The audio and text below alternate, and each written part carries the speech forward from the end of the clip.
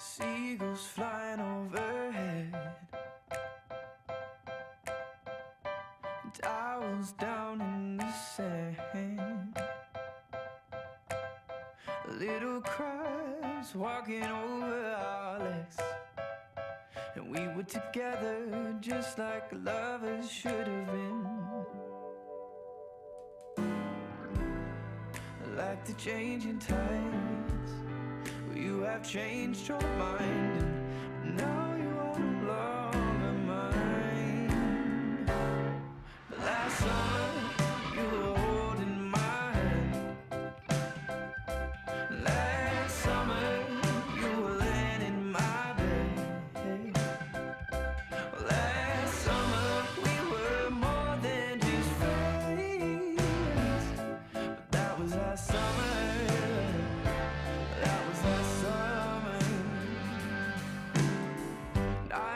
The salt in my hair,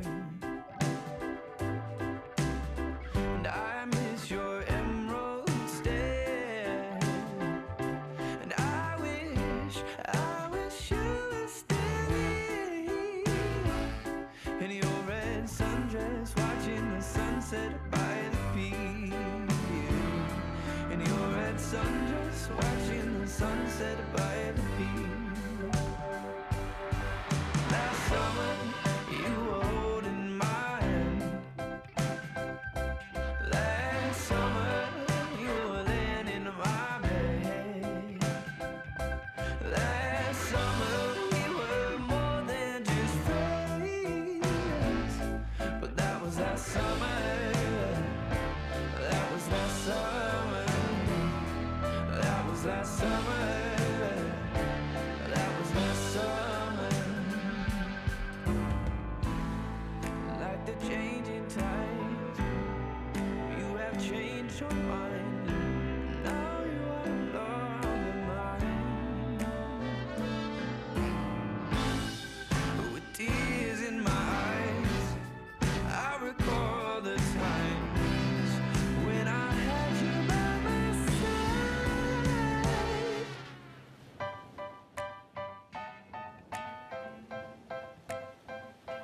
Last summer, you were holding my hand. Last summer, you were laying in my bed. Last summer, we were more than just friends. That was last summer. That was last summer when you were holding my hand. Last summer, you were laying in my bed.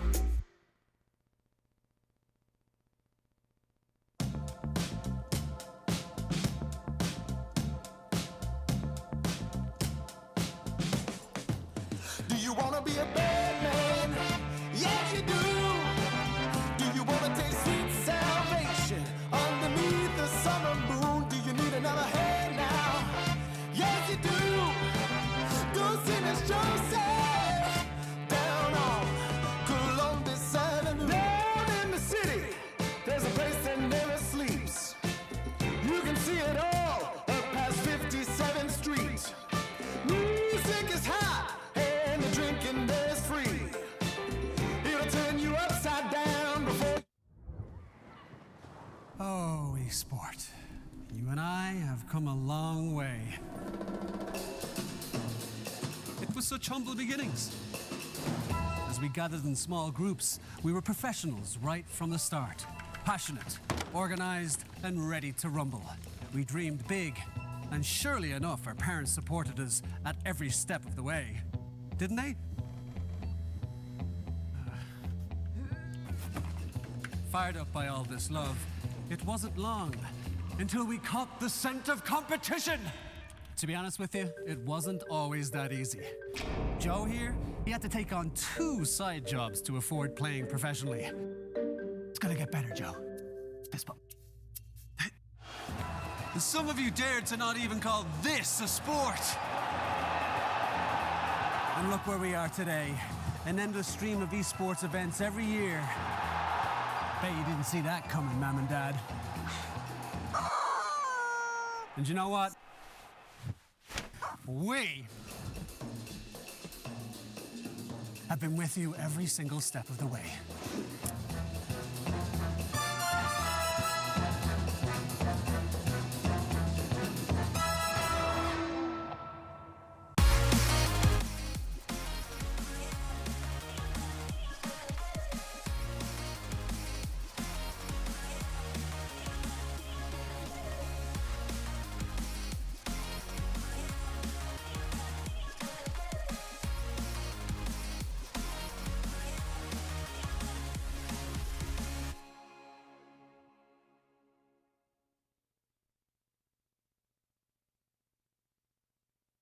Dream of working with people you watch on screen. Exclusive esports opportunities handpicked just for you. Candidate profile to raise above competition. Let 10GG handle routines. Make a step towards your dream today.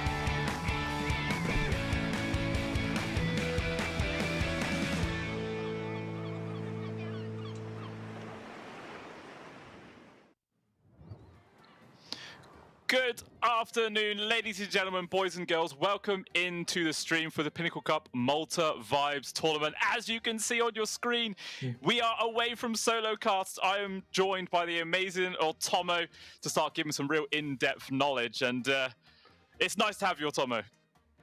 You know, I'm glad to be here, by the way. It's nice that we're going to have the last few days together. However, when you say in-depth knowledge, dude, we just talked. His MMR is the same as mine. I don't know. It doesn't seem, you know, it seems like you know enough about the game as it is. I know some things, but I know a very small part. I know how to do my job. Everyone else's job, who knows? You know, I don't care about that. I just got to focus on my own game. But yeah, this is the first day for the quarter-finals, guys. So we are starting to get towards the end of the tournament right now. Only 3 days left, including this one. So really is starting to get exciting right now. And we should see those really crazy games. We'll have a quick look at the brackets just to see, how it's all going. Obviously, the match we got today, D2 Hustlers versus Mona Spa. Obviously, they've both come quite a ways, you know, through a lot of series to get here. Both of them were from the original start of the tournament, beating the people that got invited in. So they're eager. Yeah, it's kind of crazy. I mean, I know that D2 Hustlers, a lot of people were like, it's not as surprising that they beat one move, but BetBoom is considered the superstar team of the CIS region, you know, like basically the best player in every position. Mona Spa taking them 2-0 is... It's very surprising, to say the least. But yeah, and then now that they're going up against D2 Hustlers, a different beast entirely. Yeah, we'll see how this series does end up panning out. And there should be an exciting one for sure. Have a look at the next part of the brackets, where there's going to be Na'Vi versus Into the Breach Shuffle. Now, that is the game that was meant to happen this morning, but there was a Yes. sort of problem with the scheduling sort of thing going on. So that series, ladies and gentlemen, has been moved to tomorrow morning. So we will have 3 series today and 3 series tomorrow, making it nice and even. So if you were all eager to watch that one, you'd have to come back tomorrow. But yeah, it'll be an exciting one regardless. Obviously, Into the Breach coming once again for the beginning of the tournament, but Na'Vi were successful at 2-0ing Ancient Tribe, and that's why they're here now. Yeah, the first invited team to do really well for themselves. But I mean, I'm hoping we'll see ITB do well. You know, it's kind of cool when one of those teams that goes in from the start manages to play well. They have interesting strats like the mid Ricky. They pick carry Dawnbreaker or carry Marcy, which isn't completely out of the meta, but it is a little more unusual. So I'm hoping that they can go far. It was, yeah. The mid Ricky was definitely a question mark, but hey, it did work in the end. So what can we say? We'll have a look at the part 3 of the brackets, as there is ex-Hellraisers versus Old G, and these are the 2 invited teams that were actually successful making it to the quarterfinals. So Alliance and Cybercats trying their best to get here, but they did just fall short. I always feel bad when I see Alliance struggling. They're one of my favorite teams. They were doing really well when I first started watching competitive Dota back in TI3, like the months before that. But yeah, ex-Hellraisers, they managed to crush them. And Old G, that's the one that people, I would say, are really excited about. Old G versus ex-Hellraisers, because if Old G wins, then if we look at the next part of the bracket, they'll be going up against a very interesting team, which is either OG Esports or Virtus Pro. OG Esports is the one that we want to see. We want to see Young G versus Old G. That's what we want to see. Yeah. So that will also be the second or third match today, which is going to be Virtus Pro versus OG Esports.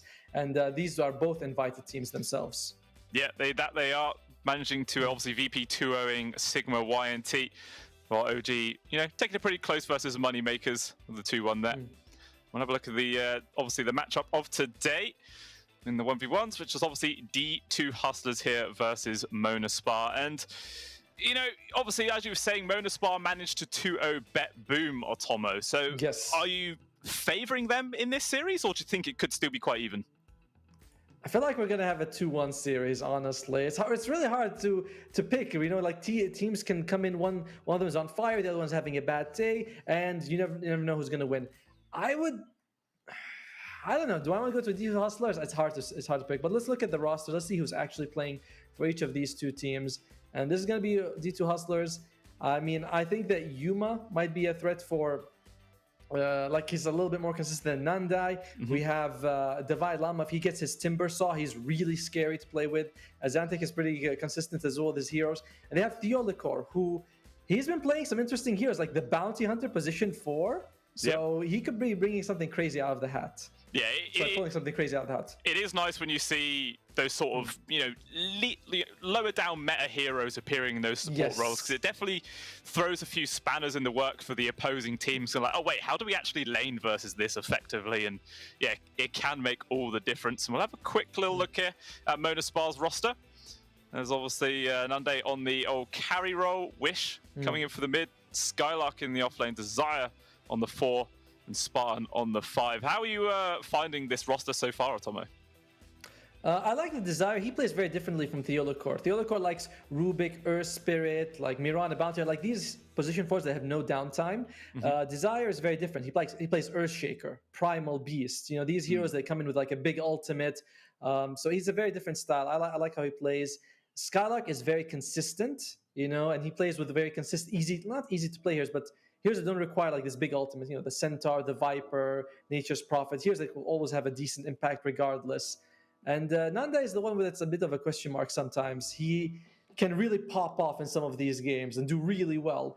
But other games, he gets shut down and he doesn't recover. So SS Spartan's job is to make sure he has a good laning phase and give Nanda a good chance. Overall, though, I do think that Monospa's safe lane duo is the one that maybe D2 Hustlers can crush and take an advantage there. Yeah.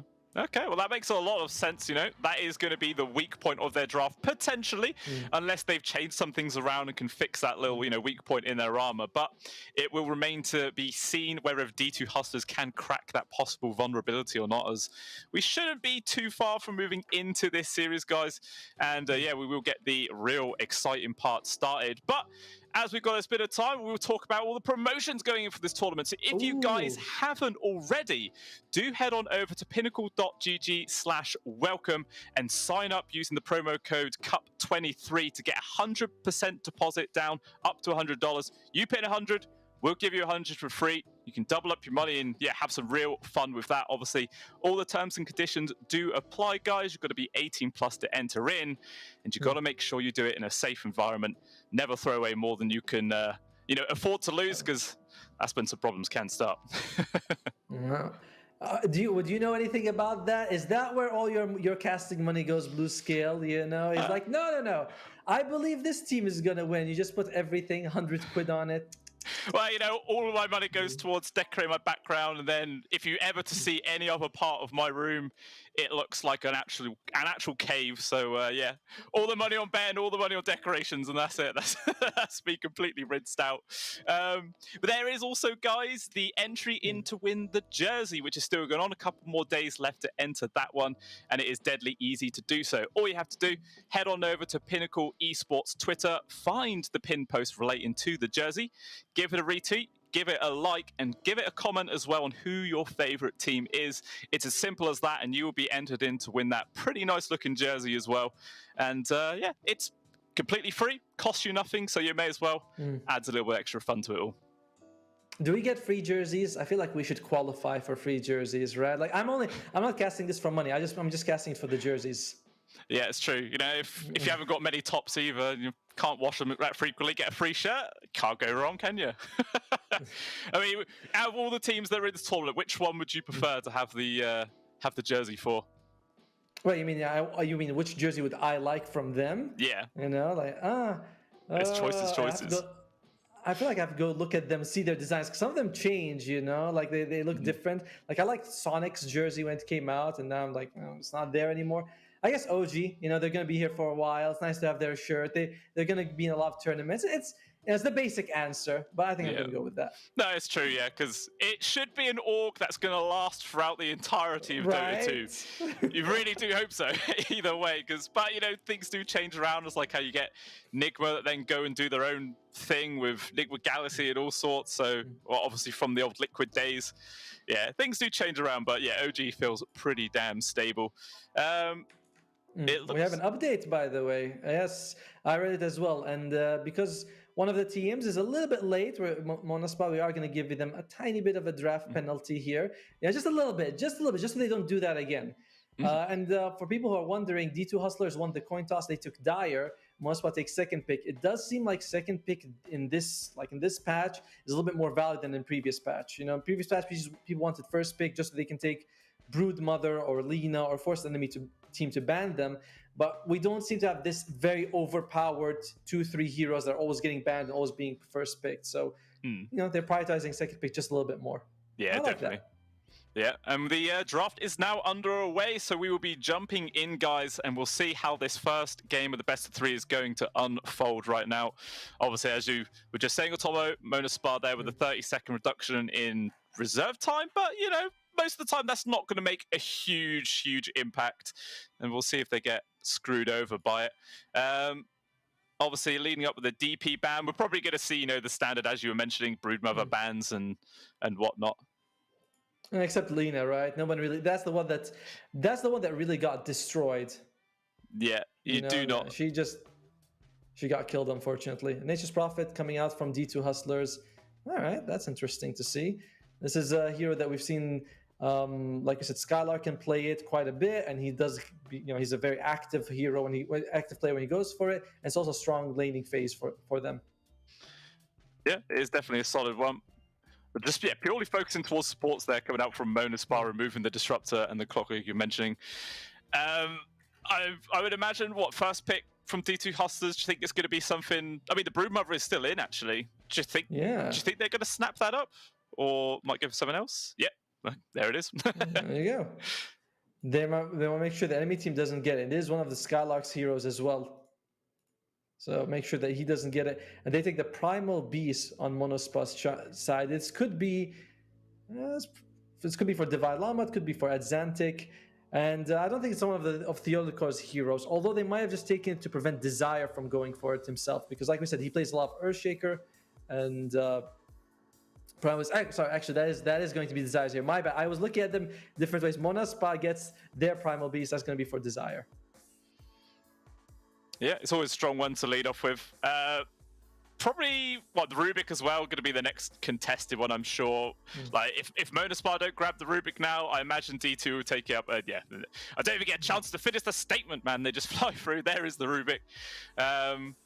You know, it's not like there's any real amazing spells to steal off a Broodmother. So, you know, you're not picking this hero to deal with her, but it's still just so versatile. You have the safe mechanic when you get your shard online. There's always going to be other skills to pick up, and yeah, it just feels like a very, very strong pick, regardless of what enemy heroes the you know, D2 heroes, D2 hustlers could be picking up. Yeah, I like the Rubik pick. Like you said, it just gives you a lot of versatility. It could be played as a 4 or 5 if they want to make sure, like, because I still think Desire might be playing the Primal Beast, and we'll see if they want to give it to SS Spartan. It's not, I would say, the best 5 to have in the lane, but could be what they want for Monaspa. And D2 Hustlers, Broodmother, like you mentioned, nothing crazy for the Rubik to steal, but Primal Beast, he can get on top of her, he can grab her, he can lock her down for quite a bit. Yeah, and he's got tons of AoE damage as well, so even if there's like a big horde of Spiderlings, all that's really going to do is just end up feeding more gold towards the Primal Beast, I would imagine. Obviously, you know, to have that real good counter matchup, you want to put the Primal in the safe lane, but then that would mean having it as your carry or your position 5, which really doesn't sound too great. No, D2 Hustlers, they start off with the Broodmother, and they're taking their time with this pick. You know, they are not rushing it at all. Already used the mid, and they take the Undying. All right. Okay. That is going to be for Hakoda. He plays, you know, I mean, I imagine, right? So he plays a lot of, you know, Rubik, Jakiro, Undying, these safe lane position 5s that are just focused on giving their carry a good time, which Yuma has proven in the past that he can deliver. Yeah, definitely. And it's going to be a strong hero to go versus the Primal Beast as well, you know, just spam the decays on him, making sure the Primal was being as squishy as possible, and maybe they could get a bit aggressive onto, you know, against the Monaspar's offlane and maybe try and get some early kills, perhaps. All going to depend on what actual carry they go for. You know, something like an Ursa already could be a pretty strong pickup. I gotta say, I'm wondering if they're going to leave the Snapfire. You know, it's great against the Tombstone, can not catch the Broom, but like, you know, you can throw out the Mortimer's Kisses, hit her in the trees everywhere. The slow's pretty good. And Monaspa does have next pick, so I mean, Snapfire looks like a pretty solid pick from where I'm sitting. It does indeed. We'll see if they're if Monaspar are going to pick it up, or if, you know, D2 Hustlers decide to use their final ban here to go towards it. But I think we're waiting to see what Monaspar bans out first, as obviously they've taken away the Ember Spirit as well as the Invoker now, so they are purely just focusing towards the mid lane right now of D2. Yeah, and while D2 are taking care of the carries, you know, the Slark as well as Naga Siren heroes, because you look at them right now, they have no lockdown. You know, it's Undying Broodmother. It's a little bit of slows, but no stuns, no silences, no way to really lock person down. And yeah, the Slark and the Naga Siren will definitely have a free game. Yeah, 100%. I'm going to try and abuse that as much as possible. Monaspar just, removing those big sort of lockdown-in kind of heroes can be a very effective tool, and making their lineup look extra strong. But yeah, already down to less than a minute reserve time for both squads, just in the second phase of bans, and it's the Darks here. Yeah, interesting. Yeah, that means they are feeling that the Primal Beast is either going to be the 4 or the 2. Because we've seen, you know, the Surge, Primal Beast, you can do so much damage with the Trample, and I'm guessing they don't want that to be the combo, right? The Darks here 3 and the Primal Beast 4. And that's an interesting ban, though. It does leave the Snapfire in the pool, and you could go Snapfire, Primal Beast. Well, one of these 3, one of the other one's a 4, and that's a pretty strong lane and very solid against the Undying. We'll see what Monospa's thinking right now. Yeah, I agree. The Snapfire and position 4 would be pretty damn fantastic. But whoa! All right. Ooh. Instead, they go for a very early anti-mage. All right. So obviously they've picked it 3rd, so there's now the 2-pick response that D2 Hustlers have. Why do you think they've decided to grab the AM now rather than waiting for their 4th pick? I'm not sure. I mean, the only reason you take it now is because you either want to put the enemy to counter it, and you have good counters to their counter, or you're worried that they're going to be taking it themselves. At Xantic, for D2 Hustlers, he does play a good amount of OD, which they would be pretty decent against the Anti-Mage just for that pure damage. We'll see if that's an option for them. Anti-Mage versus the Broodmother, you do get a lot of slows, which is kind of useful. I mean, once you drain the mana away, but... It's a very early anti-mage pick. They're really banking on him having a good game for Nandai. Yeah. So would a Rubik be able to provide him enough support to allow the anti-mage to get nice and fat, or do you think they might have to grab someone else, to secure the lane a bit more? Because it feels a little bit lackluster, that combo. I agree with you, it's lackluster. But the good thing for the anti-mage is that he's not up against an amazingly super strong laner. Like, well, look at that. It comes out. Okay. I can imagine that's Xantic. He's up against a Broodmother, and we don't know who's the position for. So Broodmother, Anti-Mage, you can most of the time just jump away and you'll be fine. So I think that's a nice part about it. You don't really need the best position 5 to protect you, because you're not up against a hero that can, that's super strong harass that you have to be worried about. Yeah, makes a lot of sense. So we'll see what D2 Hustlers are going to grab up for their 4th pick now, which we assume will be their... second support, the position 4 to pair up with that Broodmother. But yeah, only 8 seconds of reserve time. Really used quite a lot of it. And all right, they're the ones that decide to go for that Snapfire. That's an interesting combination with the Broodmother. Firstly, now you have that cookie into the Broodmother. You can get on top of the Anti-Mage. You have decent damage with Scab Blast, and it is going to be the Timbersaw coming out from Mono Spa. So that's very likely to be their offlaner, and Primal Beast is going to be their 4, Rubik's going to be the 5, or they can swap it around here. We have seen mid Timbersaw come out, so it's not out of the question that Timbersaw could be up against the Kunkka. Yeah, that's a pretty decent matchup as well, to be fair. Obviously the reactive armor makes you pretty tanky versus those Tidebringer hits, and just constantly spam the Whirling Death to do a decent amount of damage onto the Kunkka. Especially if they're going to be doing the GG branch trick, drop a GG branch, then use it in the lane to get that pure damage through. It's going to be, pretty decent lane, which I think, would be a good shout for Monospar. In which case, if it is going to be a Timber mid, do you think the Primal might still be the 4, or do you think they'll then make that into their actual core offlaner? It's hard to tell, because D2 Hustlers aren't sure. They ban a Venno as well as a Viper. Viper can be played as a 2-3. Venno can be played as an offlaner or position 4. But I'm feeling that D2 Hustlers thinks that this is going to be a 4 Primal Beast a little bit more than it's going to be a 3 Primal Beast. They're... That's the vibe I'm getting from them. Yeah. And Timbersaw, it does look like it's going to be probably for Wish here. Neither Wish nor Skylark, at least based on what I can see from Dota, play a whole lot of Timbersaw. But of the two, I do think that Wish is going to be the more likely one to take it. Yeah, especially seems how they already know what that matchup's going to be. It's pretty much guaranteed to be that Kunkka, where it's still the safe lane from D2 Hustlers is a bit of a question mark, but we do have the final picks coming out soon. Like I was saying earlier, only 7 seconds of reserve time here for D2 Hustlers, which is pretty crazy when you consider the fact that Monospar were the ones that started with the draft penalty. One thing we could think about is that Monospar does have the last pick. There you go. So that means that they might decide where to put the Timbersaw now. They're like, okay, we can put it mid against the Kunkka, or we can put it in the offline against the Faceless Void Undying combination. It's pretty good pure damage to bring down Faceless Void, and you're up against the strength hero of that. Like, he's a strength hero with Undying, so they could consider that, or keep in the mid.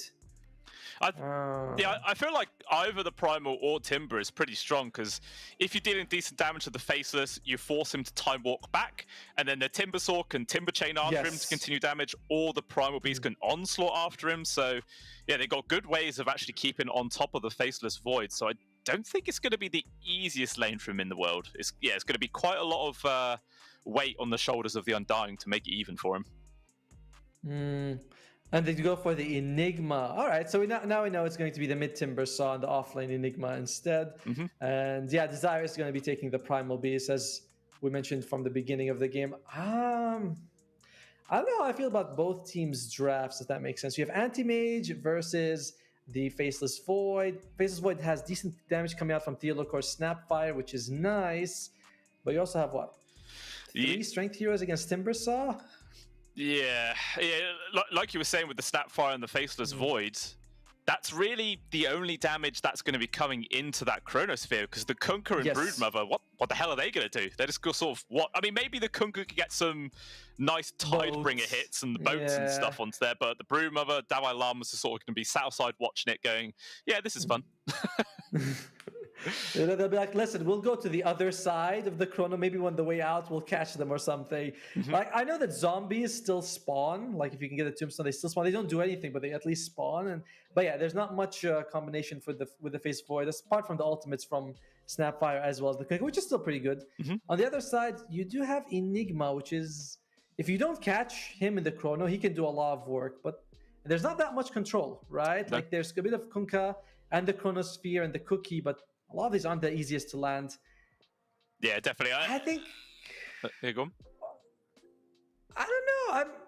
This is a tough one in terms of drafting, I gotta say. But I'm gonna go with D2 Hustlers. Yeah. No, I'm gonna go with them. Let's see how they. I believe in their draft a little bit more. Okay, well, we'll see if you are going to be right, as we are now underway here for game number 1, so we will be jumping in. And let's see if any sort of level 1 plays are going to come about, but it doesn't look like it. Everyone's going for a pretty even split. And an immediate pause. Very standard. Of course. Right, the game start, and everyone's like, all right, I have to go to the bathroom right now. Right now. It's like, he's like, yes, right now. No, I couldn't go any earlier, and I didn't feel, like now, so the time for it. But all right, Skylark, they're ready. Okay, that was very Bottom quick. lane, I don't know how I feel about this Rubik anti-mage combo. I'm generally not a fan of the Rubik 5. I don't look at this game and think he's got something amazing to steal. There's, of course, a few good ones, right? Like the boats, the Snapfire ultimate, but these are like heavy commitment spells. You have long cooldowns. You usually want something pretty short cooldown that's just very useful. Time Walk is maybe the best thing you can get. Yeah. I don't know. I'm not a big fan of the Rubik 5, and I'm not a big fan of what he can steal from this game. There's some decent stuff. I suppose there's also, you're saying the boat and the Mortimer's Kisses, but there's also Tombstone, which can be good, and Chrono. So there is, but again, they're all very high cooldown base spells. Like, the Time Walk is probably the best standard skill to steal. Maybe the Snapfire Cookie could be kind of cool as well. Pretty good, yeah. Especially for like the Primal Beast or the Timbersaw, just getting them further in. One thing I will note is that the only BKB piercing disable on the side of D2s to deal with the Chronosphere, with the Black Hole, sorry, is the Chronosphere. Yes. So I counter your counter. Yeah, pretty much. Yeah. So I would imagine Skylark's going to get a relatively decent timed BKB. Like, you should get good value out of it. Doesn't have to wait too long, I would imagine. And we do just see also 2-for-2 split on the bounties. So not really anyone gaining a lead. Just Nettle taking some good beatings there at the start. Yeah, poor Desire right there. It'll be interesting to see what the Primal Beast can do. And by the way, they do. Oh, the connection dropped a little bit there. Well, that's fine. It does happen. But I think probably in the early levels, Nunde should have a fine time. They actually chose to put the Undying into the position 4 role versus the anti-mage, rather than putting him into the safe lane to get the effective decay stacks on towards the Primal Beast. Not quite sure about the reason they went for that sort of swap around, but we'll see how it does end up panning out. Dire's courier has been. Don't know if you're back. I don't think so. So we should continue just with me for now. Oh, we did have a pause. Maybe there's some real connection problems going on right now as it's sort of split all over. No, an immediate code from Spartan. I'm not sure what that pause was all about.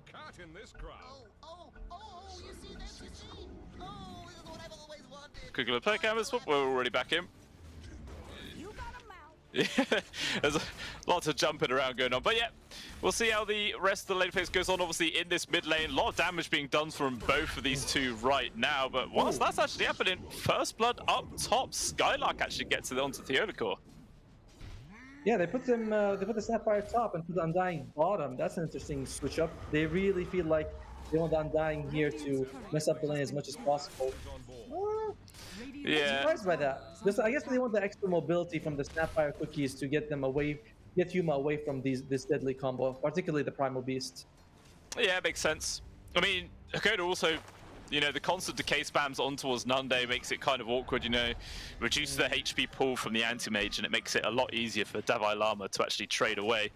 So it looks like down the bottom, Hakoda's trying to get the drag on the creep waves, but instead he gets telekinesis back, and he does get brought down. Very unfortunate for Motospar that the creeps actually got the final hit, so they don't get a huge amount of gold there towards the AM, but even still, a kill's a kill. That was an interesting point you mentioned about putting the Undying Bomb, but the thing is, Undying versus Primal versus the Anti-Mage is not fun for the Undying. You are a melee hero, so a lot of your damage is going to be coming from right-clicking. You go in, he takes your mana, and Undying really struggles with the mana issues. Like, you know, you start off with 6 mangoes, and usually that's not even enough. So I'm not feeling this bomb lane with this switch up. I think that Monospot got the better end of that trade. Yeah, definitely seems to now see if Nunde's going to be able to get some decent CS on the board. Currently 9-2, then Davai Lama's 8-3, so they're pretty similar so far. Even the mid lane looks pretty close as well. 14-2 for the Kunkka, 14-1 there for the Timbersaw, so pretty much neck and neck for now. Do you think this sort of mid lane power dynamic changes as a few levels start getting piled on, or do you think it's going to be relatively even the entire time? I think it's going to be relatively even. Maybe the Timbersaw decides to go for, like, to harass a little harder. He might come up on top, but overall, I don't think either one of them really has a big advantage here. He's taking a lot of hits, though. Oh, there he is. Trying to get himself away. Only a couple more right clicks is all Theodical's going to need. Can Desire deny himself to the neutrals? He's going to try his best to, but that easily waited. Well played by Theodical over there, getting the punish out on him. But yeah, I would say that if I'm worried about one of them in the mid lane, I'm worried about Xantic slightly more. But overall, these two heroes, Timbersaw, Kunkka, they're both very durable. Look at that. No, he's just mana issues. Man, it's just meanwhile at the bot lane, Spartan, he's got health issues. Life issues. As he will get brought down. Was a tombstone that got dropped there, but not really any way for Nunde to try and farm that up to at least get something out of that death on his support. But, you know, despite the fact that he did that, he's trying to kill the tombstone. Can Hakoda actually deny it? No, he can't. Oh, I guess Nunde gets an extra 125 gold. He's kind of happy with that. He's very happy for sure. And that means that he should have his Ring of Health coming out for him. And yep, he's sending it through the courier. And yeah, that's going to be a tough one. Because now there's really no point in harassing the anti-mage. He's just going to be very durable. He's going to go for Vanguard first item. So good luck killing him. Yeah, going to be a real beefy boy. You know, we've been seeing that quite a lot more in the recent meta of a lot of Vanguards. This is a very much more popular item for anti-mage. Mule up top, Theodical, it does die this time. Yuma, though, easily able to just time walk off a lot of that damage. He's going to be okay, but yeah, as a few more levels start piling into Skylark as well as Desire here, this lane's going to get pretty damn difficult for the Faceless Void to, you know, get some real decent CS going. And Xantic starting to fall a little bit behind in the mid lane, but bottom, Davai Lama, again, this mana, when you lose your mana, you get slowed down. They're having trouble with that. However, they can get Spartan. Yeah, he's quite out of position right now. He's trying to run away. All of his spells on cooldown for a long old time. And actually, as Xantic comes in, say, yeah, I'll get involved. I thought Davai Lama might have given the kill towards his mid laner there, but he's like, nah, screw you, I want it. He's like, thank you for helping me get the kill, which is, it's fine, right? They do want the Broodmother to start shutting down the lane a little bit. Overall, though, you're still fine with this. As long as Nanda is having a good time, then you don't really care what Spartan's doing. Like, it just doesn't matter. He's going to be able, he's at position 5, he's losing his life because your anti-mage is having farm. This is perfectly fine for Monospa. Yeah, definitely is.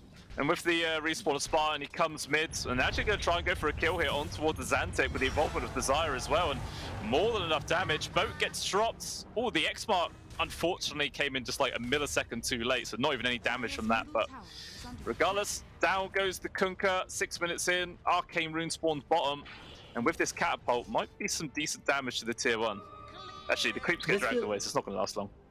This feels like a really good game for Wish. You're up against 3 strength heroes, their lockdown is really not much, it's really not unimpressive, you know, like, you can dodge Cookie, Chronosphere, you know, you're not always going to be hit by it. X-Mark is the ability to control the Timbersaw. That tells you how much lockdown they have. So Wish having the highest CS at this point of the game is a bit scary. It's something that I think D2 Hustles will have to be worried about. Yeah, he's going to be a very, very hard kill to get. Obviously, mid Timbersaw, you know, you generally do see them just completely skip the actual timber chain ability. But eventually we get a couple of points into that one, but yeah, it doesn't take long to get the experience for it. Obviously, we're already hitting level 6 at 6 minutes in. It's a good sort of pace to be setting. For sure. And bottom lane, they can just leave Nanda by himself, knowing that there's no lockdown. This is a really weird draft that we see from D2 Hustlers. I mean, I still banked on it though, so who am I to criticize? I still think that they're gonna take it. Yeah, I mean, they did actually just kill the Antimage's courier, so he's going to take away his Vanguard. Meanwhile, then Azantic in danger yet again. Both supports coming in. Can he survive? Just barely makes it to the safety of the tier 2. X-Mark, maybe they could try and set up for something else. The truck group just about clips, but nowhere near enough damage at this stage. He will be fine. Desire will eventually get ran down from Hakoda there, but maybe Wish can get the counter kill onto the Olakor. Little Bolt comes through. They managed to find some sort of counter grab there. 2 supports down, but Yuma even getting involved, trying to go for Wish. He's got a couple of zombies on him, which is actually keeping the reactive armor stacks going. And Yuma is just tickling him at this point. The timber chain away. He is fine. Maybe you can't say the same for Spartan though. He does have a TP available. He actually clipped the Xantic. I did see that. So he's yeah, he should be okay. Oh, try TP? Nah, it gets cancelled. Yeah, Spartan, unfortunately, he wastes a bit of time, but he does still die. I mean, the fact that he was able to get the enemy mid laner into the trees, that is unfortunate because he just TP'd mid at Xantic, so he's gonna have to wait for the cookie to be ready. He's like, come on! He's actually trying to move in the cliff, like you can see the walking animation. And Taylor Kills drops him down. If they didn't have the Snapfire, he would have been there for like another 40 seconds. Yeah, oh, have you seen that video where someone, like a tiny, and I think it's a lion or someone, they just like cliff the entire team and just constantly stun them so no one can TP away? Oh, it's actually hilarious. I think at 1.4 people were cliffed on one tiny little spot, and then like I think everyone just disconnected and left the game. That's the best way. That's the most fun you can have with Dota, when you know the enemy team is just miserable and they can't even play. It's not like they're miserable and they play. It's like they can't even play. They're on the cliff. Yeah, it's absolutely hilarious. But fortunately enough, that doesn't happen every single game. If it did, I think there'd have to be some serious problems that old Ice Frog would have to address. But we're safe. In our normal pubs, that shouldn't happen. If only. By the way, you know who's having a really good game? Skylark. He's top of the net worth, near 5,000 net worth. And you know, bottom lane Nanda is like, yeah, what are you guys really gonna do to me? Like, there's literally nothing you can do. He's got the Vanguard. He is perfectly fine. Yeah, it looks like he was sort of pressured by the overwhelming numbers of the Spiderlings. Now, obviously, Brewbrother being 6, so it looks like his tier 1 tower will eventually fall down. Oh, mid lane. Oh, more action happening. It's going to be a good control there on towards Yuma. Faceless Void caught quite a bit out of position there. I mean, he didn't even have any wards nearby. Seems like quite a scary spot to be trying to farm up for your safe lane carry, but I guess he just thought he didn't have much choice as the Kunkka was taking his top lane. But it looks like they might lose their tier 1. Meanwhile, Nanda, is he going to lose his life? He's trying to run himself away. Spider of Divine Alarm's going to keep on chasing after him. Nanda actually turning around for an ambitious little one-tap. Tombstone getting dropped. But yeah, they can't really chase for that. So I think that's just going to be a free Tombstone there for the AM. This is such an impotent lane. I still don't understand why they decided the Undying was a good matchup for the anti-mage. It just doesn't seem like he was able to do anything. And oh, okay. Another cliff coming through. Nande's like, wow, this is the freest kill of my life. It looks like Divine Llama will at least get the counter grab on towards the Rubik. So it is a trade of support to the end of the day, but that was actually a killing spree going towards Nande. Huh! I didn't realize Hakoda was able to get a few of these kills. Well, well played for him. And in the meantime, though, Desire is just farming the top lane. Oh, Chrono! They drop it into the mid with Morm's Kisses raining in. And Skylark, no matter how good of a start he has been having, there's a lot of damage to try and tank through. And he does get brought down. Ooh, trying to do some good bursts onto Yuma. Gonna survive. And now maybe some counterplay coming through. Boat will land, get the Sun Connection, but still he's tanky. Desire comes through, lands onto 2 with the ultimate, drop it down. They're trying to burst him, and Yuma is gone. Xantix has to run away, despite the fact that Wish has hardly any HP. He actually gets a good spot onto Theolacor. And there's 2 people dead there for D2 Hustlers. They're just so durable right now on the Hustler side. You know, you got the Timber Saw. Even Enigma took so much for commitment from them. They're hard to kill. You know, you got Timber Saw, you get your Primal Beast and Enigma. Enigma's got he's very close to the Guardian Greaves. Yeah, it's about 400 gold away from the Guardian Greaves. These are hard targets to kill, and your lockdown D2 Hustlers isn't enough either. you're not even going to be able to like bring, catch them to beat them, let alone find the damage. And oh, Divide Lava. Yeah, Whoa, and it looks that like, was well played. yeah, perfectly chained to the sable. We're still alive for now, but okay, we'll eventually get ran down. That's again another good pick off there for Monaspart. One thing to note as well that Wish, thinking he wasn't tanky enough with the reactive armor, so also picking up a Vanguard, just for, super giga tank mode. I'll probably disassemble it to make sure some useful items out of it later. But yeah, why not get it in the beginning if you can? Yeah. And D2 Hustlers with a 1,000 gold advantage, not the biggest deal actually. And the graph, though, is 65% in their favor. Yeah. Okay. Not too bad so far. I mean, it's still only a 1k gold lead, despite the fact that it feels like Monaspart are, building up some good momentum right now. It's still, in terms of gold, relatively even. I was thinking, actually, how would you feel about if Wish turned this Vanguard into a Crimson? Because there's quite a lot of magic damage, to be honest, from D2. Physical damage, sorry, which it could do a good job blocking. I would be like, are you Mr. 6k MMRs telling me that Crimson blocks magic? No, I don't think you want to go for Crimson Guard. Yeah, there's good instances like the zombies and the Broodmother Spiralings, but you're fine. Oh, bomb lane though. Hakoda, talking of the zombies, will get brought down pretty damn easily. Another kill there for Desire. And yeah, should get a pretty decent timing on the BKB here for the Prime. Actually, Divine Llama is still hanging around. Onslaught through. Just about gets the connection, doesn't have the ultimate anymore though. Cookie forwards, maybe they're going to try and commit for the Prime, but Warmer's Kiss is actually also coming through Desire, trying to charge forwards to avoid a lot of the damage, but it's still enough to bring him down. X onto Wish, but are they actually going to commit for that one? It's a very hard kill, they will decide to run away, but Wish is like, alright, I'm going to chase you guys now. One versus trying to four. do what he can. He's pretty tanky, doesn't have much mana to work with actually, so they're going to try and retreat. Maybe Spartan could get caught out. And it looks like they are going to change their direction towards the Ruin, but here is Skylark. He has his ultimate ready to use. And Hakoda respawns, TP's in just to die again. Yeah, I love that, at some point they're hitting Wish and they're like, we can't actually kill him. Let's go. They get a courier. They're thinking of going for Spartan, but seeing Skylark, that you might be in trouble.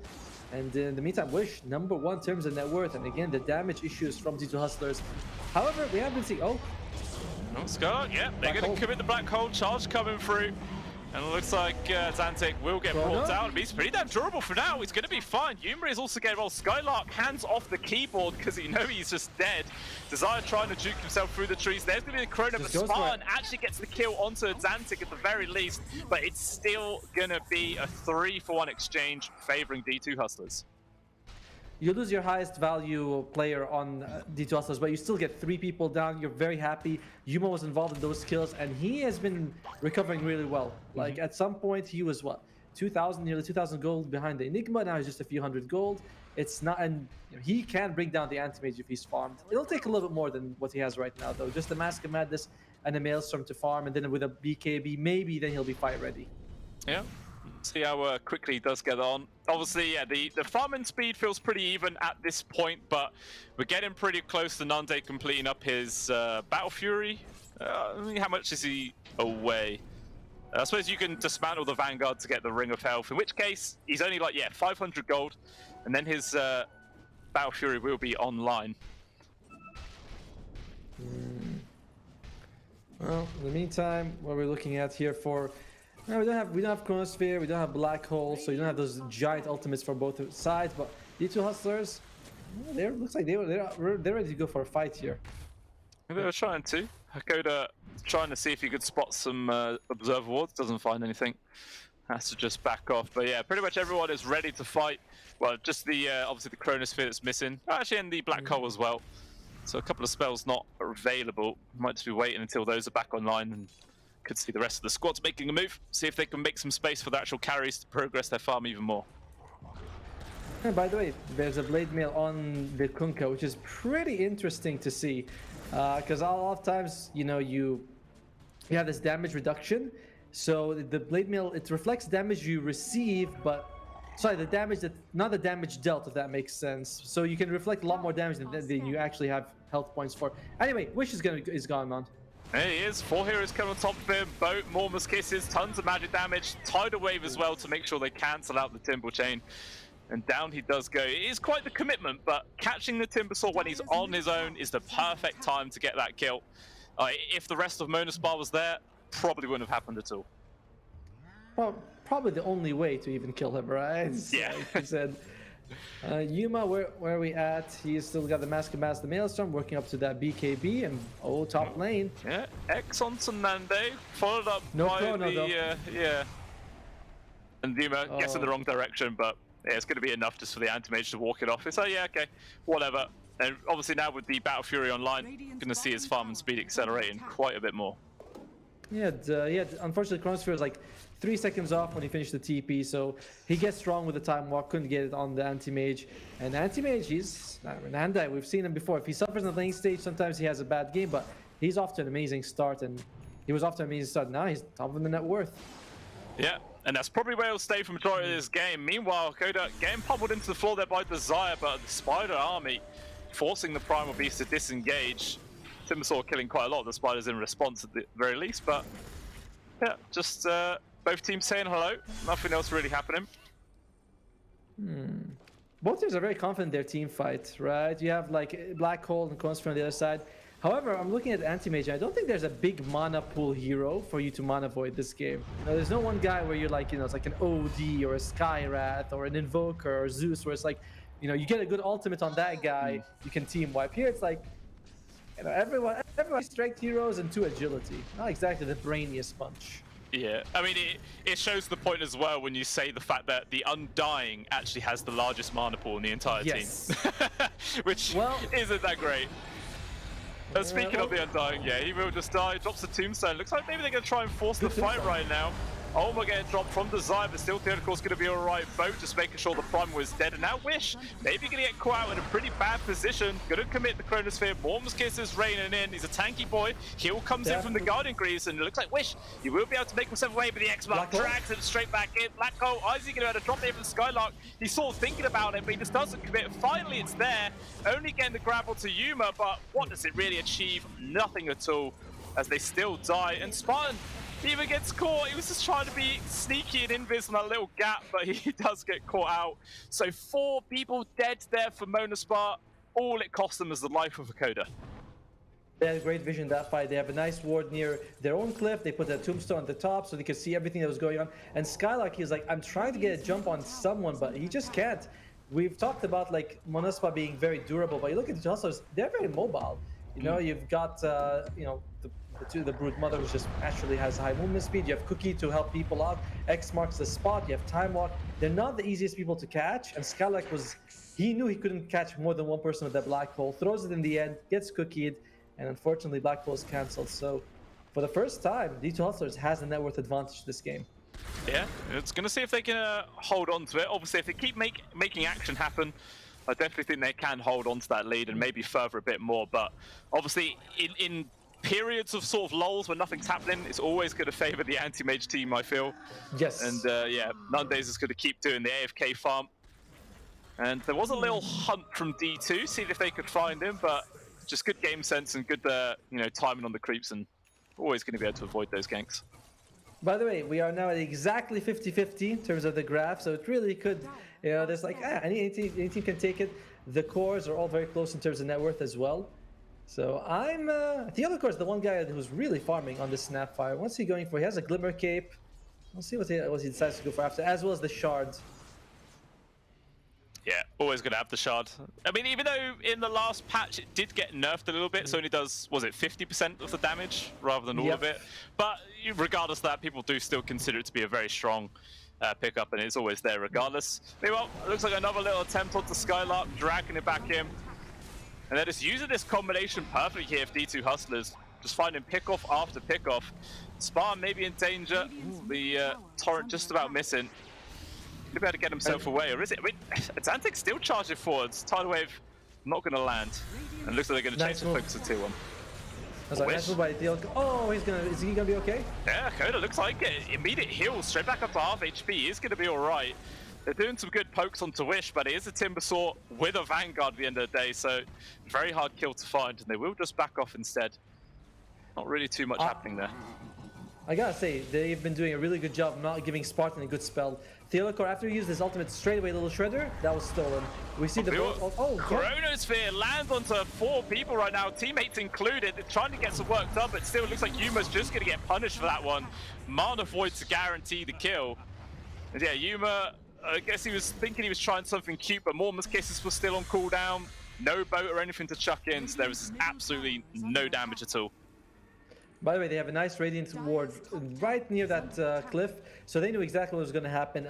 Yuma got a little bit baited there and lost his life, and ooh, now we're going to be losing Koda as well. Yeah, that poor Undyne, he's died quite a lot this game. 3 and 6, but you know, it's just the general life of a position 5. You're going to die a lot. It does happen. And they're going to like it, you know? It's like you're going to die a lot, and you're going to enjoy it, my friend. Oh, bottom lane. There it is. Black hole, and looks like there's gonna be a kill on Divine Llama here. So, Monospa, good set of moves coming out for them. Getting the Chrono out, good use of the black hole, and now you start thinking, well, do you want to take Roshan? I mean, you do have your tier 2 top on the Radiant Star still there. Yeah, I mean, they could try and do it. Obviously, yeah, no black hole for Monospa to use, but at the same time, no Chrono still for another 75 seconds. So both teams would be impeded when it comes to those 5-on-5 fights in the pit. But when it comes to actually killing Roshan, I think Monospa might struggle a bit, actually, you know, bringing him down. D2 Hustlers, I think, have a slightly better time. Agreed, right? It's like you at least have the Faceless Voids, I'd say a little bit better, but they are camping in the area. Like, Desire was really considering charging through it there, but he does make the sensible move of disengaging. Let me at him! Let me at him! Yeah. No, stop! It's like it's my ability. I have to charge in. It's sort Faceless Void. I was gonna say, it's sort of like the primal beast sort of natural syndrome the hero comes with. Like, you feel like you're immortal so many times. Like, I'm gonna go for it. You charge in, and then 2 seconds later you die. You're like, oh, okay, I'm not as strong as I thought I was. So it's good to have that bit of mental discipline, not just to run in and die. He's got the highest strength gain in the game. He's got to use it, right? I've got to take hits. But BKBs are coming out now. Xantic has his, and I think Yuma's very close to his as well on the Faceless Void. Divine Llama looks like he's not too far from his as well, just the recipe away. I mean, like, I think like something like 50 gold away, actually. And it doesn't help you against Enigma's Black Hole, but everything else does nothing. Yeah, literally, you'll pretty much stop all the damage coming out from the Timber Sword, pretty much all the damage from the Primal Beast as well. At which point, it's just going to be the right clicks from an anti-mage, but without the actual mana drain on top. Even he doesn't hurt that badly, so yeah, these BKBs going to be a very, very strong power spike here for D2 Hustlers. It all depends on how they will use that spike, and immediately they've got those BKBs up and they go for a smoke. Let's see what they find with it. Andai is really farmed. Can you get him though? Oh, they did. X-Mark lands into the boat. Can he dodge it in time? Doesn't look like it. Trying to get some sort of spell reflect. He's still alive for now. There's going to be the Chronosphere perfectly placed just to get the grab on top of him. Everything in the kitchen sink dumped on towards the AM. He will die.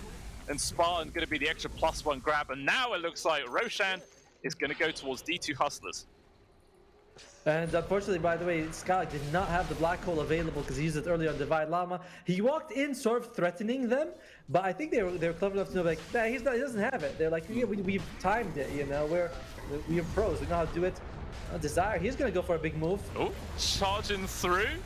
Maybe just trying to distract her right now. Roshan's really low. Maybe Wish is thinking about going to try and burst this down and make some space, because still everyone is distracted. And yeah, Wish just grabs an Aegis for free. What an absolute perfect play coming out of Monospa. And it looks like Wish, he's so tanky, no one is interested in trying to get rid of that Aegis. Oh wow, I was not actually expecting that Primal Beast bait to work so well. I mean, they all chased after the big Primal Beast instead of going for, oh wow, Wish. What a play by him, and just steals the Aegis right under D2 Hustler's noses. A little bit unfortunate, because that kill on Anti-Mage now doesn't really matter too much.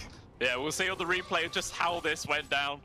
Like, D2 Hustlers, this was the perfect opportunity to get Roche and really take a strong lead here in this game. But just this one play from Desire. And I think it's the fact that he didn't stop in the Roche either. He actually went all the way kept through, going. came out the other side, and then they were like, oh look guys, a free kill. Everyone went for it, completely abandoned the Roche on like 2 damn HP. And Wish is like, yeah, okay, I'll take that one. Nice.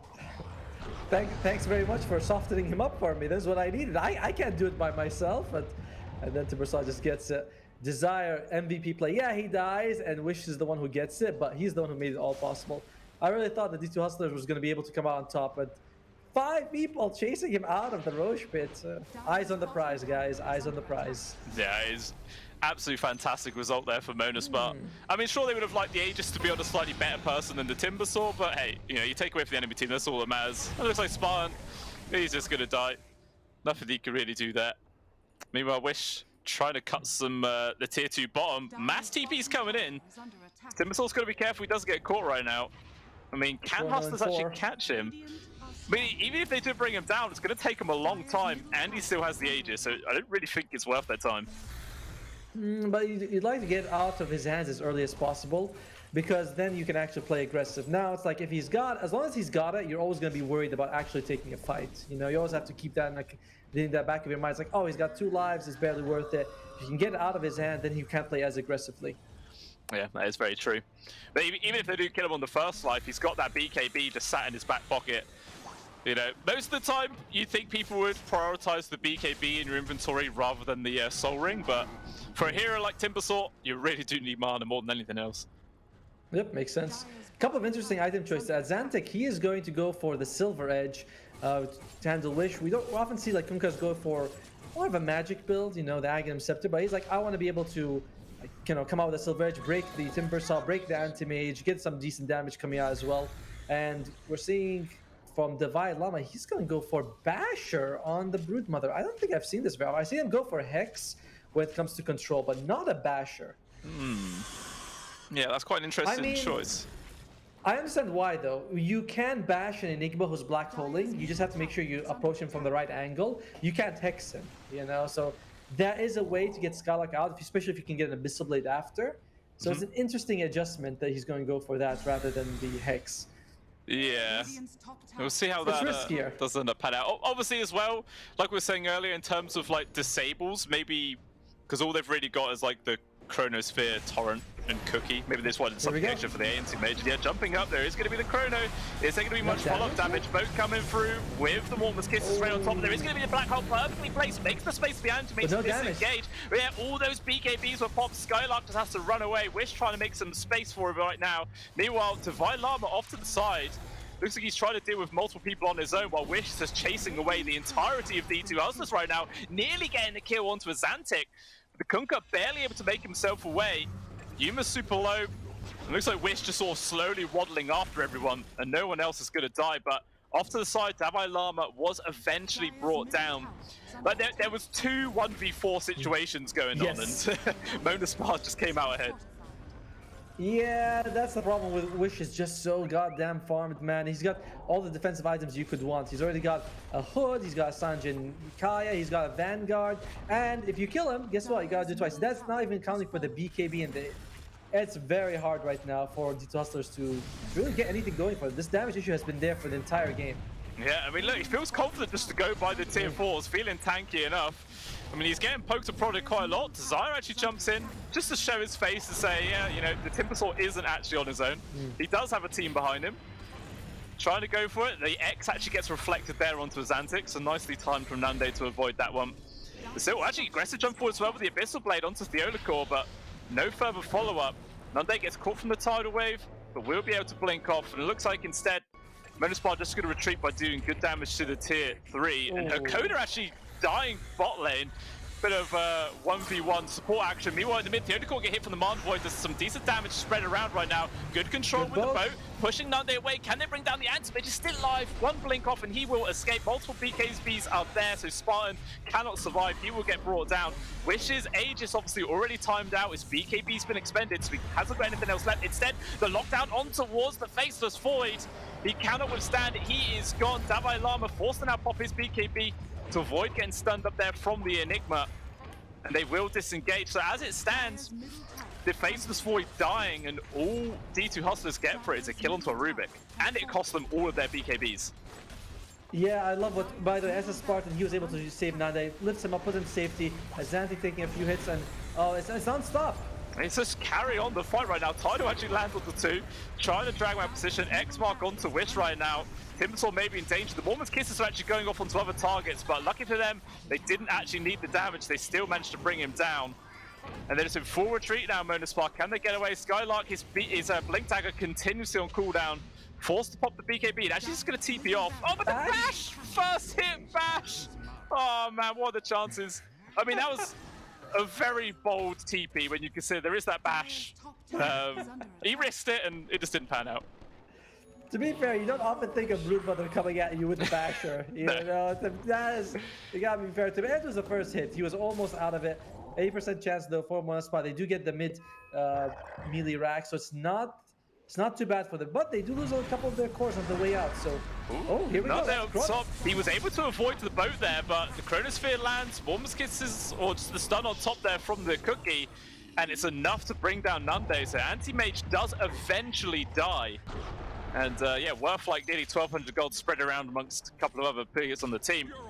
But it's some good signs of life here from D2. They've brought down the net worth lead from, what was it? I think it was like 7 or 8k. Now it's just down to 4.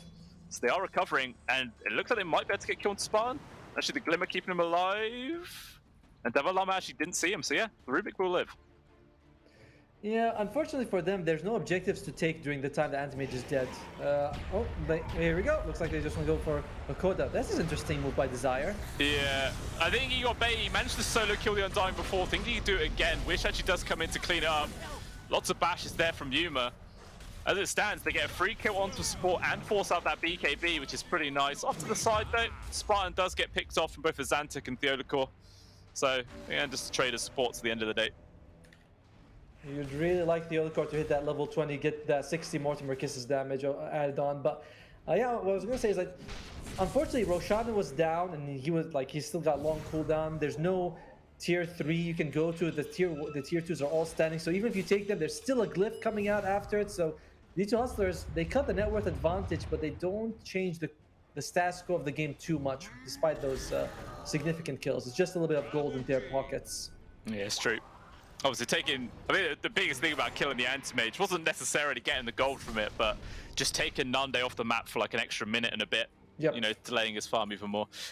Yeah, also one thing we didn't point out was Theodocor having a Cypher Vice already. He's got a Hex! Which is pretty damn good there for a support. Meanwhile, there goes going to be the debut for the Cypher Vice, immediately onto Desire, and Primal caught out, and he will be brought down.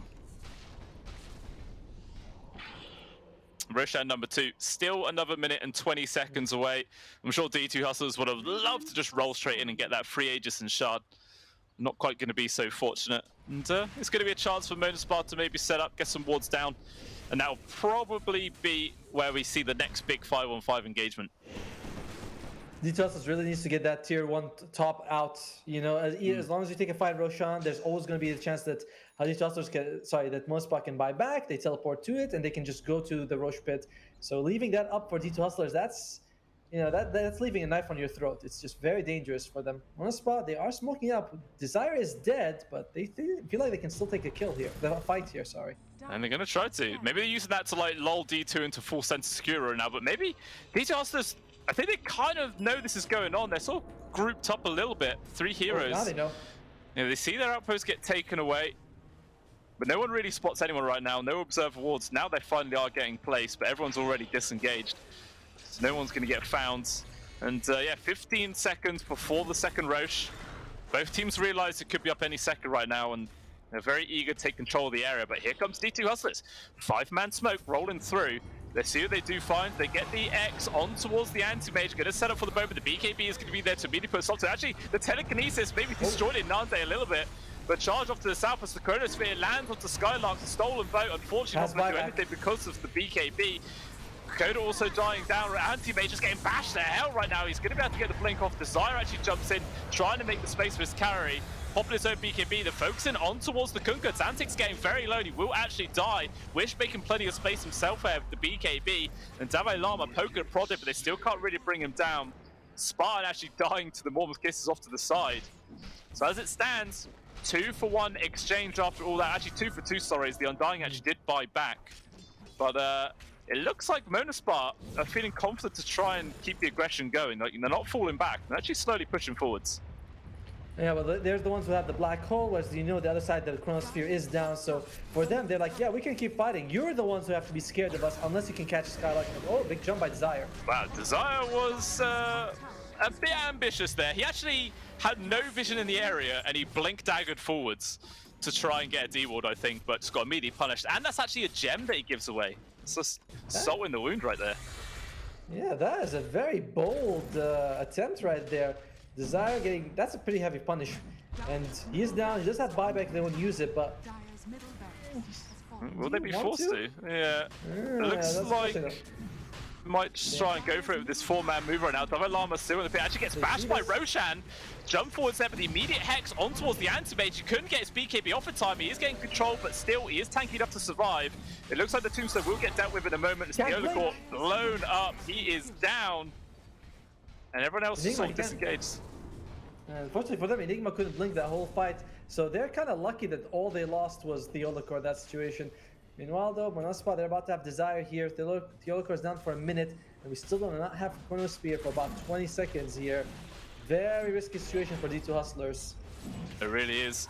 I mean, like I said, there is the buyback available for the Snapfire if they want to commit it right now.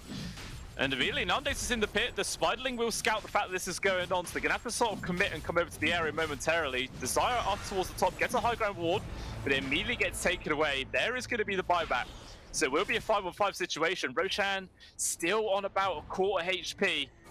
Not enough to really try and burst it down. And Monospar not going to try and risk it, and they do fall back. Now they know that both teams have everything available that they need for this fight. It's a little bit scary. Mana Void is down, but I don't think it's going to be down for about 10 seconds left. So who can you find here if your details? Anti-Mage or Enigma are your targets, but even Wish, I mean, he's also been proving a huge problem for them. He really has. There's just so many primary targets to get. We'll see which ones they're actually going to be able to find. There is a slight little smoke on smoke action. Desire, Onslaught, gonna land through onto her Coda right there. Not much more further control though. Actually, the jump forwards on the Activator trying to burst him, and they will successfully do so. So 5 versus 4, die back. So yeah, 75 seconds without the Undying.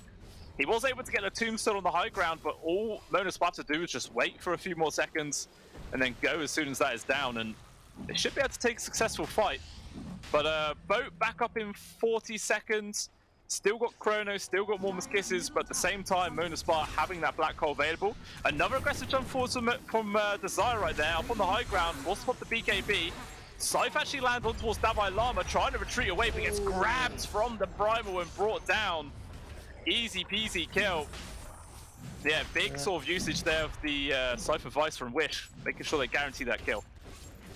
And unfortunately, he couldn't get his BKB off in time. And by the way, the whole time, Monospa's got these river wards that give them this nice advantage where the Tulsos cannot approach from like the eastern side, and that is going to be the second Roche going in Monospa's favor. It's still crazy that they got the first one. And what does he take? He takes oh yeah, I love this one, the Aghanim's Shard. You reduce people's spell damage by 10% or 30% if you're very close to them. Not that there's a whole lot of like insane magic damage that you really want to be reducing from D2 Hustlers. Like Mormon's Kisses is nice, but you might be too far away from the Snapfire. Oh, this could be big. Yeah. That's a break. You're gonna try to immediate BKB from Wish, but no sort of further commitment. I suppose you could say the win is forcing that BKB out from the Timber. Was it already on 6 seconds, or was that a 7-second one? Do you know? I think it's already on 6 seconds. Honestly, I've seen him use it a few times by now, and he got fairly early. Well, what can they find? The supports are down here by themselves from Monospa, but no one's here to actually threaten them, and they're just gonna all go back for D2 Hustlers. Now you have to wait for another 4 minutes, knowing that you're up against a guy with an anti-mage with Aegis. Yeah, I mean, as well, speaking of the anti-mage, he's got 10,000 more net worth than Yuma at this stage of the game. Obviously, it's kind of to be expected of an anti-mage, but even still, man, 10k is no jokes. Basically 2 full items. Actually, Jumper Stripes on the high ground. He's found a free from Coda, just able to survive. And it looks like the Undying will be fortunate enough not to get picked off. But regardless, they still will lose their tier 2. So all exterior towers have been removed here from D2 Hustler's side. Actually, jump up to the top again. The X-Mark actually gets countered somehow. He doesn't get dragged back. But with the friendly telekinesis, Nande will be okay. X-Mark on X-Mark action. You love to see it. Yeah. Now that he can poke and it doesn't really cost him anything. Firstly, he has the Aegis, and secondly, it's like Mana Void's cooldown. He took the talent. It's only 20 seconds at this point because at level 25 you get a 50 reduction, which is pretty damn massive. Yeah, it really is. Yeah, just jump in, do damage. Oh, Atlantic. Talking about jumping in and doing damage.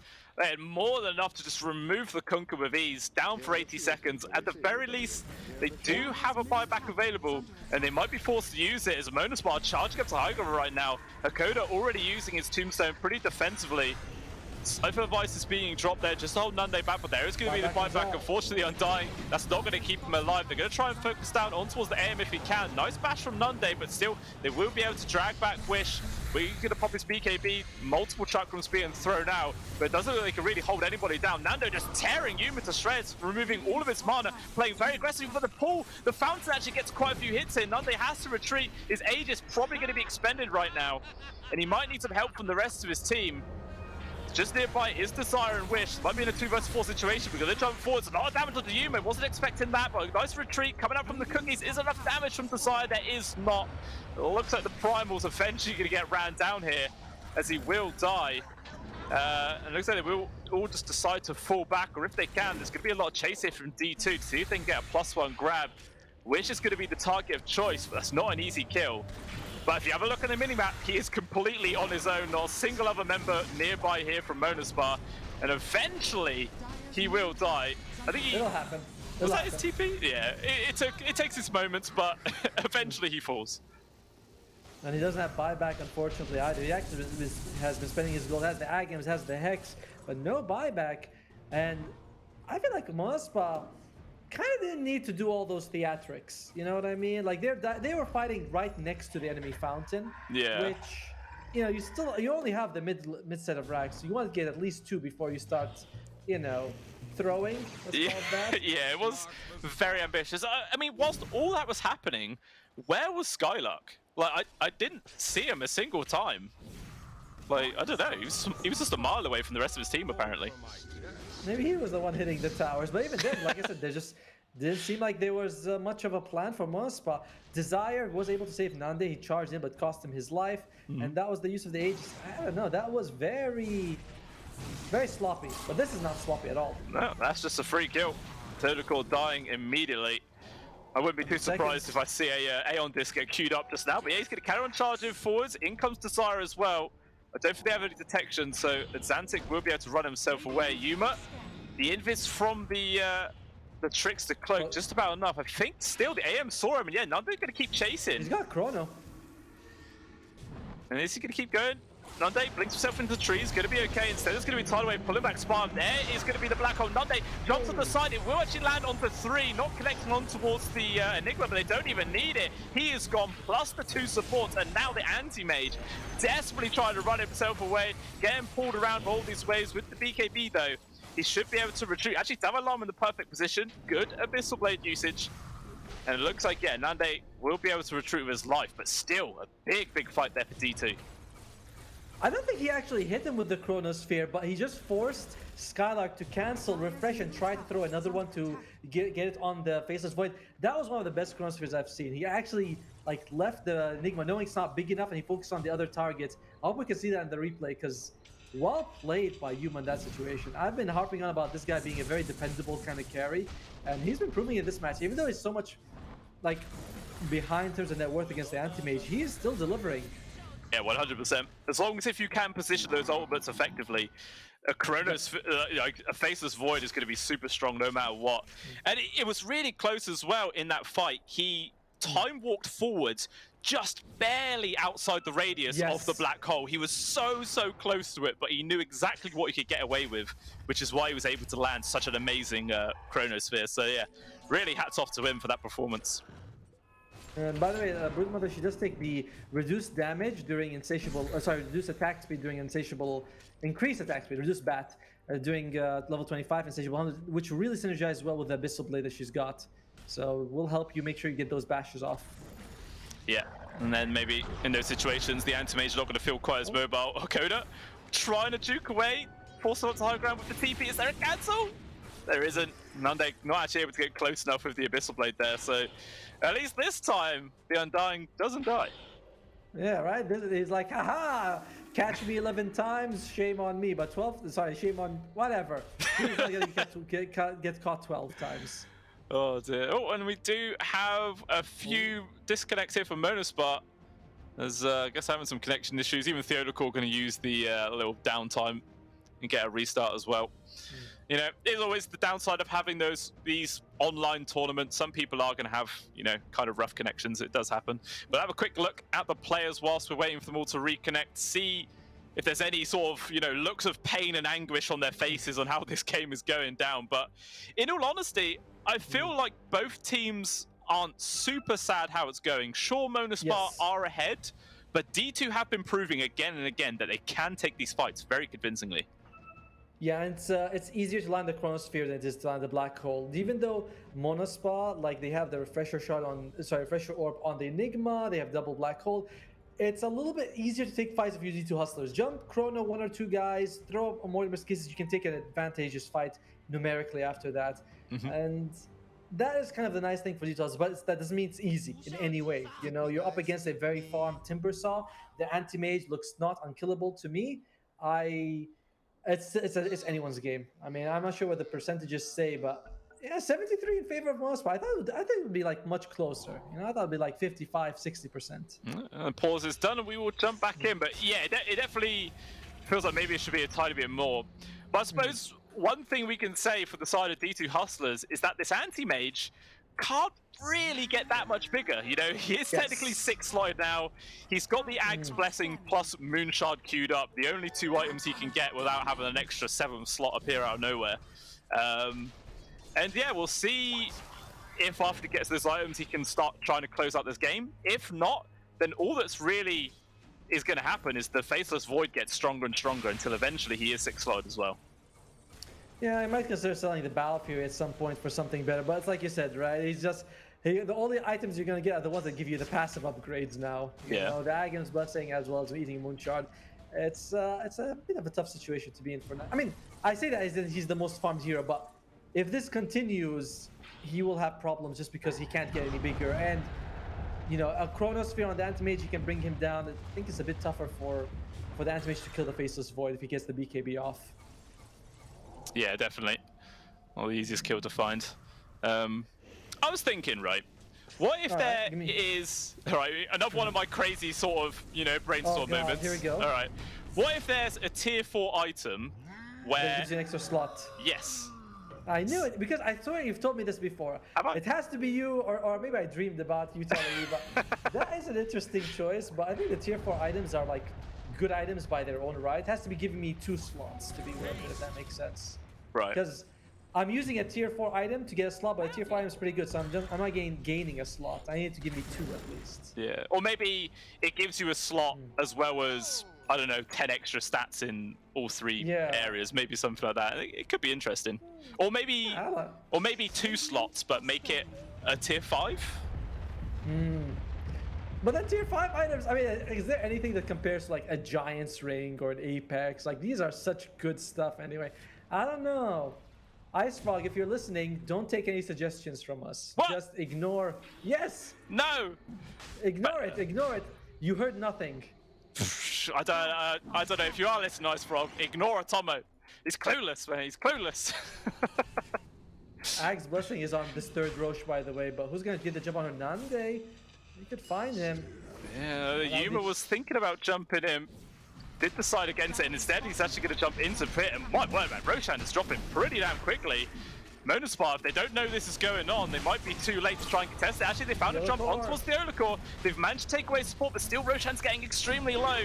Only down to 3k HP. If they want to move, they've got to go right down well now. It's not. It's too much. Desire is in. He's full staff. It pushes him out off to the side. Still, Yuma is able to get the Aegis. The Anti-Mage was in. He didn't pick up a single thing, but there's going to be the Black Hole off to the side. Control up the Anti-Mage for a bit longer, but still none. They can't achieve anything. There's going to be another one. Lands at the 3 this time, but immediately put a stop to as Azantic gets the 5. final hit. Desire will be ran down. Wish is in deep, manages to find a kill into Xantic. Yuma also drop him. He's got the Aegis coming back right now. Can he survive? The Lincoln Sphere actually avoiding the stun that comes in from the Lincoln Sphere. And Yuma doing his best to stand his ground versus 4 heroes, but eventually he just can't withstand it all, and he will die. 4 people gone for D2 Hustlers. The only buyback there is for the Kunkka. And yeah, we'll see on this replay, this absolute hectic fight that went on. I thought for a second that Desire was going to be able to do some magic like the previous time, because he does jump in, but it wasn't enough. He jumps in very, like, near the end, doesn't he? Oh, there he goes. Jumps in, but he gets forced out. They do catch Nande, but they just don't have enough damage to kill him. Even with the boat, a beautiful double black hole by Skylark catches everyone this situation. Though it does it twice. He does it twice, yeah. I think just managed to get that hit off before he managed to get the beak off, which is why Xantic was able to kill him and make that not a complete disaster. But even still, back in the live game, fight happening inside the Dire base, Koda dropping, forced to use his own buyback right now as the final tier 4s getting pretty damn low, and the Ancient will be exposed. Buyback has actually just now come up for the Faceless Voids, and he might very well be forced to expend it, otherwise they have to end the game. And here it's going to be Mormon's Kiss is raining in, landing onto Spartan, and the Rubik will die. And it looks like maybe Motorsport might just disengage, as Wish getting caught out. Down goes the Timbersaw. Nande now also getting run out himself. And Missile Blade land towards Yuma. No mana left available for the Faceless Void, but he will just get glimmered, able to walk off. So there wasn't any detection. But finally, the call from Monospire is to fully retreat. They've achieved killing all the tier 4s. Yes. This is perfectly fine. And actually, they're going to keep chase off Desire. Nice hide in the tree. Tidal Wave actually grabs him. Tracks off the side. Blink, though, aggressively into the enemy base. Trying to TP away. And he will make it just by the skin of his teeth. No bash this time because the Divine Lava couldn't get on top of him. But in the end, despite forcing out a few buybacks, but they don't take any Raxes. They went for the more risky play, which is just going straight up for the throne. Unfortunately for them, they weren't able to get it. So D2 Hustlers, they still have another fight left in them. You know, like, it's not... If they had taken a Rax, then D2 Hustlers will have to, like, send someone to usually fix the lanes. But now, they just kind of play the same game that they were playing before, but without buybacks. It's still a win for Monospa, but the risk that they took did not pay off. Yeah, there's some really big win conditions now. Kill the Kunkka or kill the Faceless Void, and yeah, probably Monospar should be able to end the game off of that. Obviously, it's still 52 minutes into this one, 9k gold advantage, which really at 52 minutes in, 9k is basically nothing. So it's, in terms of net worth, it still feels pretty even. It looks like Dynamite Llama might be able to get a free kill on towards the Primal, but never mind. Telekinesis global range from Spartan just throws him out of danger. Man, he doesn't even have any stolen spells. I feel like Spartan's biggest contribution to this game has been just making sure he can save his allies. Yeah. You know, like I've seen him save Nande at least once in the mid lane. He was like, oh, just come back here. He was being brought back by Television. He's like, no, I got him. And that's kind of been a problem for D2 Hustlers. They smoke up on 4. Who can they find? Nande. He's the only one with buyback, unfortunately, so he's not the best target. Let's see the good jump on it, and it looks like it will just be that poor old Rubik we were mentioning. Actually, off to the side, Wishman doing tons of damage on towards the Kunkka. He is dead. Chronosphere gets dropped, but it's just on towards the Primal, and the perfectly placed Black Hole comes through. Will guarantee the kill on towards the Undying. They've refreshed as well, but the second BK Black Hole not used. But there it's going to be. He chases after Yuma. Might have the damage to get the kill on towards the Overcore, but still Yuma's going to keep jumping around, doing what he can. And now he's maybe out of life, in danger, and he will fall. And there are those 2 little letters. GG is called from D2 Hustlers, and Monospar take game number 1 of this best of 3. Yeah, a good kill coming out. This is Sparta, even though, and he doesn't have buyback, but unfortunately for them, that was just not the area for them to take a fight. And D2, the Skylark, dude, his Black Holes are amazing. He waits for the Chrono and catches the Faceless Void on the edge, like multiple times. Really well done by him, and I mean, he crushed him in the lane, made sure that Yuma had the worst laning stage possible, and now he was able to, like, throughout the game, Black Hole was a great counter to the Chronosphere. Yeah, really well. It always seemed like whichever team won the team fight was whether if Yuma could land a really good Chrono or if Skylark could land a really good Black Hole. It was like whoever gets the first decent ultimate off generally won the entire fight. And yeah, Monospar, well, Skylark definitely landing a few better Black Holes at the end of the day. But yeah, that is obviously just game number 1, guys. We'll have game number 2 coming up in about 5 minutes time, so not long to wait at all, and we shall return for the continuation of the Malta Vibes tournament. We'll see you then, guys. Let's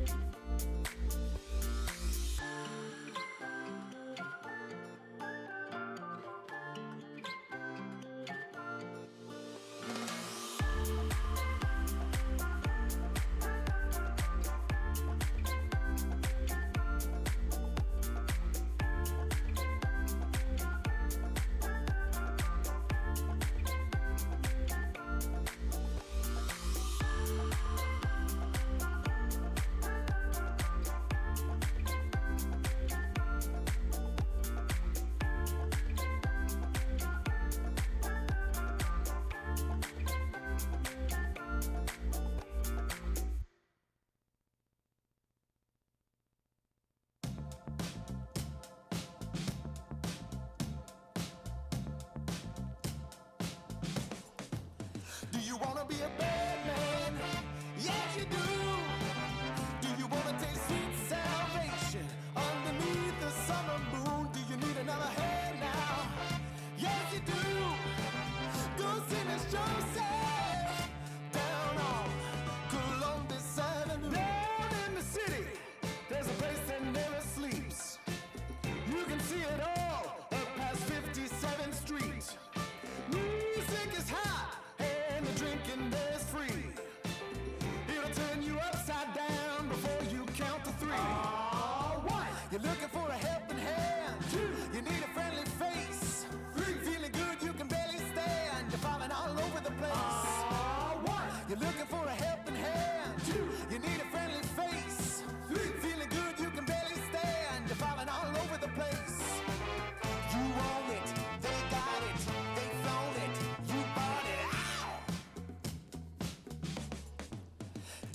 be a bad man?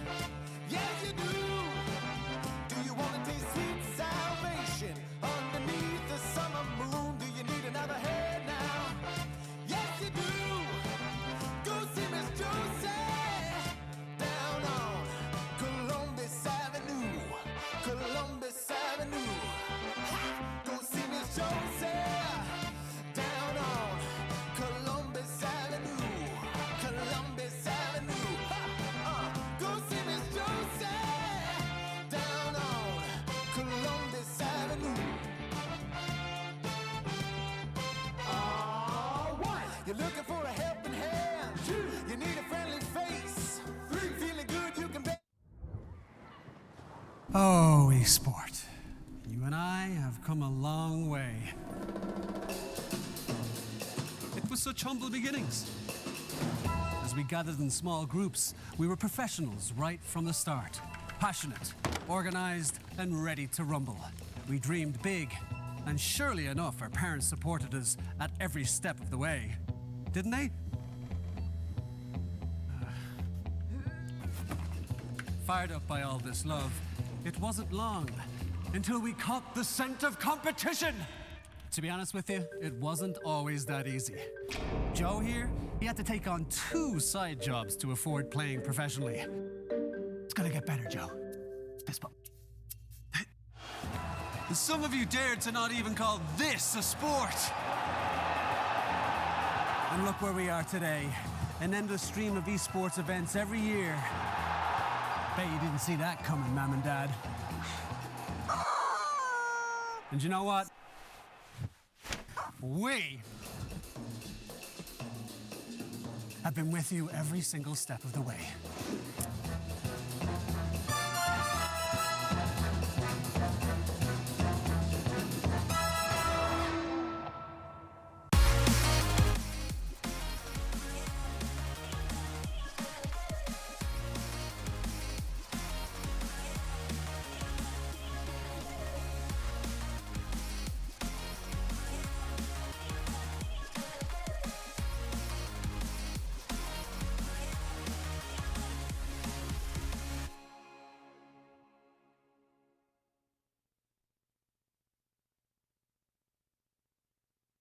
Dream of working with people you watch on screen. Exclusive esports opportunities handpicked just for you. Candidate profile to raise above competition. Let 10GG handle routines. Make a step towards your dream today.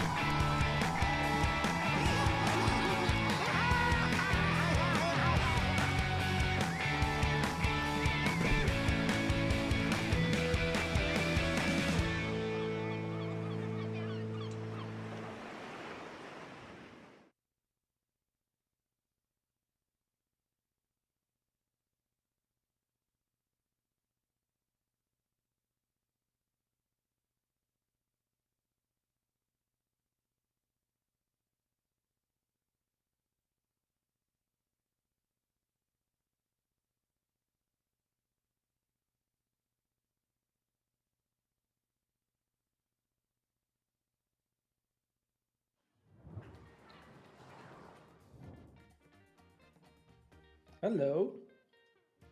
Hello! All right, we are back. Welcome back on in, ladies and gentlemen, to the Pinnacle Cup Malta Vibes Tournament. The tournament brought to you by Gaming Malta, the home of gaming excellence. And obviously, if you guys were just watching from that previous one, you would have seen Monospar taking it in the end, even though it was pretty close. D2 Hustlers bringing it back in a few occasions. It was still Monospar winning in the end. So how do you think D2 are going to have to adjust going into this second game here, Otoma? I thought their biggest issue was at the end of the game they had one threat, whereas you look at the other side they have three threats. You know, D2. When you look at Hustlers, it's only Yuma. He's got to be responsible for catching people and doing damage. I don't know why I'm doing this, but on the other side, you look at Nande's got anti-mage, he's doing damage. You got Wish doing insane amount of damage with the Timber Saw, and you got Skylock on the Enigma who does percentage damage, but mostly has insane control. So it felt like Yuma has to handle three people. But on the other side, they're like, yeah, we just, you know, if one of us dodges the Chronosphere, we're fine.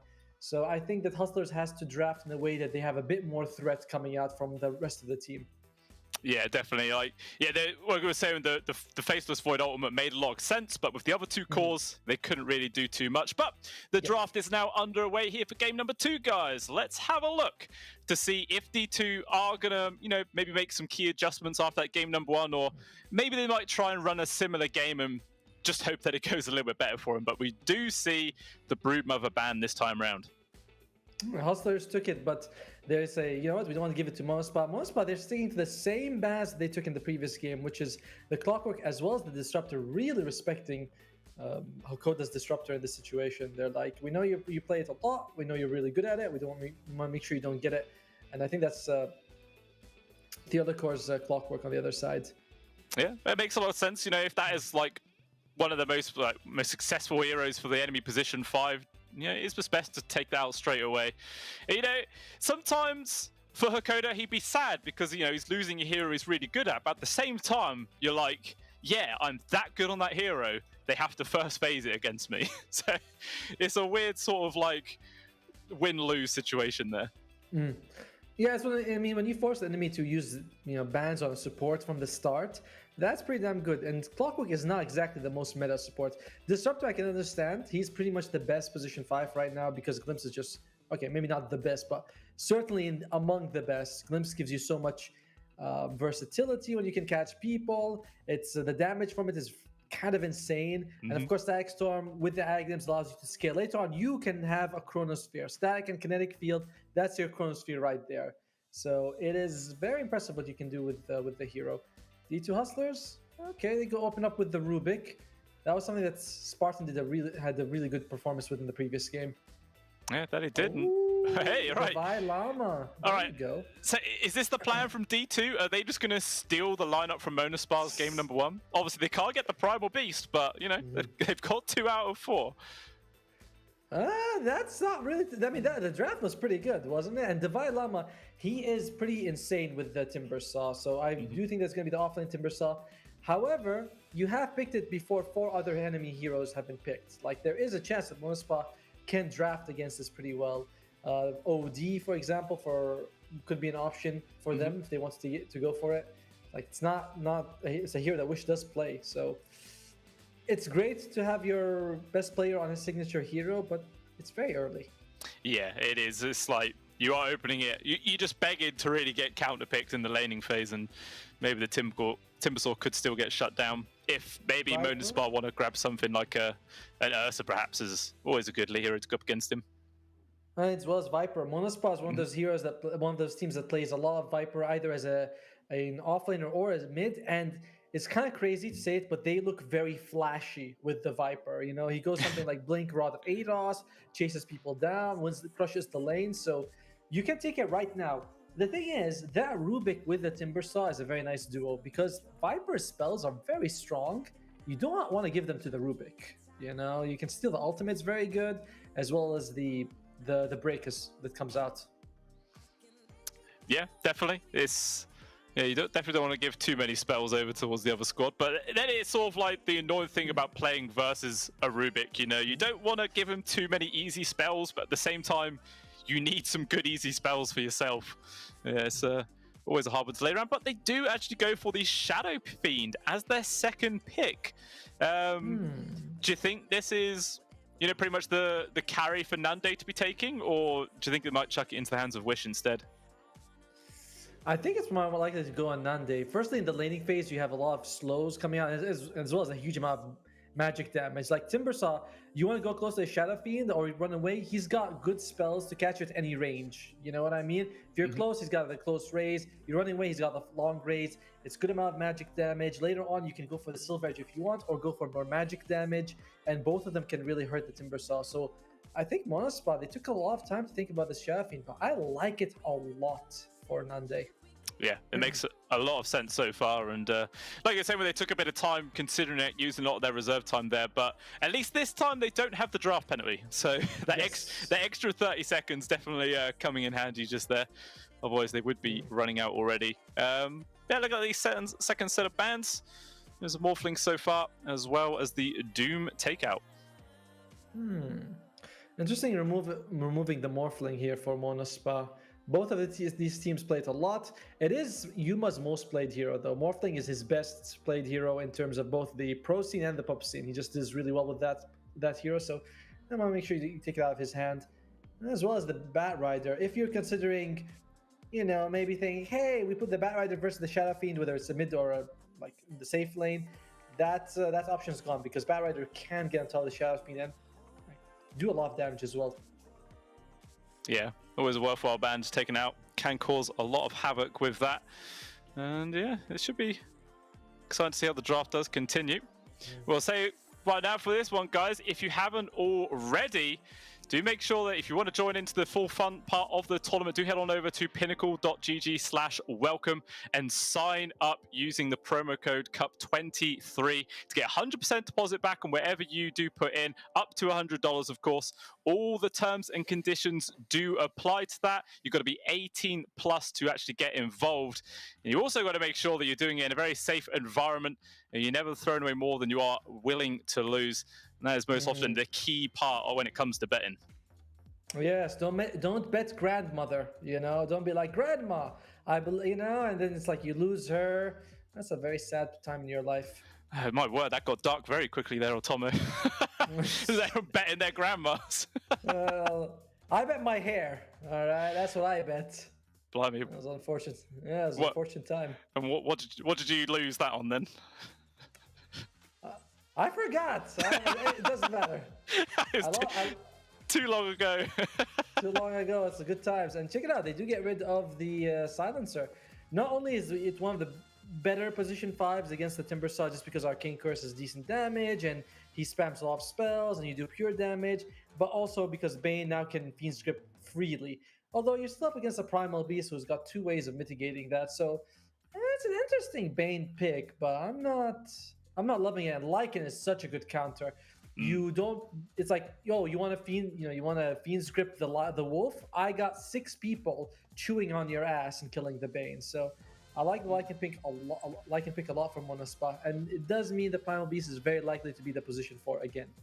Yeah, that it does, and yeah, should be pretty strong. Always like to see a Lycan. Just feels very powerful in the current meta. You know, it's not a hero which you can pick in every single game and still feel great, but in those sort of situations where you can pick it, it does feel very, very powerful. And they'll also go with a Broga. Whoa! What a class hero, man. I absolutely love playing this guy in my pubs. It's all down to pure luck, though. If you're a very unlucky person, the hero feels like absolute trash. But if you get in those quadcasts in the later parts of the game, it's like, it just feels absolutely incredible. How are you feeling about this Ogre? Like, where does it fit into this draft? It's a great body to have in front of the Shadow Fiend. Firstly, he's an intelligence hero, so the Timbersaw's Whirling Death isn't as bad. You don't lose strength. Secondly, it's he's got a lot of health. He can be in the front lines. I like the Ogre Magi with the Shadow Fiend. I think that can work pretty well for you. Plus, you can give him that Bloodlust, give him a ton of extra attack speed. Good with the Primal Beast as well, with the Trample. I'm okay with this Ogre Magi. Not the most mobile hero, though. Quite slow, if he feels like. So you will need maybe a 4-staff. I don't know. I like it, but I also see some of the weaknesses. I feel like D2 Hustlers with the Night Stalker, that was a very nice pick for them, just so you can get on top of people. Still, there's Lycan and Primal Beast. These heroes, not really heroes you want to get on top of most of the time anyway. So, I don't know. And where does Night Stalker go? Does he go mid, off lane? Is he a carry Night Stalker? Yeah, I mean, being picked in conjunction with a Timbersaw, it definitely leaves that as a big old question mark at this point.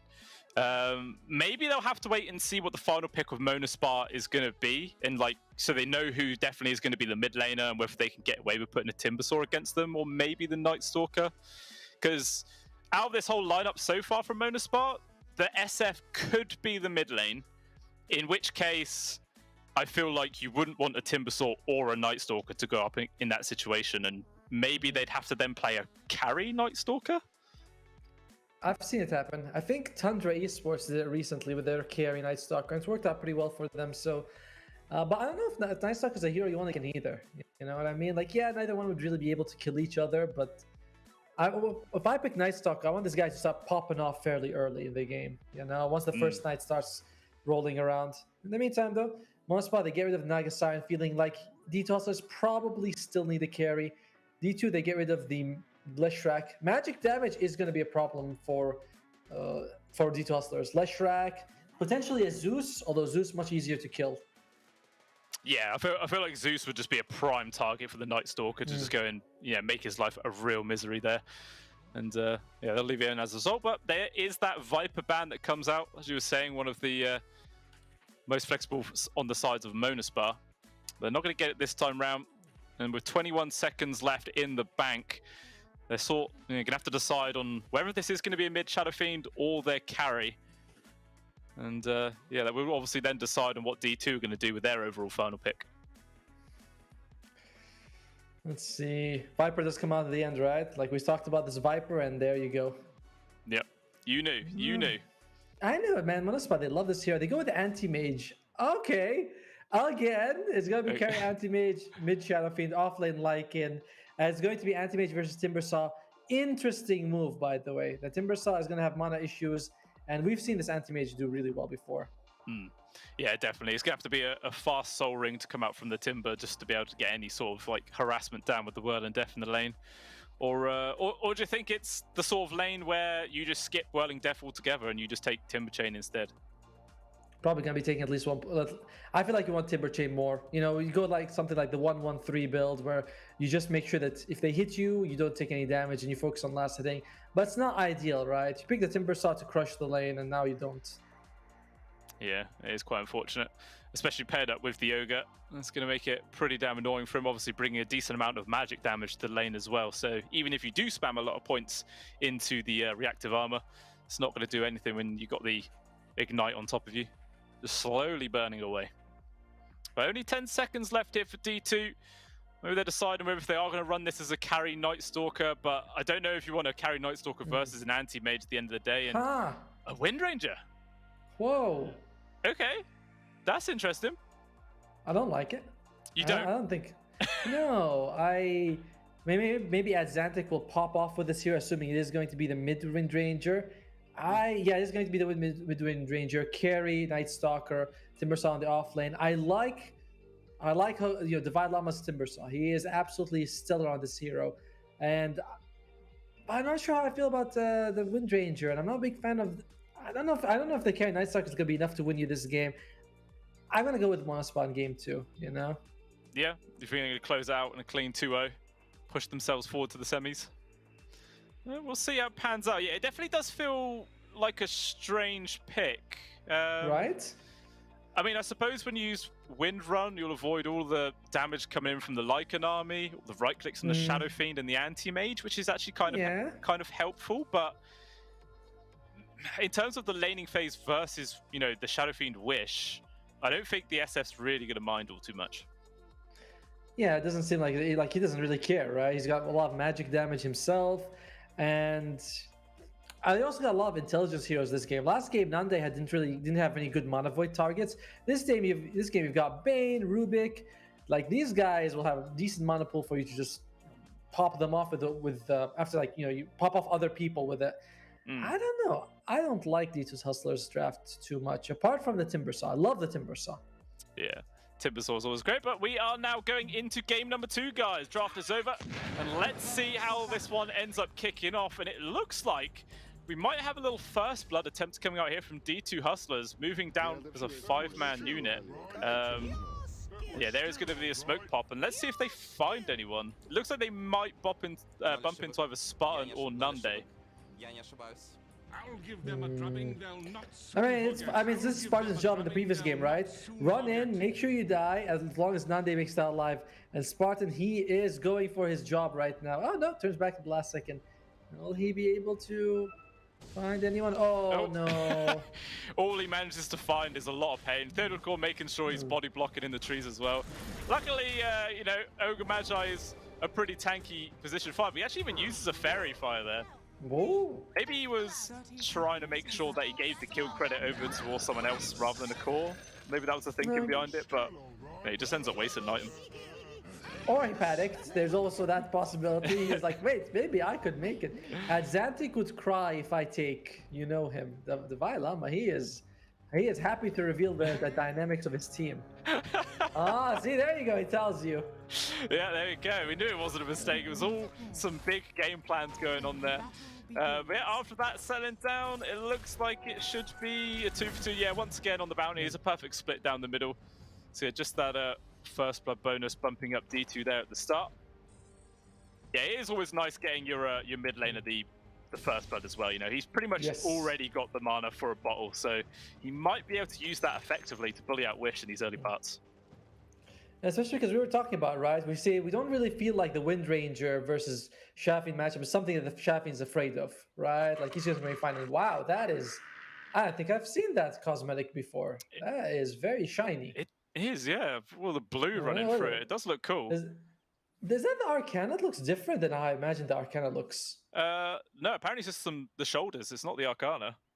Ah, that's what's coming from. Soul Corpulence. I imagine that's probably worth quite a few pennies. It is, right? No, but I mean, it still has the Arcana available on the head. I forgot that one. Yeah, he looks cool. He looks really good. Yeah, it definitely does. We'll see if the, you know, sometimes skins mean skill. We'll see if that's going to be true, and Wish could end up just bullying away at Xantic, despite the fact that, you know, there was that first blood gold deficit there. But I'll say this now, guys, if you haven't already, about the jerseys, if you do head on over to the Pinnacle esports Twitter page, you can find a pinned tweet relating to the jerseys, and all you have to do is retweet that, give it a like, and comment who your favorite team is, and you will be entered in for the draw to win yourself a nice little jersey. And yeah, just adds a little extra layer of fun here for the tournament, because they do look pretty damn nice. Oh, I like them a lot. Yep. And there is also the promo code of CUP23 as well when you do sign up on the Pinnacle.gg website when you want to get involved on the bet. But whilst I'm talking about that, Desire does actually just get ran down there. Looks like you got body blocked up in the trees, and yeah, ends up being an easy peasy kill for Yuma. I thought the top lane might go a little bit more in favor of Monospot, because you do have, you know, the Lycan as well as the Primal Beast, and I thought the Bane would have some trouble, you know, some trouble in the top lane, but so far it's going pretty well for them. And Yuma, he's showing us the item build. It's Phase Boots into Radiance, and I'm down for it. He starts off with a whole lot of stats, by the way. Magic Wand and 3 Iron Branches, so plus 6 stats from the start. He's already a very, like, durable hero, a lot of strength, a good amount of armor as well. I think 6 starring armor. He just wants to make sure he's as tanky and durable as possible. Radiance first on Night Stalker. Yeah, that seems interesting. I suppose having that, like, miss chance is going to be really effective. Like I was saying with the Wind Ranger, like, you avoid a lot of right clicks, and now there's also the miss chance of the Radiance versus the SF Anti-Mage and Lycan. Yeah, on paper, it sounds good. It just depends whether it's good in practice. Ironically, that makes when you stack multiple things on the same team, it's actually a bad thing, right? Because it gets countered. Like if you have 3 guys going high evasion, then it's like, oh, MKB counters all of them. I only need 1 item to make sure 3 people suffer.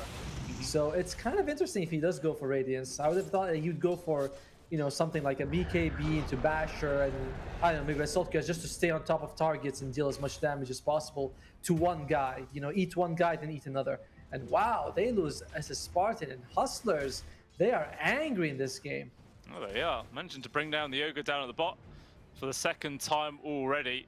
And he's going to leave Nunde on his own for a bit. I mean, still the Anti-Mage is doing fine in CS, 12-1 compared to the 8-2 there of Davai Lama. So he's not being punished too hard just yet. But now that the Timber is level 3, maybe the extra damage from that level 2 Timber chains are making it hard. Because he's actually completely skipped reactive armor. He's still got it level 0. Yeah, I mean, he's like, if he's going to hit me, he's going to take away. I'm surprised by that, but he's got no mana regen on this Timber, so he's got no mana as well. It's going to be a tough situation for him. I feel like this Timbersaw is suffering just a little bit. But top lane, Desire, Onslaught's out of there. He's just gonna be okay. He will be fine for now. It's still Look just at them. a lot of denies at that top. Look at the mid though. The champion 20-7 to 11-0 of the Windranger. Like Wish is just owning the lane. Yeah, he really is. Just destroying him in terms of CS, and even obviously making Atlantic run all the way back to base, or TP back to base and run back towards the lane there. And he misses out on quite a lot. And as we can see in experience, there's pretty much a full level between the two of them already at just 4 minutes in, plus all that CS on top. And you just got to think, if Atlantic didn't have that first blood, he'd be in even worse of a position right now. Exactly right. It's like this is with the advantage that you've been given. And this is not, I mean, in game 1 we saw Wish also just kind of crush Atlantic. It was Timbersaw versus Kunkka. And this one, I'd say it's slightly more lopsided in his favor, in Wish's favor. So I'm a little bit worried for Atlantic. We'll see though. He's only getting doubled in terms of CS right now. Skylark though, he's in trouble. He's taking a lot of damage there. He is successfully able to make himself back to the tier 1 at the very least. Desire making sure he punishes Yuma a little bit for that aggression, doing some decent damage there. Even still, not really enough to threaten the Night Stalker's life this early on into the game. Keep bringing out some more regen, and it's going to be fun.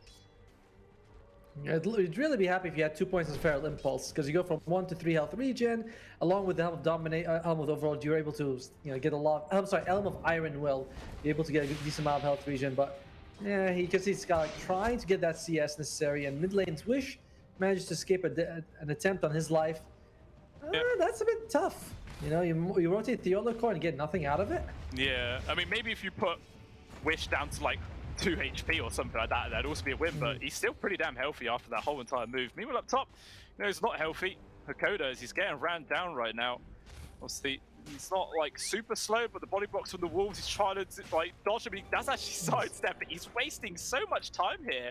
And Skylark's like, yeah, whatever, I give up, I can't be asked. He's just a support at the end of the day. And Hakoda's just going to TP off. Oh, poor Desire. No mana. He had the onslaught ready, but like I said, he just couldn't use it. And his mana regen of 1 is pretty atrocious. Primal Beast, very strong when it comes to strength gain. Not the smartest hero in the world, though. No, definitely not. But who needs intelligence when you can just headbutt things to death, you know? That's the true power of it. Right, if you can just literally crush people beneath your feet. Nande, oof, that is risky. He doesn't actually have any regen, no ring of health on him. Went for the power treads first, a bit of an unusual choice. A lot of times you will see the anti-mage rush the ring of health first, but Nande, I mean, obviously he knows the hero better than I ever could, but it does limit his ability to farm right now. Yeah, it really does. He's getting punished quite a lot. I mean, he's 100 gold away from completing it, which I think, yeah, he's sending his courier off now, which actually has some tangos in it as well, and he'll get that momentarily. Up top, Yuma and Hakoda pretty deep behind the tier 1 tower, contesting this little pool, making it very hard for Skylark to find any farm, who is still only 17-9 at 7 minutes in. Definitely not the funnest of Lycan games so far. No, but to be fair, he's barely behind at Xantic, and I think that's... Oh, Skylark, is he going to be losing his life here? Might need people to save him, and we do see people coming in. Desire's here, Wish is also making his first rotation of the game right now.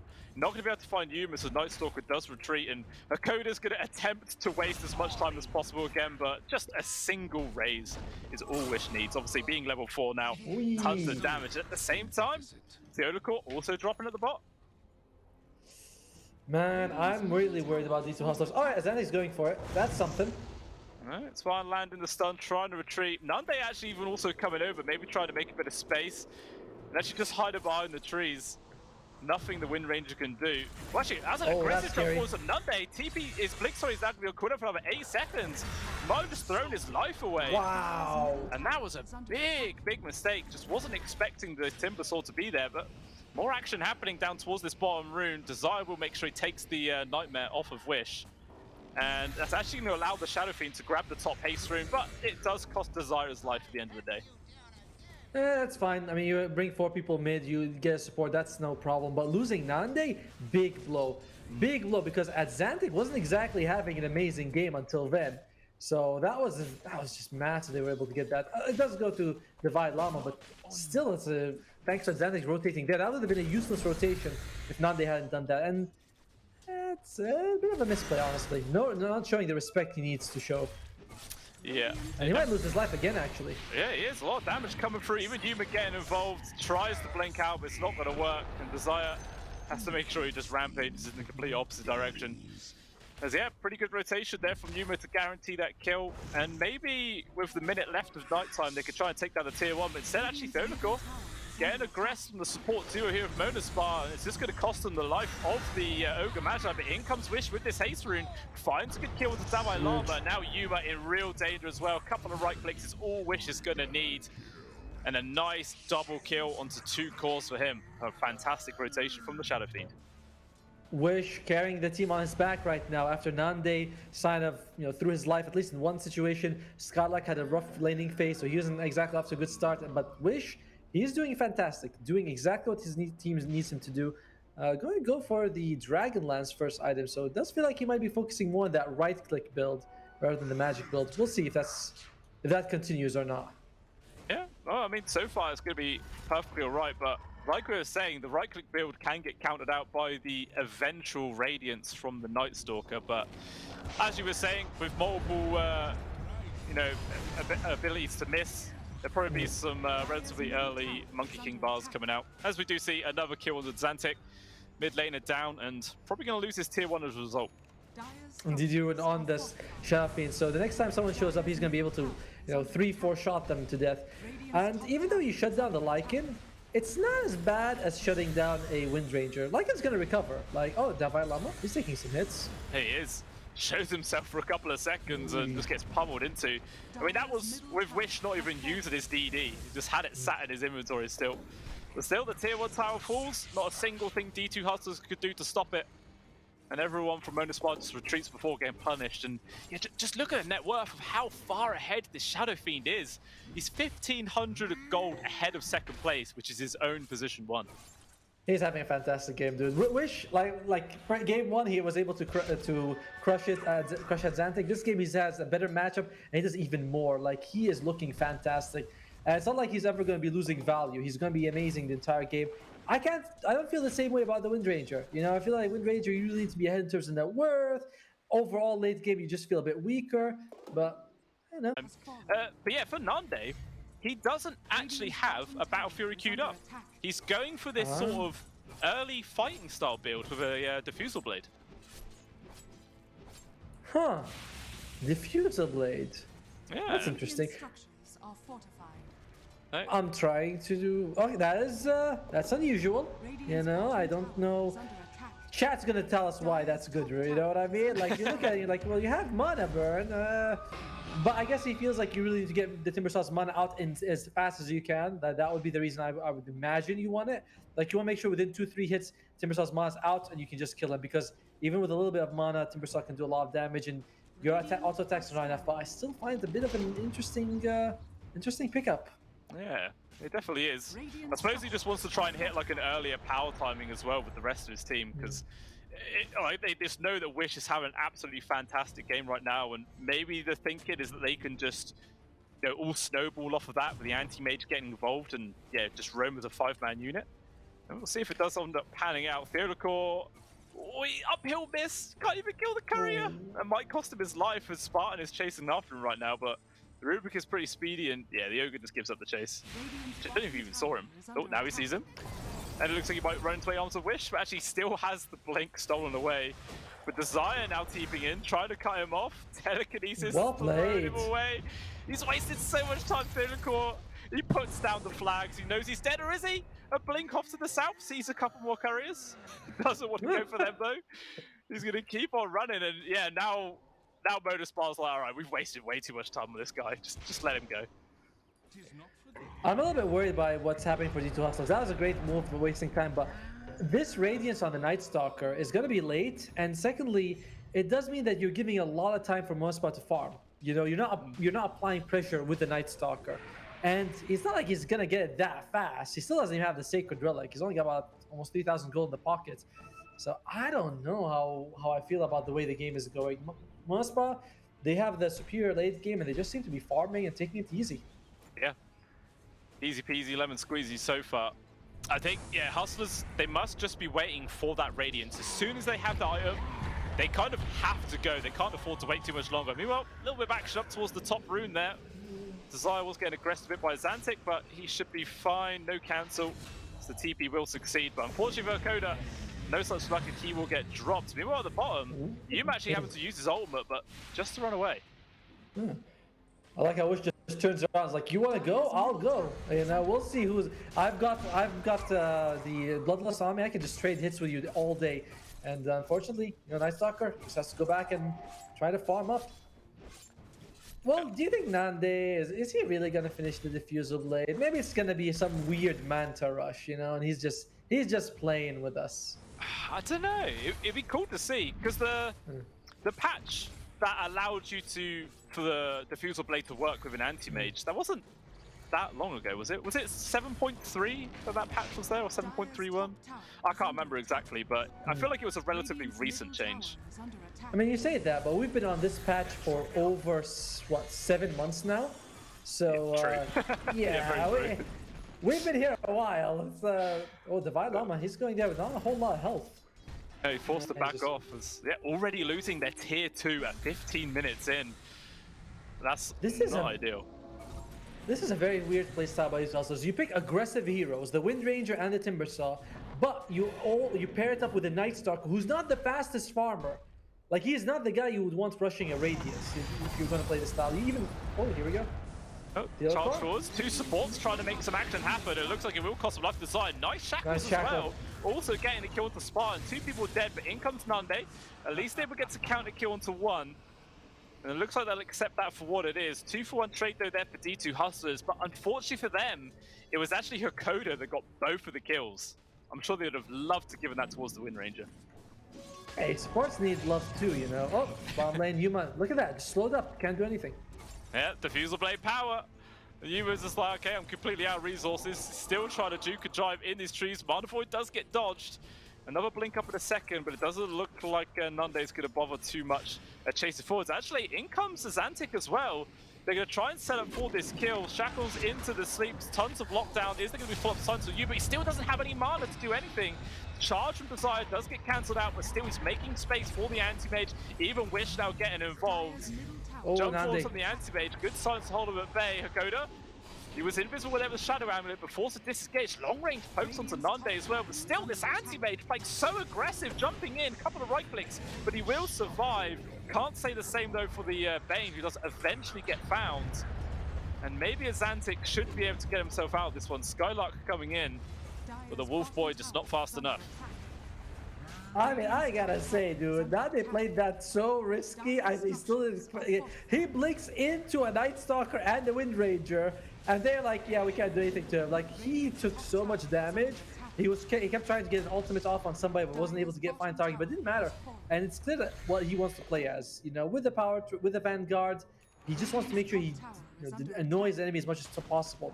This Diffusal Blade with a max mana break, you burn what, 104 mana per hit. It only takes him a handful of attacks to reduce enemies' mana to nothing.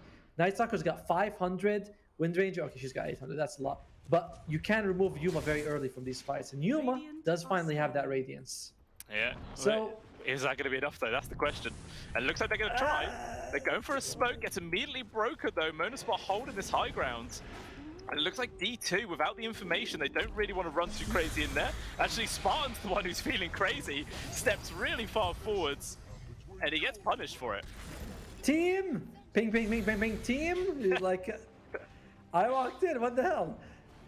Looks like in the air, but yeah, the Spartan breaking a smoke, losing his life, not the biggest deal here for Monospa. Wish still number 1 in terms of net worth, but the rest of, like, he's far ahead of everyone. Then we have the Vailama, then we have Nande, and everyone else sort of grouped together. Only at Xantic, still a little bit behind compared to everyone else.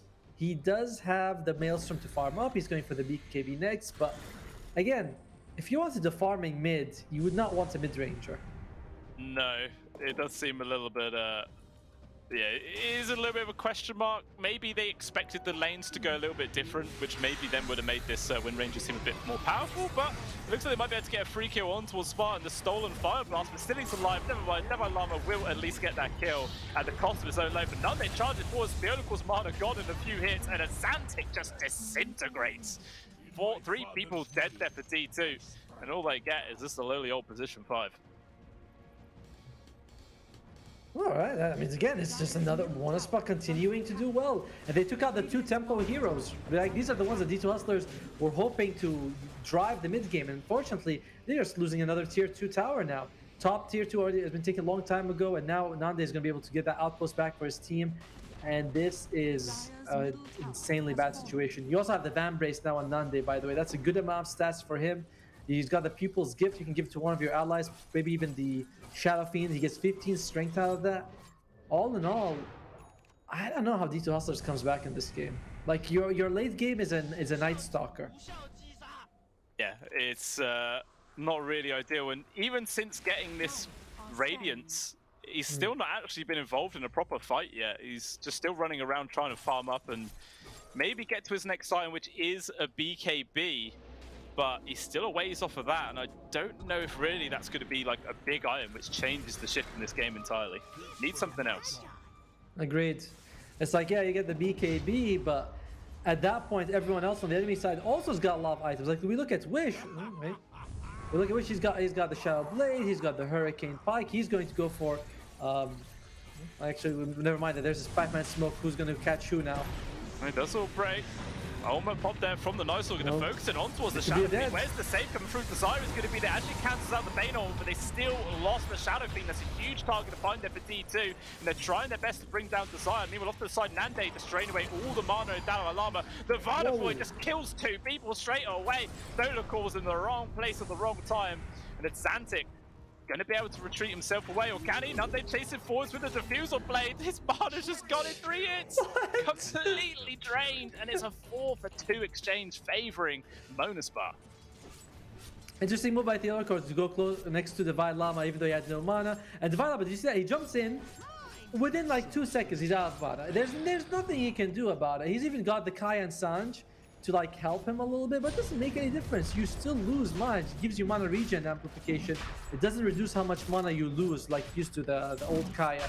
So this mana, it's working. I don't recommend trying it in your pubs, but it is working in this particular game. Yeah, it's like the old Thompson Diffusal Blade on Gyrocopter, you know? Yes. Every single game, it's not good, but in certain situations, it can be absolutely perfect. And yeah, Nande just really showed that this pickup was just fantastic. Like, the guy knows what he's doing, you know? He was like, all right, I'm gonna go with the Diffusal. It works. Wind Ranger still pretty far from the BKB though. I mean, look at Xantic's net worth, 7,005. Look at Wish, he's 1,200. Yeah. Oh, sorry, 12,000. Yeah, he's a mile and a half ahead, and meanwhile, down at the bot lane, the action doesn't stop as both supports inside of D2 just disintegrate. And yeah, Yuma using his 2 supports as bait to run the hell out of that. He was not interested in sticking around. It looks like is Davai Lama and Xantic going to try and go for Nande here? The Shadows, oh, it doesn't even land until he clicks on the creep. Oof. That's rough. That's very rough. But to be fair, that's a smarter thing to do, honestly, because he would have reflected with the spell shield. Like, it's a slow-moving projectile. I can see it coming. I think it was smart of him to throw it on the creep, actually. So, yeah. Unfortunately, it did land. But hey, it's a good move. You know, I respect it, even if it fails. Yeah, you gotta attempt it every now and then, especially when your team is falling behind, and yeah, you really gotta start trying those desperation plays to recover here. There's 5k gold behind at 23 minutes in. I mean, it feels like that gold lead should be more though, considering just how strong they're feeling, but the fight is obviously already happening. The stolen Pulverize will put Desire in the ground right now. Meanwhile, off to the side, they've got the Nightmare on towards Nande, locking them in place. Good AoE damage. They've brought down the Ogre, and they also find the Anti-Mage. 3 nice kills there coming out from D2 Hustlers. What a massive turnaround for them. Yeah, a little bit odd to see them go for plays like that, especially when you had Wish. You kind of want Wish in front. He's the Aegis carrier. If he gets caught, he's got a second life, fairly durable as well. But that is a problem. Now if Wish gets caught, guess what? Oh dear, he's he really gonna go for it? He's attempting it, drops the Requiem, but it's through the trees, so he couldn't really land the raises afterwards. And now Yuma's actually going to turn around with the help of Pinnacle right now. The Pulverize again, Skylark on the way. And Wish trying to stand his ground. Nice use of the Hurricane Pike to make the space. Those right clicks just following him to the grave. Yuma will die, and Wish is like, yep, I wasn't even scared. Perfectly fine. Pinnacle does manage to still shapeshift, got the little green wolf that's going to try and run away. And he Looks is good. fine. It does look very nice. Actually, Wish is still here. What's he doing? Pinnacle, just right-click him, bring him down. But he's actually still got the Aegis. It doesn't even matter. It looks like the Ignite will tick him down. Okay, no, he's actually fine. Almost. I mean, if he didn't have the extra health from shapeshift, he would have died. So Yes, true. that's a little cool. That's a different wolf. I mean, usually it doesn't look that good, but top lane, Divine Llama again, no damage, but until he goes by. Look at it, he's like, you can't hurt me. This is taking forever. Hands off the keyboard. There you go. He's just like, yeah, whatever, mate. Just kill me already. Oh no, that is very sad. It's you got to note as well that Nande is still only bronze tier anti-mage on level 5. He's not even silver, and yet trying these crazy diffusal blade builds, it's just working. I remember I was casting another tournament, and I saw a player rush Vanguard to Radiance, and then he'd be like, because then you have like this physical damage mitigation with spell shield, and you're very hard to bring into heart, by the way. So it actually works out well. Like, people are really experimenting with anti-mage. The mana burn and the slow is just fantastic in the laning phase. Suddenly the hero is pretty good in the laning phase. You have different item choices. I don't know. I'm kind of liking the anti-mage builds we're seeing. Yeah. It feels a lot more refreshing though. We're so used to just the standard Battle Fury into Manta style and all that, the cookie cutter anti-mage builds, but it's nice to see something new. It looks like Spartan probably going to end up dying. Yeah, he does. He That's on you. Yeah, he throws himself in to try and save his core, and actually the chase is coming in from D2 Hustlers. The silence not there in time for Skylux, who's able to shapeshift and try and run away. Requiem. Actually, he just gets clipped by the silence, so it doesn't actually get used in the end. It looks like Wish will have his first life expended right now.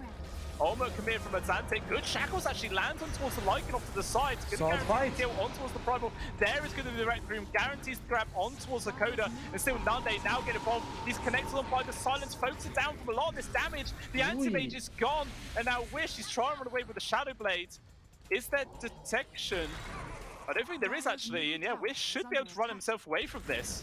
But regardless, a big fight there from D2 again. Yeah.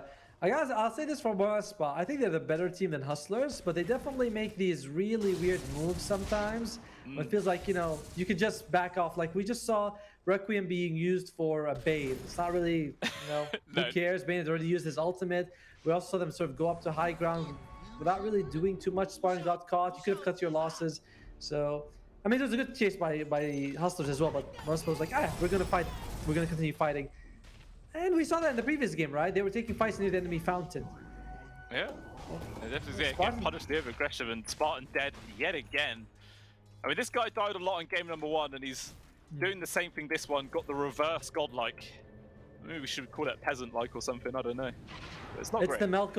He's going for the Melk Award, which is if you die 20 times and you still win the game. It's very few people can do that. That is hard. He's trying. We'll see if he does achieve it. Meanwhile, Coda probably gonna get ran down right now. Shadow Amulet. Okay, there was the dust at least. Skylark to position 3. He's got the dusts. He'll have them. Someone's gotta do it, Damn you, cores, just get a damn dust, or occasionally plant your own observer. It's like, it sucks that when you're in support and you have to walk all the way to the other side of the map, put an observer, then walk all the way back because the guy's too lazy.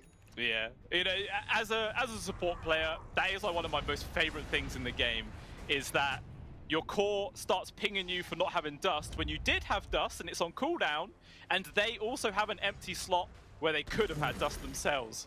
But it's easier to blame the support than realize that they could have had a dust. But it looks like they might get 3 grams to damage. But gets immediately countered though. A lot of damage on towards the primary. He will retreat. The stolen Requiem from Thonagor, actually forcing the disengage. But already multiple BKBs have been expended here from Hustlers. They're going to keep charging forwards. Wish trying to chase after Azantic. He's so damn quick, can't quite chase after him. Nande's actually already died already. Desire also falling down.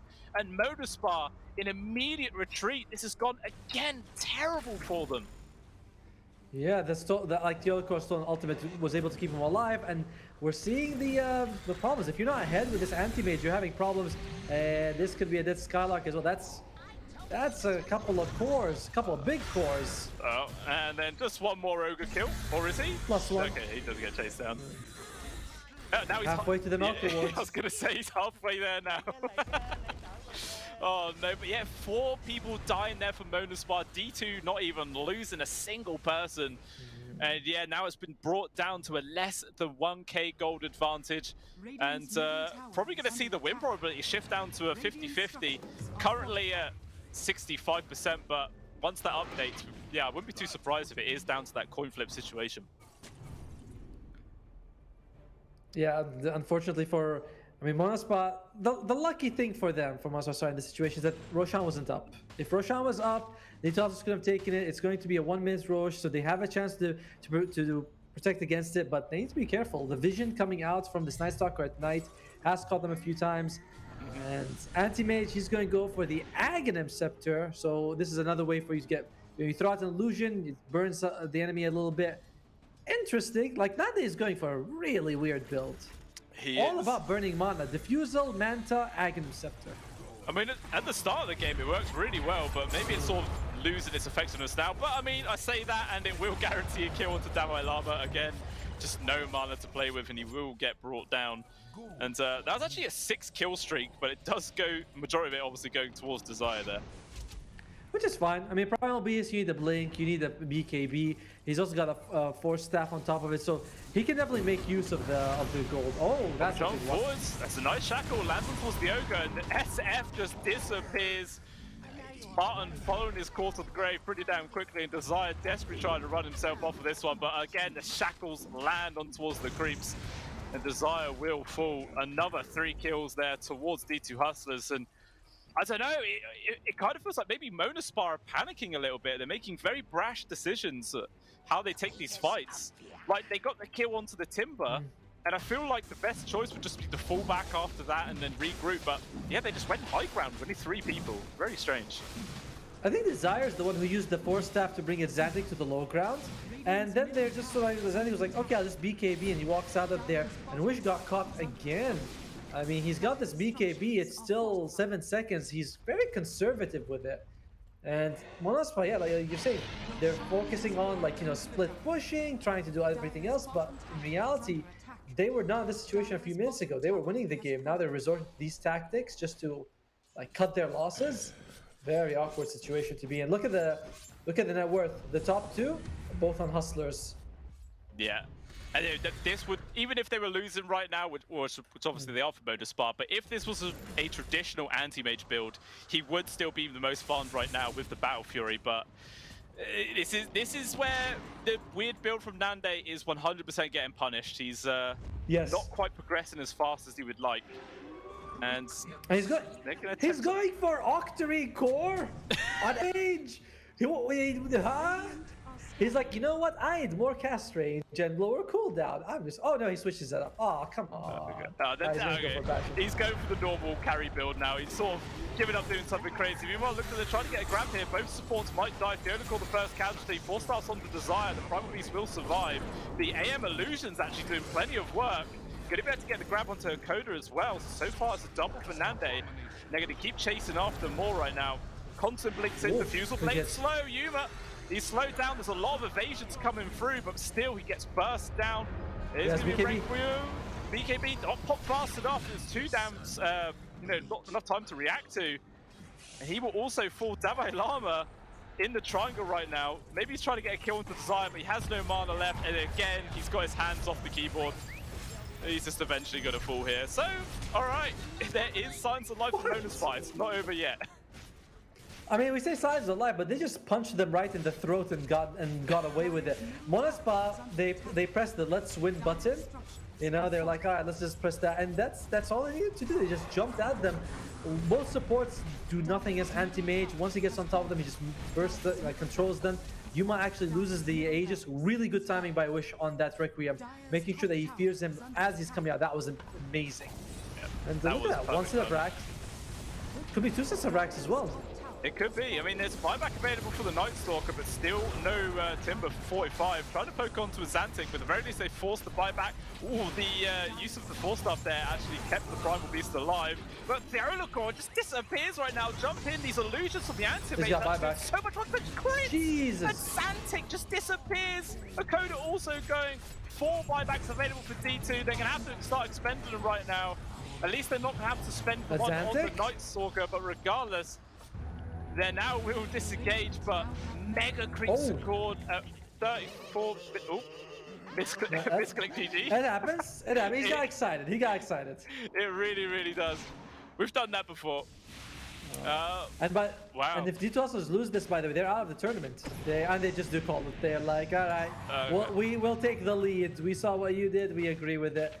And honestly, I mean, what a weird game. The game 1, very cool with the ultimates. You know, we got Black Hole, Chronosphere countering each other. It was really exciting to watch. But this game was awkward. You know, you see the Diffusal Blade, Anti-Mage. You see the first item, Radiance on the Night Stalker, when you have 2 Tempo cores, and very awkward game to watch. It was, but I mean, at some point, that Radiance was actually doing quite a lot of work. I saw plenty of misses come through from the Shadow Fiend, which maybe was how they were able to take a couple of pretty successful fights. But eventually, Monospar just flicked the switch back on, and all of a sudden they felt unstoppable in those fights. And yeah, there wasn't anything D2 Hustlers could do to survive. And that is it. Ends up being a very clean 2-0 series. And yeah, Nande proven you do not need a Battle Fury or an Anti-Mage anymore. And yeah, let's have a look at the 1v1s. Yeah, let's see what we got. Yeah, see the progress there, and knocked out. So total 1k earnings for... oh, it's 2,000. Sorry, there's a little bit wrong on the graphic. But yeah, D2 getting 2,000. Oh, for the winner, sorry, extra 2,000 on for the winner. So the total earnings will be back up to 4k. But then D2 still on just the 1. But hey, no, you messed up again. They earned 2,000, so their total earnings are 3,000. They had 1,000, then they earned 2,000 this one. It's all too confusing, man. I'll let you handle that in all the future games. You could be the one to do it, also. Yes, I feel like I like how you got it wrong in every way. He's like, the total earnings are 2,000. Like, no, oh, there we go. I'm the winner. He's knocked out. Do you see that? There you go. There you go. Oh no. He's still here. He's still here. We're still here. I've not been knocked out yet. Not anyway. But regardless, that is obviously the end of the series, guys. But it is not the end of the day. We've still got 2 more series to come, which will be covered by both Hairy Freak and Kips. And it shouldn't be too long to wait. I think it's only going to be about a 25-minute wait for you guys. And then the stream shall return. And you can see the continuation of the tournament.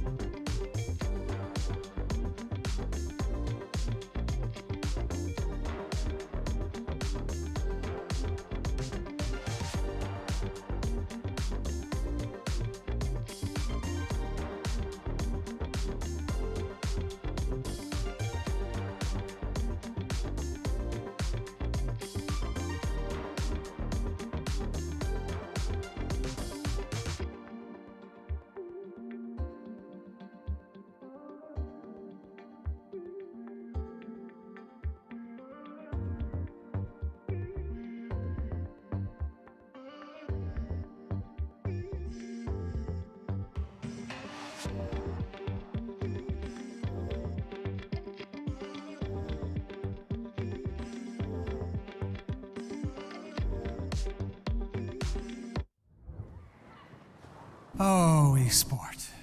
You and I have come a long way. It was such humble beginnings. As we gathered in small groups, we were professionals right from the start. Passionate, organized, and ready to rumble. We dreamed big, and surely enough, our parents supported us at every step of the way. Didn't they? Fired up by all this love, it wasn't long until we caught the scent of competition. To be honest with you, it wasn't always that easy. Joe here, he had to take on 2 side jobs to afford playing professionally. It's gonna get better, Joe. Fist bump. Some of you dared to not even call this a sport.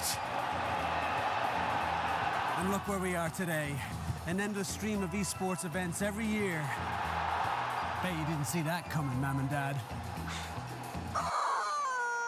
And you know what? We have been with you every single step of the way.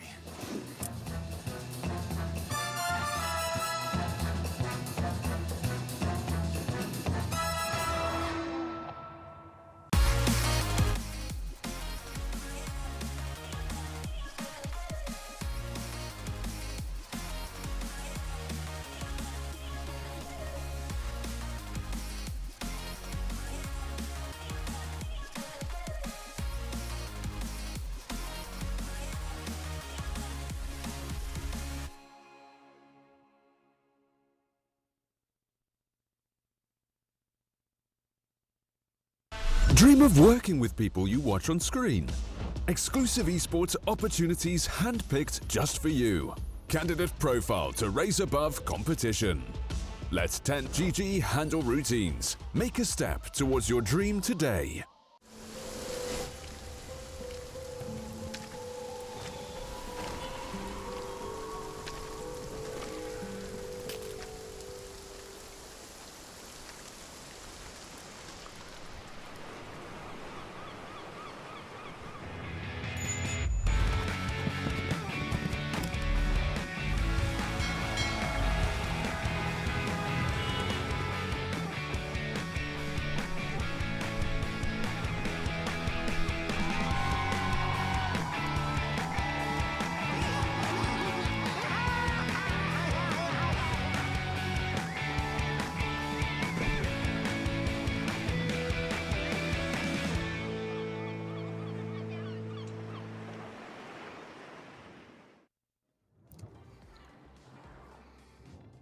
And we return with the Malta vibes here at the Pinnacle Cup. I'm Harry Freak, and joining me, you could say somewhat of a guest, Kips, considering that you are gonna be here only for today's series. So thank you for jumping into Dota with me, and we are definitely gonna have a lot of fun today. How are you doing?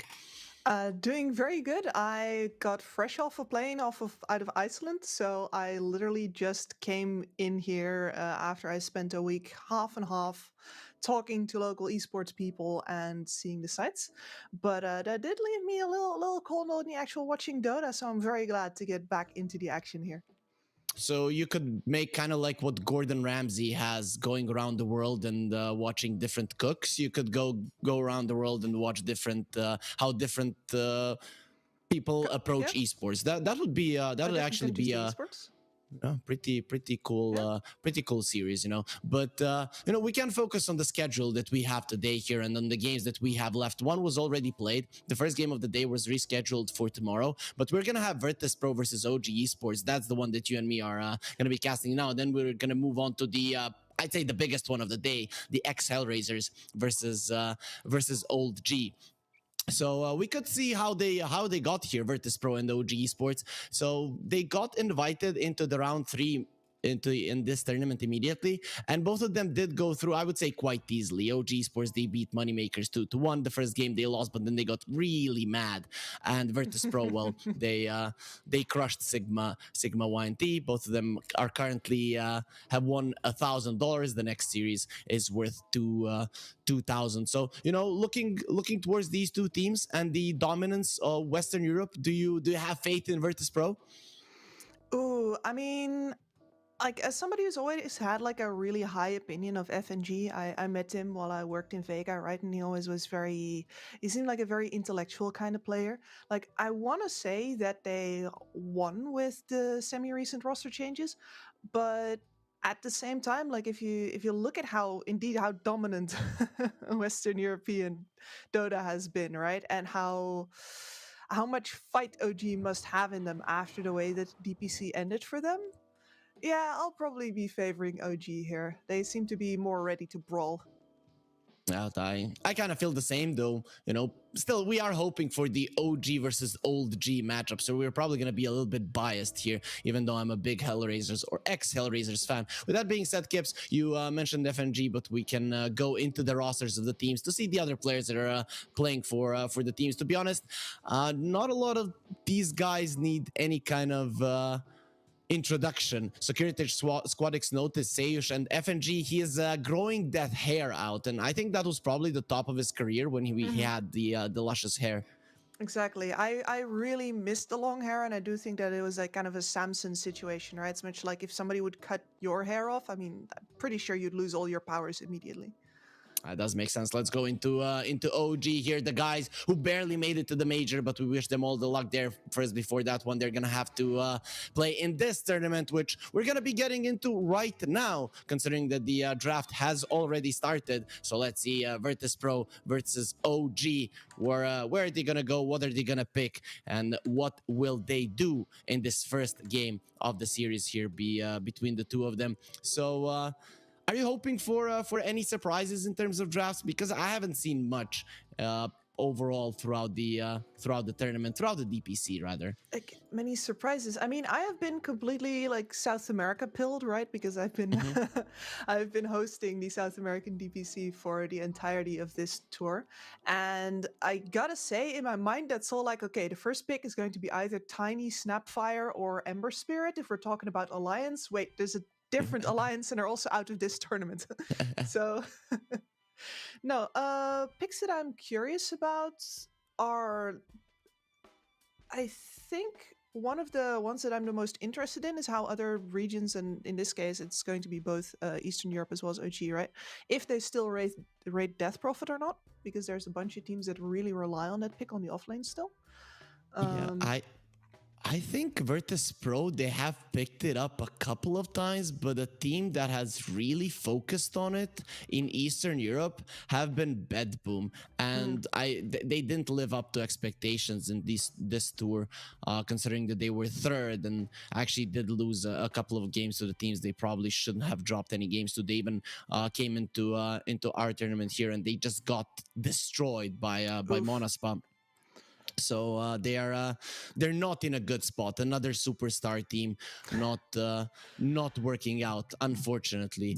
But we see a Monkey King ban from Virtus Pro. I understand if you're doing against old G, but against OG, is that really a first phase ban?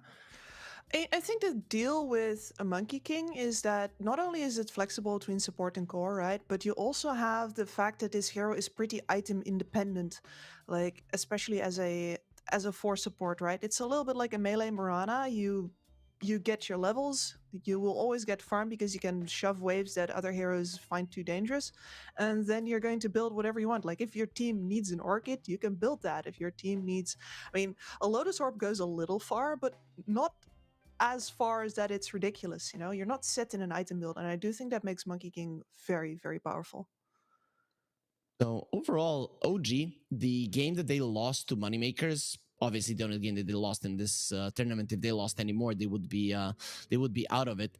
They played the Tiny Enigma, and I've seen people in the chat. I have followed Western Europe a little bit. Of course, you always follow Western Europe while casting Eastern Europe as well. But people have said that OG hasn't been looking good with the Tiny Enigma, which should be comfort heroes for them. But then they pick heroes like an Enchantress. You know, they pick these lane dominators, at least on position 5. And they do really well. So I'm curious to see how they respond to this one. The last time when they played the Enchantress, they went for the Slark. At the very least, seeing these pickups for Virtus Pro here, especially this Undying, immediately is sort of like a punch from the past. It's like, oh yeah, FNG, Undying, of course. and the Nature's Prophet. You said you did a lot of hosting in South America. So is Nature's Prophet super popular there? Is Disruptor super popular? No, Nature's Prophet. No. Disruptor, yes, definitely. Yeah. Okay. So, okay. Very understandable first phase ban there. Also, I'm still coaching C-Dub. C-Dub got destroyed by a Disruptor yesterday night. The overpowered hero, nerf it. What makes it overpowered? You know, nothing has changed. Clearly, if my team loses, no. I mean, it has 75% win rate in Eastern Europe with the most picked hero. So yeah, I agree that it is insane. Like even Lina wasn't that strong. No, but what makes it so powerful?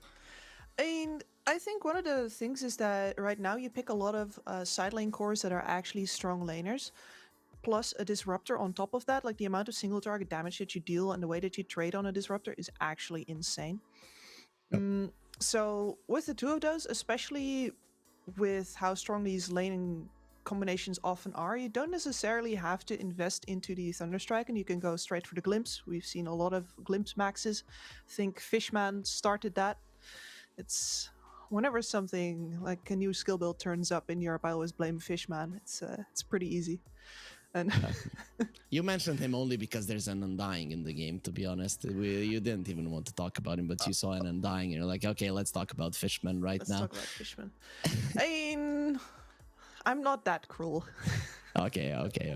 Makes sense. The Broodmother does come out from OG, so the lane isn't gonna be the easiest here for the hero, but if he survives the early 3-4 levels, it seems like both the Nature's Prophet and the Undying could have some issues. Yeah, exactly. I wonder if you still want to run this Nature's Prophet on the safe lane with a Broodmother up against you. And you already banned out the Monkey King yourself. You're going to have to think about the Naga Siren if you're Virtus Pro. Of course, it's most likely going to get banned out. Has Phoebe played any Pudge? That's one of those Broodmother counters that a lot of people... Yes, in Eastern Europe, usually people, when they see a Broodmother, they're like, CM Pudge, let's go, CM Pudge. And it does work out. I think they have done it. I'm not sure if it's in this tour or in the previous one, considering that this tour really almost nobody let the Broodmother through. Only the really top of the pack, like Hellraisers, or ex-Hellraisers now, Team Spirit, they would feel confident enough playing against the Brood, but everybody's like, nope, we don't want to see this hero. Virtus Pro though, they let it through here versus OG, so it must mean that they do have a plan. Absolutely. Yeah, another very infrequent pick is the Legion Commander. Was it the two of us that were casting the Legion Commander support who actually worked out super well versus the Broodmother? Yes, we were, but I haven't seen a Legion Commander in forever, so I just don't believe that anybody is gonna be pulling out that hero. Apparently Monaspa beat OG with it, like the OG Broodmother with the last pick Legion Commander. Was it a support Legion? Was it the draft doesn't look like it, no. Okay. It does, because it does sound like something that Spartan would play. It was Skylark. Okay. Makes sense. I mean, he's Greek as well, has the Spartan blood. He likes going against the overwhelming odds. Well, it makes sense. Makes sense that they're gonna be the ones playing. Absolutely. But nobody plays it that is not lore-wise connected to the Legion Commander. That's what I was saying. So they don't count. Anyways, though, looking at the bans here, OG, they're getting rid of some mobile heroes. I guess those are good catches for the Brood. Slark can be a good laner versus the Brood. With an Undying, will be a good laner versus the Brood. Sometimes the Slark pick does backfire. Sometimes it does do really well versus the Brood itself. Virtus Pro, it seems like they're really defending this Nature's Prophet in terms of lane and in terms of the rest of the game, right? Primal Beast, a big problem for you, both the Storm and the Puck. So to me, it's looking more and more like it is gonna be a carry Nature's Prophet. Yeah, most likely. And maybe you want to send that Undying to the offline. I mean, you have a strong enough lane for the Nature Prophet to get his levels right, and you're going to be able to trade the tower with the Broodmother after. You just need somebody to mop up that Broodmother lane once she's taken down your tier 1 and she's properly settled in your jungle. You need something to take the pressure off of that lane. The Mirana's not quite it, but I'm sure we're going to see their answer on the next pick. Could be something like a Tide coming through or something along those lines. That'll be in the alley of Noticed, though. Noticed has played the offlane Nature's Prophet, so even though from the bans I'm thinking this is a carry Nature's Prophet, I still wouldn't be completely surprised if it is picked up in the offlane. Plus, it's a somewhat of a self-sustaining hero, can stay alone in the lane from time to time, and Mirana likes to move around. And also Mirana is going to be quite nice in the lane versus an Enchantress if it does come to that matchup. Yeah, I wonder if it's going to be the Rubik instead though, which makes any kind of trading absolutely impossible for whichever core is in the lane for Virtus Pro, right? You come in there, you get hit with the Fade Bolt, you get hit with the Insatiable Hunger. Like that is not going to be a fun time. Yeah, it's just actually insane. You see a Rubik and the Enchantress now, they're on the same team, but when they're against each other trading, and the Rubik uses the Fade Bolt, the Enchantress uses the Nature Attendance, and Rubik actually wins that trade, and you don't often see an Enchantress lose a trade, especially with that kind of a start. So we've seen an Anti-Mage in the previous game. It was an Anti-Mage with a Diffusal, so wasn't even building into a Battle Fury, but instant response with the Slardar. Yes. Oof, that's an excellent answer to both of these lanes. Great versus the Brute, great versus DM. That is a slam dunk. No wonder they picked it up so fast. They were so ready for this on VP. I'm actually surprised OG didn't go for like Lich anti-mage. That is what I've seen in terms of if you really want the hero, you pick up a Lich so that your lane isn't in that much of a problem. Though now with the Vanguard build, I have seen anti-mages even in the lanes that they shouldn't necessarily do well against the Slardar in, still do somewhat okay. So do you think there's potential for Yuragi popping off against the Slardar, or is this just gonna be an easy lane for Virtus Pro? I mean, popping off is a really big term, but he's going to be able to hold his own if he indeed goes for that Vanguard build, which is a lot more common these days. I'm very interested to see what kind of build he goes, because you were talking about the Diffusal, but I know that Yuragi has also done the Radiance, the Vanguard Radiance build recently, right? Yep. I love that we have different itemizations on Anti-Mage now. Yeah, I mean it's still mostly Vanguard into a Battle Fury, like 97% of the games, but it's those three that are quite fun. Actually, wouldn't be a bad Radiance game if you look at it. Nature's Prophet and the Slardar do rely a lot on right clicks, and well, the blind, the mischance, it would come into play. Yeah, mischance aura, and neither of them really wants to buy an MKB. Yeah, maybe like for a luxury item on Nature's Prophet as like fifth or sixth item. Exactly. It's not high on the shopping list. Not really. Not necessary, at least in most of the games. OG, they ban out the TA. I like this. TA would actually be okay even to lane versus the Broodmother, to be honest. Even once the spiders do come out, they will ban out the Tiny. I think that's protection for their supports right now, because Virtus Pro, they are missing on that killer, that murderer with that would be playing with the Mirana. So I like the Tiny ban. Yeah, like the burst with built-in mobility, right? Or like an early blink dagger. And it's interesting because a bunch of the heroes that they banned out to protect their Nature's Prophet, I now see as like, man, it would have been nice to have on your draft, wouldn't it? A puck. Would have been would have been pretty hype. Yeah, definitely would have been. So what is left? Ember is not in the pool, Storm is not in the pool, Puck is not in the pool. Those are like the top ones, at least in Eastern Europe. Both OG and Virtus Pro do need their last picks. Are we gonna see like Invoker, a BZM Invoker here? That is decently possible, yeah. I do feel that they will lack straight initiation if they do that, but OG has not necessarily cared about that either. Like, they're very good at playing this more, like, they're gonna run at you, but they're gonna do it pressure style instead of initiation style, right? Just auras on the Broodmother and walk at you kind of thing. I guess other common picks that are still open currently, I mean, we talked about the Death Prophet, she's open. We talked about, no, DK is not open actually. Never mind that. He was very popular in Eastern Europe. I get why they banned it early on. Just so good on everything. Okay, I wasn't expecting that one. Yeah, I never would have guessed it. I'm gonna say it's a mid lane Magnus, right? DM is not gonna be playing this, is he?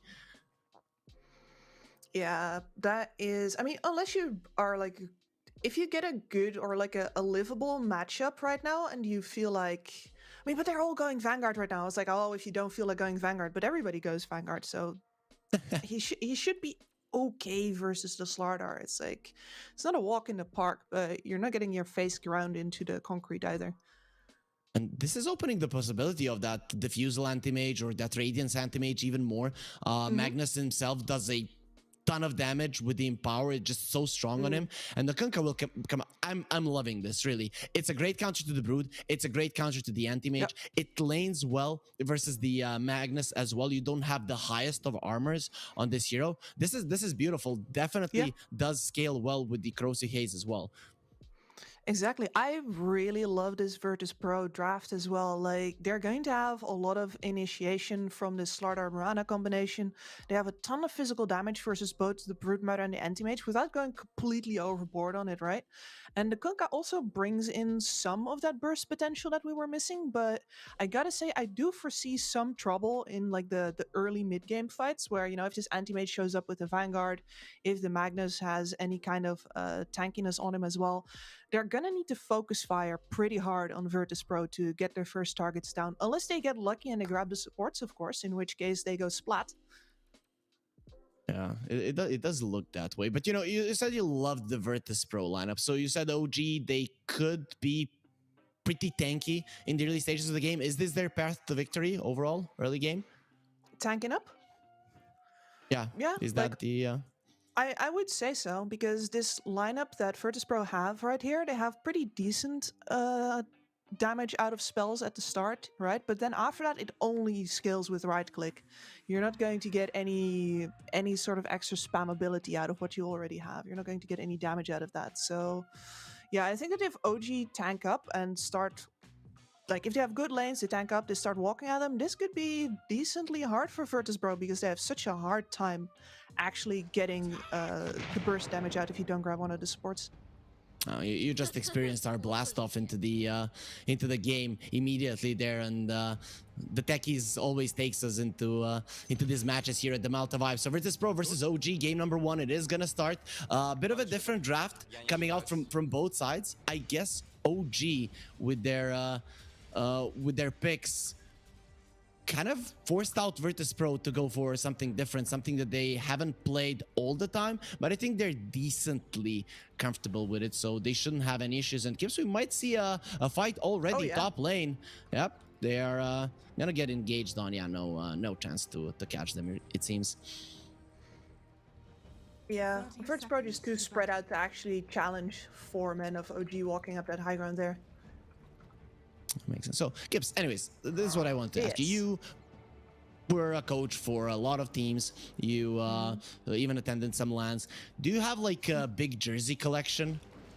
A big jersey collection? I have a decent one, but I gotta say that my parents threw out a lot of my gear, which I'm not.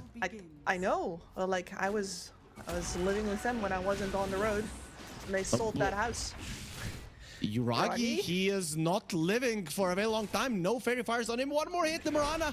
No, high ground misses. They do find him. He started off with the mana break despite just running in onto the runes. So he made a huge mistake there and will be going down. So anyways, the reason I was asking you about the jerseys, we have a jersey giveaway here during the Pinnacle Cup. So if people go towards Pinnacle Esports, their Twitter page, they follow it, they retweet the tweet, it is pinned there, so you'll see it pretty much explains everything. You like the tweet, you retweet it, you comment on it, which is your favorite team, and you become liable to win one of the jerseys that we're gonna be giving away. So, you know, even you can get into it, their kits to increase the your now not so big jersey collection. Exactly. I need new jerseys, man.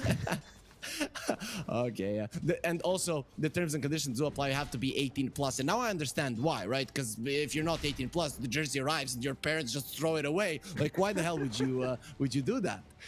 Yeah, or in my case, if you're 30. Okay, that doesn't matter. 30 is the new 20. They say at least. So in 2 years I'm gonna be 20 again, Kip. So that's actually quite nice. Oh, But talk to me about the. congratulations. Yeah, thank you. Talk to me about the lanes here. We're looking at the Slardar versus the Anti-Mage. Is this gonna be a straightforward win for the Slardar? Should be at the very least very Slardar favored, right? He does Yep. need to run out his mana first. Like, the anti-mage is going to deal too much damage to him until the mana pool is empty. After that, Noticed is going to have the upper hand in slapping him around.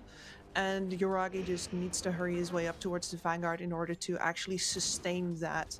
And the win condition for Noticed and Sayuv over here is to get so much damage in that interval where the anti-mage can't sustain yet that he misses out on a lot of CS. Yeah, people have strayed away from the Blightstone early on, but the Mirana did want to go for it. You know, speaking about Blightstones early on, Kiritich does have one as well. This bottom lane, any favorites? For now, DM is somewhat struggling, but he should be okay, right? Yeah, he should be okay. Like, as a Broodmother, you're not too happy versus the whole range thing. Your insatiable hunger is a lot worse when you first have to walk all the way up to them, right? But that doesn't mean that you're not going to get those levels in eventually and get that sustain in eventually. There he goes. And of course he has Chew with him.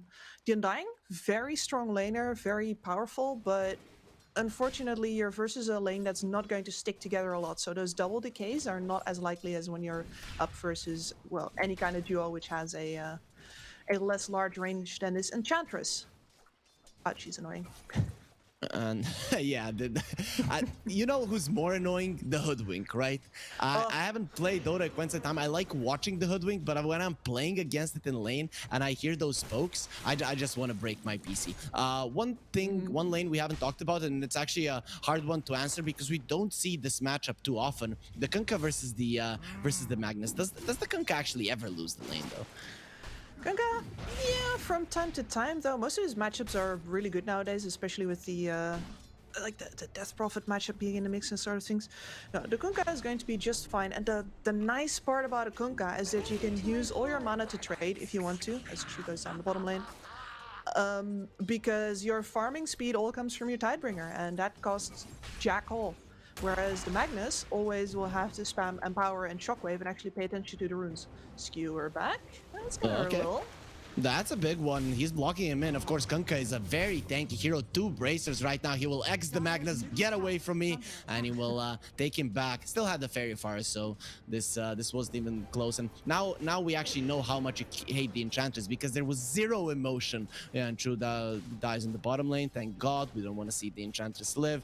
As the Mirana is getting low on the map. Some Virtus Pro heroes are getting very low. But speaking of that, Yuragi, close to death, not close enough. Exactly, completely out of mana over on the Slardar, and suddenly the Anti-Mage really only tickles. He does slow you quite a lot. I guess that's the downside. But Noticed doesn't seem to mind. And when the Blightstone kicks in, as well as the level 2 bash, that is a ton of damage on the Anti-Mage. Now Enchantress trying to kill the courier, will not get it. Does get the ghost though, so that's definitely going to be helping a little bit to keep the Undying away. So far, so good for Virtus Pro. They get 2 kills, but in terms of farming, OG are still doing relatively well here. Yep, especially Notice seems to have been spending a lot of time trying to run Yuragi out of sustain, but Taiga keeps on feeding him all these tangos, as he should, of course. It doesn't mean that Notice is actually behind on the CS on the Anti-Mage right now. And Anti-Mage already has his Ring of Health, halfway towards the Fit Booster. I think Yuragi is going to be pretty happy with how this lane's going so far. Yeah, actually, he's crushing the lane. When you see the difference, that is the difference maker why the net worth is even and not in favor of Virtus Pro. It's because the Slardar is getting dismantled in the lane. But then again, even the Brood isn't doing too well. 17 denies on the Nature's Prophet, but some of those are going to be treants, I guess. Of course. And the treants are going to get stolen as well. Always fun playing against Enchantress. You create them. You're the creator, and they turn against you because of a beauty. That's Oh, imagine that one. I guess if I have kids, you know, I'll be a father at some point because of love. They will just tell me, "Yo, old guy, just Oh man. don't get involved. Don't get involved." So, you know, Exactly. Dota teaching us valuable life lessons, like always. I'm gonna make my own mistakes now, Daddy-o. That's actually quite cool. So, but I mean, they're gonna make their own mistakes. But of course, we haven't made any mistakes in our lives. Focusing it on Dota, the best thing in the world, and hopefully our offsprings are gonna be doing the same most important thing in the world as well. Yuragi does have his Vanguard, so now things have. Are gonna start looking even better for him in the lane. I'm just curious, is he queuing up anything? No, only the power tread, so nothing. Seyush, he is queued up to die. No mana. Actually, does have the stakes just enough to leap himself away. And Yuragi, no more blinks to go forward. Notice is trying to do something to him, but even with the bashes, his damage output is not that high. And Seyush hiding in the trees, he's gonna try to find a spot, I guess, to die. And considering the Taiga, the second he finds him, Fade Bolt to the face does end his life. Yeah, don't waste any time on that. Just yeet him out. So when we look at the state of the lanes, any favorites here, or this is just somewhat expected, with the exception of the anti-mage maybe getting a little bit too much? Yeah, I definitely think that OG gets a little bit of a boost here because this anti-mage has been doing so well in his lane. And also, BZM has been farming mostly jungle over on the opposite side. He also has a ward watching this Kunkka's jungle. So they have a lot of playmaking potential, a lot of eyes on this jungle, as well as taking some of that farm away from Squadix. So OG just feels a little more comfortable getting out of this laning stage. And with the Broodmother almost hitting 6, they also have a natural tower pusher on that offlane. Whereas the Slardar, he's going to need some help from his buddies if he wants to push through this tower. Yeah, I guess a trade for Virtus Pro would be the best thing if the Nature's Prophet can rotate. BCM is working towards the Meteor Hammer. Actually, he does have it. So I've seen this from Davai Lama when he plays an offlane Magnus. I expected a little bit different something. Yuragi has been caught. The boat is coming in. He's not going to be able to get out of this one, and he pops the counter spell. Doesn't really change anything. They didn't even use the X, so now they're going to be using it. The Taiga very low with a haste on the Kunkka. This should be another kill. Let's see. Okay, the creeps, they're blocking and Squadix a little bit. Try to go with the Tidebringer, but it doesn't matter. If the Kunkka cannot finish the job, it's going to be Seyush. My cores, well, they're useless, so I have to do all the heavy lifting, and he gets a double. Excellent news for him. Yeah, and this is exactly the kind of rotation that Notice needs to push through this tower, but Yuragi is just immediately back.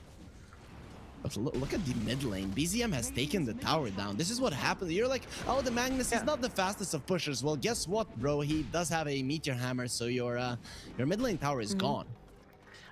I think it's a phenomenal item with how it changes the mind games of how you can move on the map.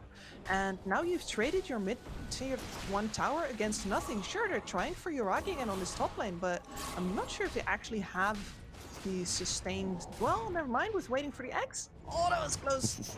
Oh, but he's still chasing forward. They want him. He's gonna have a blink in 5 seconds, actually, with a TP of BZM. You don't want him any longer. He does have the RP. The Meteor Hammer is coming through. No one is gonna be able to stop it. And so much damage being taken by Squadix. He doesn't care. Goes forward. Ooh, the Tidebringer not gonna connect onto Yuragi, but it will. Onto the Rubik. The tower shot finally gets the kill. Seyush has to be careful with only 1 leap charge. He is actually a viable target. They're gonna be going for him. A leap out, but they don't want to be chasing any more. It seems like they're not really aware that he doesn't have any of those left, or they just don't care. And look what's happening on the bottom, by the way. Because not only did OG just take the middle tower in trade for not a tower going down on the top side at all, because they defended that, but they're also going to be taking the bottom tier 1. That is so much space for this Broodmother to roam into farm on the bottom side of the map. It's actually ridiculous. During the pause, our viewers can always see the player cams. I'm not really sure what DM meant with cold. 1 minute, is he gonna put on a hoodie? Is that the idea? Kind of. Yeah. I guess that's the case, right? Extra pair of woolen socks. I could use that right now.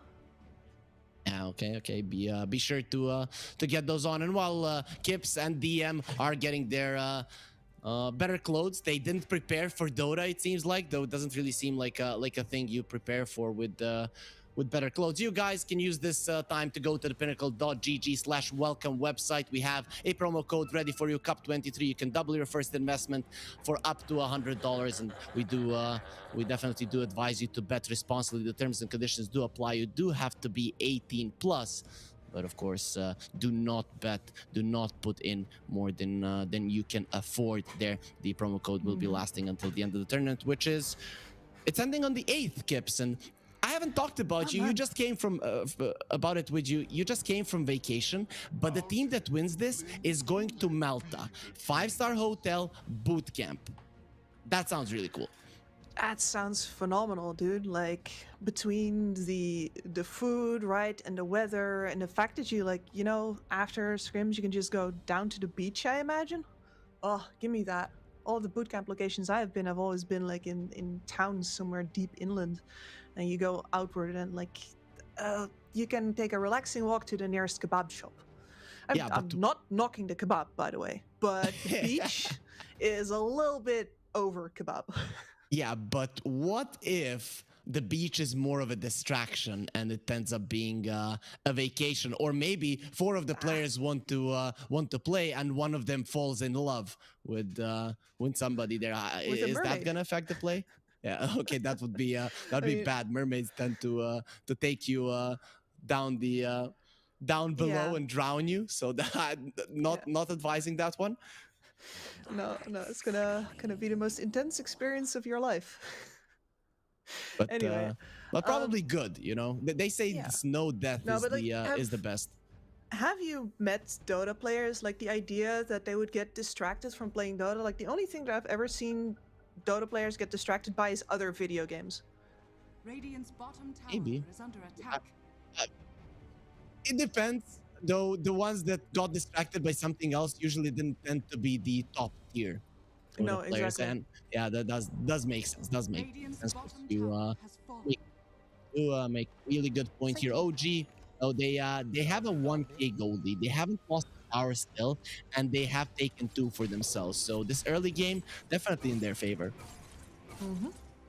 The only thing that's not going that phenomenal for them is that they're lacking a little bit in levels department over on their supports, but their core is looking really good there as well. And now that bottom tier 1 tower is down as well, I think we're going to see this gold league tick up unless Virtus.pro can do something right now to break open that map in their favor.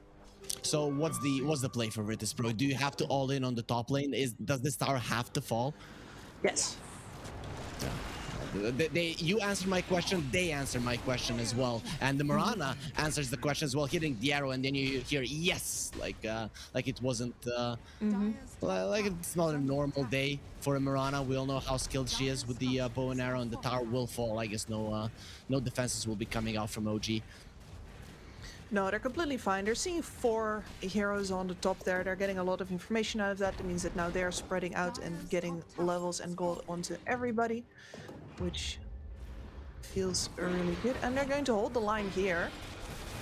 And let's see if it's gonna be successful. FNG, he is a very tanky. He's gonna be surviving through that one quite easily. And Virtus.pro, they're the ones running forward. Taiga, he just came back to the world of the living, and he's gonna stay there because the chase, it's not on.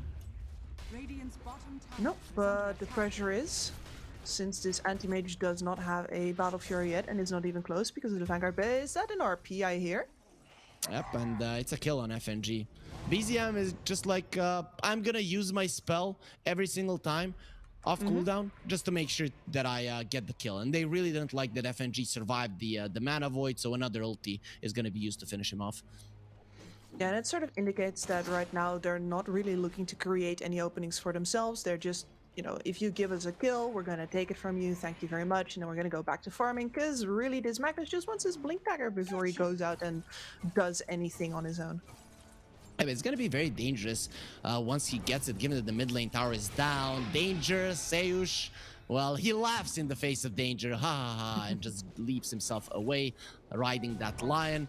Yuragi, yeah, better not do that. If you get marked by the starter, the chase down is possible. But for now, everybody lives. Yeah, did not get the D ward over on Sayush though, so they'll have to work around this little pocket of OG vision for now. So we're seeing those towers fell. OG took him, but other than controlling a slightly bigger chunk of map. They haven't capitalized on getting kills. Is that where the Blink Dagger of the Magnus comes in? It is, yes. Like with these pickoffs, you always need dark space on the map. You need a way to capitalize on the fact that they're further away from their towers. The backup can't come in. They might not have vision, etc. As youch, that's a lot of damage onto Taiga. Boom goes the dynamite. He's gone. He did steal the Corrosive Haze, but unfortunately he's not going to be using it for long. That's actually one of the better spells to steal. Even if you don't have damage per se on your team, the Corrosive Haze makes it so much easier to play. I've seen many games like, oh, they don't have damage, but they have a Rubik versus the Slardar. They steal the Corrosive Haze, and suddenly the team starts ripping everybody to shreds. Squadix, is this an Invis Rune or a Shadow Blade? He actually went for a Shadow Blade. I've seen this backfire, but let's see, is it gonna work out? Killing DM does get the X off, doesn't have the boat, but they're gonna try to go for it either way. The torrent slows him down, not by enough, and DM is out barely though. Thought that was not gonna be as close. I like this SB pickup a hell of a lot though, because this means that they'll actually have some extra burst damage. We were talking about how hard it was going to be for Virtus Pro in these early fights to actually deal enough damage without bringing the entire team, you know, because that's one of those things. Sure, you can deal enough damage if you bring 5 heroes, and OG are going to give you a thumbs up and outfarm you. So they needed more damage. I like the gamble on the SB instead of the BKB. Yeah, you know, my experience is coming from, I've seen so many times, oh, I love the Shadow Blade, or I love the drums on the Primal Beast, let's say, and then their BKB is delayed, and just 2 minutes before it should come out, they start losing the game and they can't get it. So I guess I'm just afraid of that happening. But yeah, in general, the Shadow Blade does seem like a good pick-off item, a good way to move around the map, go for DM, be annoying to him, do the extra damage, but we'll see if it does work out. Actually, considering how farmed he is on the Kunkka, he is gonna have that BKB in no time. Yeah, but as you say, it's always the last 2 minutes. I used to have that with back when the Lina mid was a thing, with the Linas who would go Yules first before their BKB. Like Yules BOT's BKB, it was always 2 minutes too late and they would be losing the game in exactly that moment. It's just insane how much those small timings can make a difference. Virtus Pro, they didn't want to catch the anti-mage. It's not going to be successful. Hiragi does get himself away. Squadix continues to farm incredibly well. I have to say, OG, I think they need to be a little bit more ahead in this game. If you go towards the later portions of the game versus a Slardar, you're not going to have a fun time. No, and that Slardar is going to enable them to take a nice and early Roshan. That said, Notice is not having a great game right now. He is in fact most of the goal difference between the two teams, and they haven't been able to leverage him into any kills just yet. He also doesn't have his blink up yet. We're going to be waiting for that for about a minute more still. So he currently produces not a lot of threat and not a lot of damage. I've seen Slardars skip the Mask of Madness and go for a Blink Shard. I think this could have been a viable build in this game, but Notice does want to be a little bit more relevant in smashing people down. You get the Roche, but this bottom tier 2, it is taking a solid amount of damage, and it will actually fall. So I'd say that's a nice trade for OG. Very classic, but yes, absolutely. That just needs a little flick of the wrist, right, and it topples right on over. Actually, FNG is just going to take it down, does not succeed. Unfortunate. What was happening with his damage? He was punching it. It looked like it didn't have any HP, but just wasn't enough. But that trade used to be a lot more common, Kips, when we didn't have this AoE glyph thing. Chu gets caught. Did he make a mistake with the Kunkka? No, not really, but still killing Chu not gonna be that easy. He's not moving, so you have all the time in the world and no one is really coming to assist him. Kunkka, oh, nope, he can't do it. He just can't do it. Couldn't make himself go for that one. The zombies, on the other hand, they don't care about beauty. FNG is still going forward. Kunkka now, are we doing this? You are not doing this, but Kiritich, well, he does have some attack speed items compared to the Kunkka, who pretty much has none, so he will be able to hit her and finish her off. Yep, and that leaves Notice a lot of time over in the triangle, which is showing where their priorities lie. They want to scale with all 3 of their cores, and it means giving priority farm to the Slardar right now, while the Kunkka is running after a Magnus arrow combo. Yeah, and with the Nature's Prophet coming in, they're gonna try to save him there with the Guardian Grease. BZM lives. He does have a ton of armor under that tier 1, 19 to be exact. And now looking towards Garrett, he does have the Aegis, so this is not the easiest kill. Stolen Corrosive Haze. So we talked about how much damage it's actually gonna bring to Dale on the Slardar. He does show his Blink Dagger, but just to get RP, the Starstorm is gonna be dropping. But look at that Mana Void getting 2 kills. Yuragi is gonna get a third one. Give me all the gold. A anti-mage's dream, and the only one surviving is the Kunkka. Didn't even get the boat off, and it seems like the rum was gone, meaning that Virtus Pro, they will lose 4 of their heroes. What a disaster. Yeah. Yeah, and I love BZM's decision making there, right? Because you can see Virtus Pro spreading out. They know that BZM, sure, he's low, but he's got a Blink Dagger, he's got an RP, he's going to come back in if we group. So they stay nice and spaced out. Nobody can get caught in the same RP. So what does BZM do? He picks up one of them, skewers them towards the other. Voila, 2-man RP. Sucks to be you. Yeah, it definitely does. I can't help but feel it would have turned out better for Virtus Pro if they just chased BZM. Yep. Because then you don't have that threat hanging over your head, and you can just actually group and focus fire, which is something that we've spoken about. They need to do that. Yeah, they definitely do. There are those Guardian Greaves at the last moment from DM. I guess Virtus Pro, they already started backing off, and then they just let it go. They thought they couldn't have it, and they might have been right. Now OG don't have the RP, but Virtus Pro, they don't feel the confidence to go forward. No, they don't, and that means the clock is ticking. This anti-mage is going to have the Manta style finished up pretty darn soon. And that's where he's going to become proper involved. Squadix, no bolt right now. Look at the impetuses, they really hurt. You would need that boat to mitigate the damage. The arrow will not connect. And Taiga is taking some damage, but he's turned into a zombie as well. In the end, well, zombies, they're dead too. DM, the TP in without any mana. So now he's gonna be bashed up. This time around, OG, they don't have enough heroes to survive. He does have the Guardian Greaves. It is not enough to live, and Squadix gets himself a double. Virtus Pro, they haven't lost anything. They will lose FNG right now, but for a really big kill as well. With the arrow connecting, you don't move. You just die. Virtus Pro, they get themselves another. This time around, it is a 4-for-1 in favor of Virtus Pro. Virtus Pro showing their teeth there. Beautiful patience from Notice, making sure that he can jump in at the moment where he guarantees that they're going to get both support kills, and then without the RP, the utility is supremely lacking on OG. They don't have the playmaking capabilities to do anything against just getting clicked down. Yeah, so the torrent was stolen, if I saw correctly there. So not the biggest of spells, but definitely good to have it a little bit to outpush the waves. Only 1k gold lead right now for OG, close to 2. But the anti-mage did get himself towards the top of the network chart. Is this lead for the anti-mage enough to actually win this game? We know 25 minutes to 35. That's usually when the anti-mages pop off.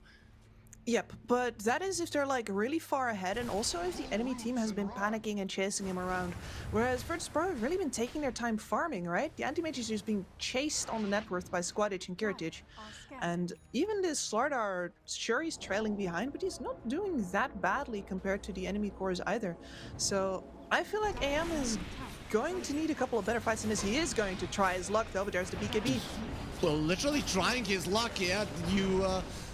You can't be that lucky. Oh, Yuragi, he gets out of the boat. A bit of a mistake, but Notice is still going to be chasing him. Hello, laning by the end. Goodbye. Taiga is going to be next on the menu. Once he's marked, the kill will be easy. The damage is going to start coming through, and this Rubik will not be surviving. The top lane duo of OG gets destroyed by the offlaner of Virtus Pro a little bit later, but he does get his revenge.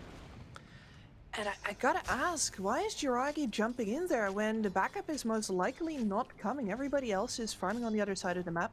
They're waiting for some timings, right? The Halberd is flying in for the Broodmother right now. We've got just finished off a 4-staff over on BZM, right? So yeah, I understand why the anti-mage is the one to make contact with the enemy, but like making contact and keeping their attention is not the same as just blinking in on an AM without any backup. That felt rash.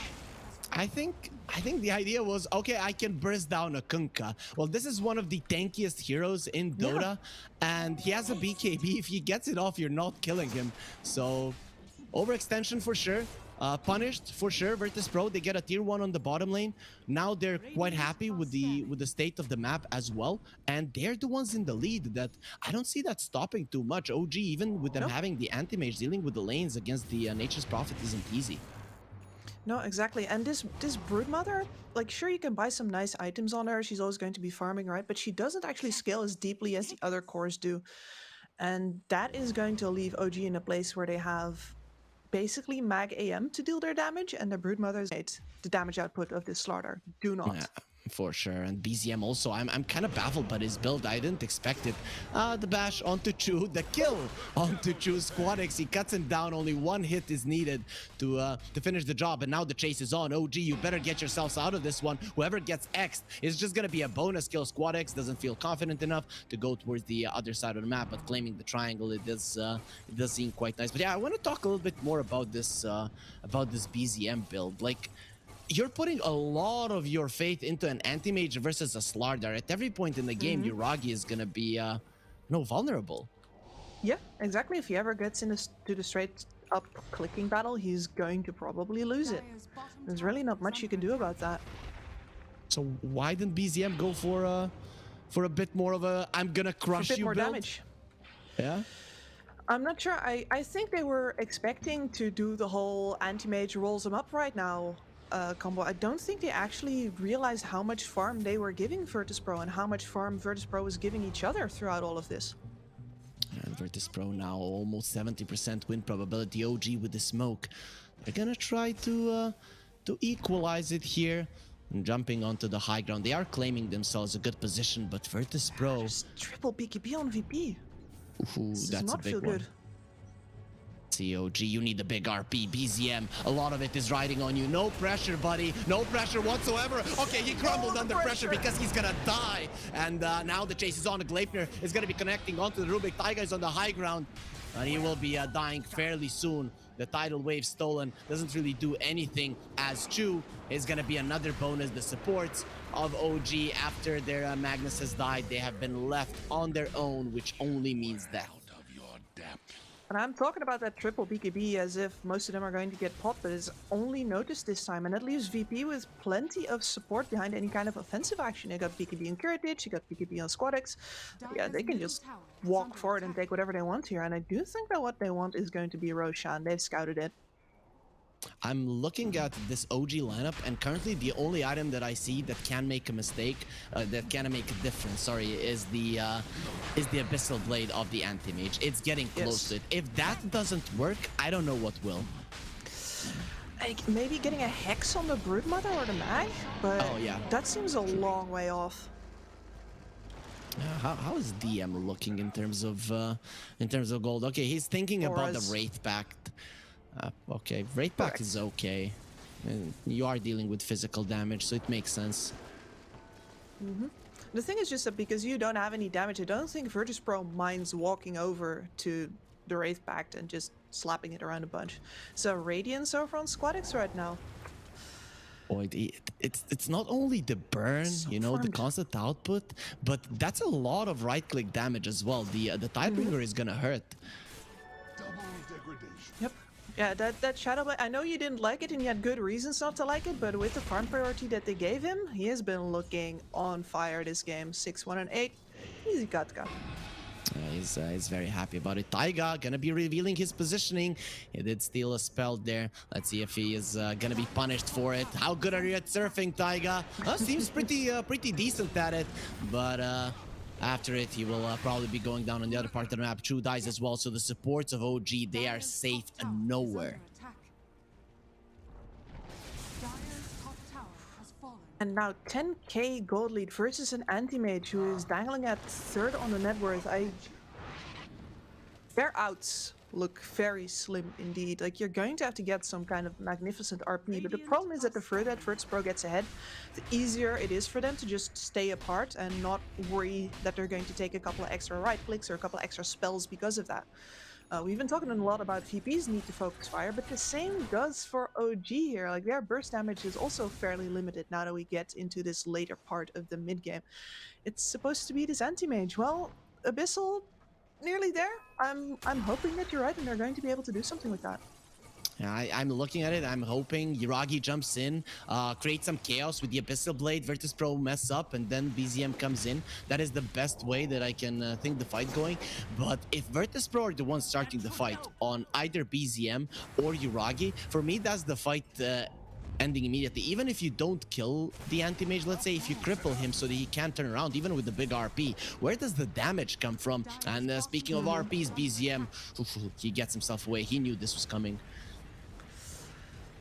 Yeah, I mean, as far as I'm concerned, I think DM needs to be tanking a bunch of the damage from VP, and that would be a mistake, right?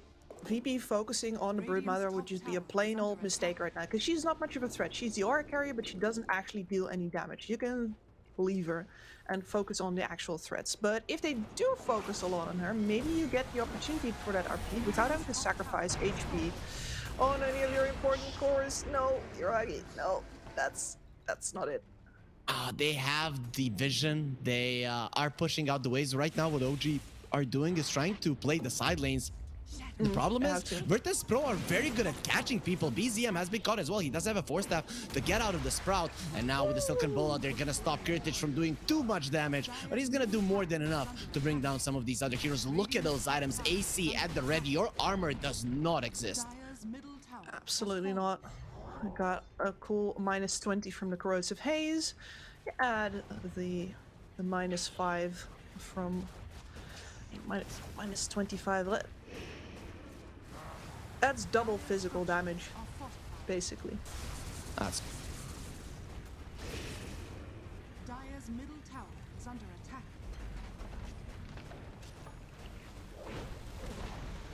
Dire's middle tower has fallen.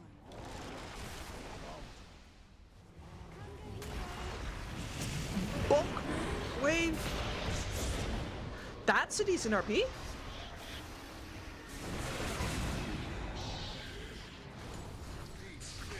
There was just no follow-up. Look at this anti-mage. He's just getting bashed. That's GG. Yep, you just call it right there. Oh, that sucked for OG. Because they did get that opportunity, right? They did get that RP, but the anti-mage was not ready to follow up there.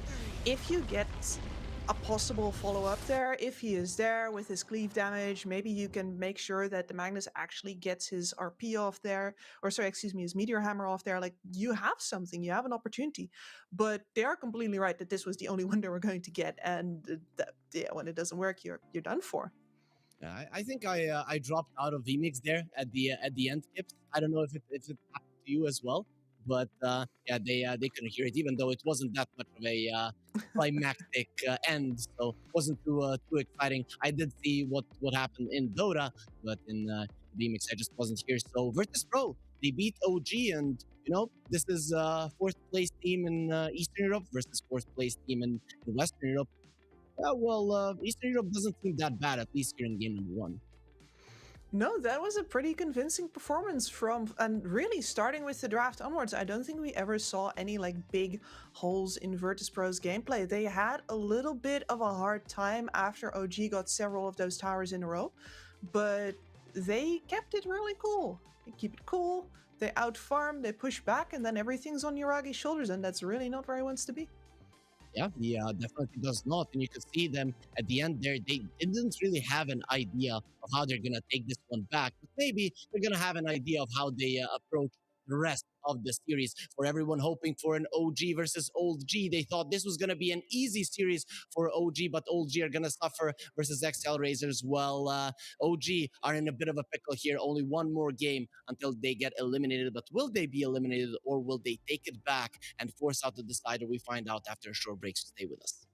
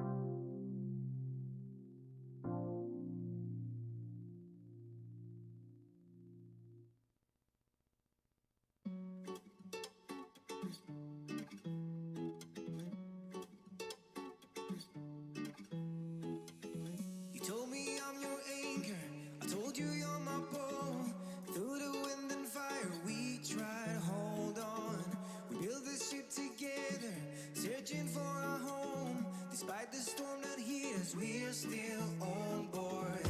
Dancing in the moonlight, the world just stops and stares. We got no destination, I'll take you anywhere. All the doors we've opened and all the books we've closed. Words just come together, a story that we never told. So far taken for my own. You said just keep holding on. If you're about to break, I'll always be your captain. From our failures we have grown. You said just keep holding on. If you're about to break, I'll always be your captain. I'll be your captain.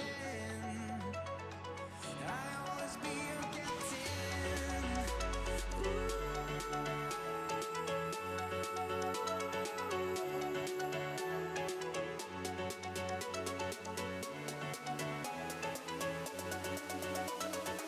I'll always be your captain.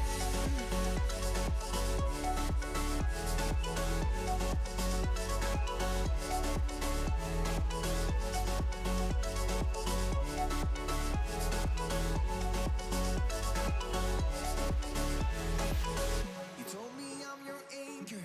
I told you you're my pole. Through the wind and fire, we tried to hold on.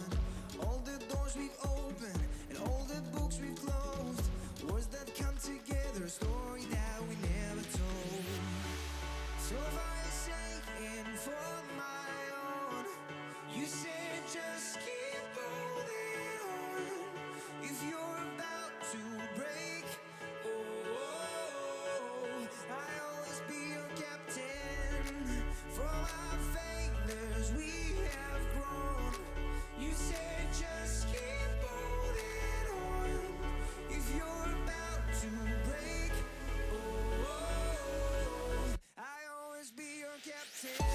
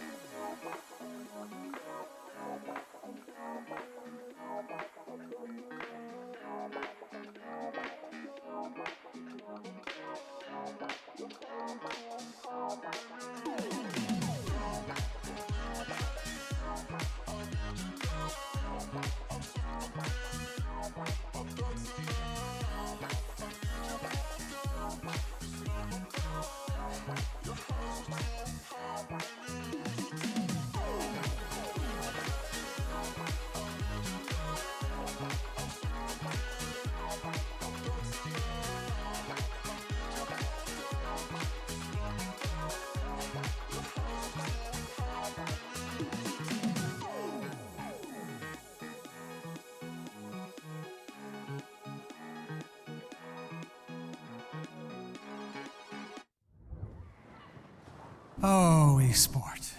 You and I have come a long way. It was such humble beginnings. As we gathered in small groups, we were professionals right from the start. Passionate, organized, and ready to rumble. We dreamed big, and surely enough, our parents supported us at every step of the way. Didn't they? Fired up by all this love, it wasn't long until we caught the scent of competition. To be honest with you, it wasn't always that easy. Joe here, he had to take on 2 side jobs to afford playing professionally. It's gonna get better, Joe. And some of you dared to not even call this a sport. And look where we are today. An endless stream of esports events every year. Bet you didn't see that coming, Mom and Dad. And you know what? We have been with you every single step of the way.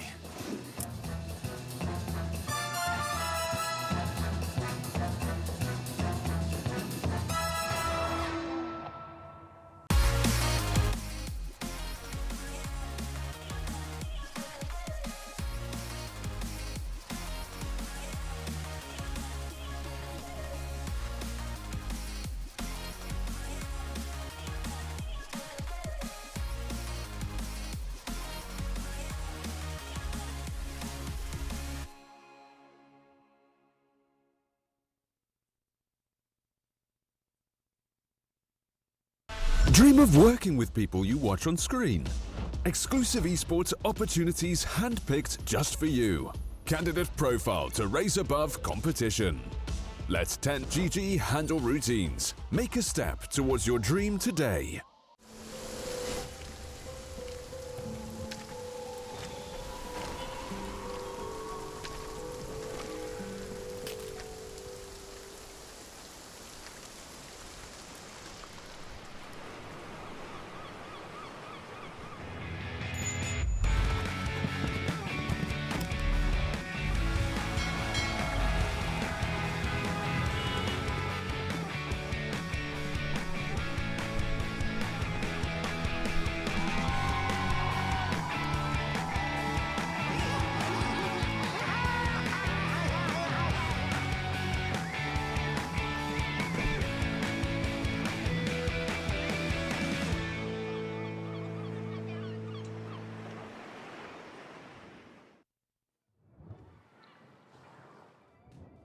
And we promised a short break here at the Malta Vibes Pinnacle Cup, and we return. This tournament is brought to you by Gaming Malta, and you want to check them out, go to gamingmalta.org, and you will be finding out what they're all about. I'm Harry Freak. Joining me is Kips, and Kips, I see that you let your hair down to be together with the gang. It's like trying to match. Thank you.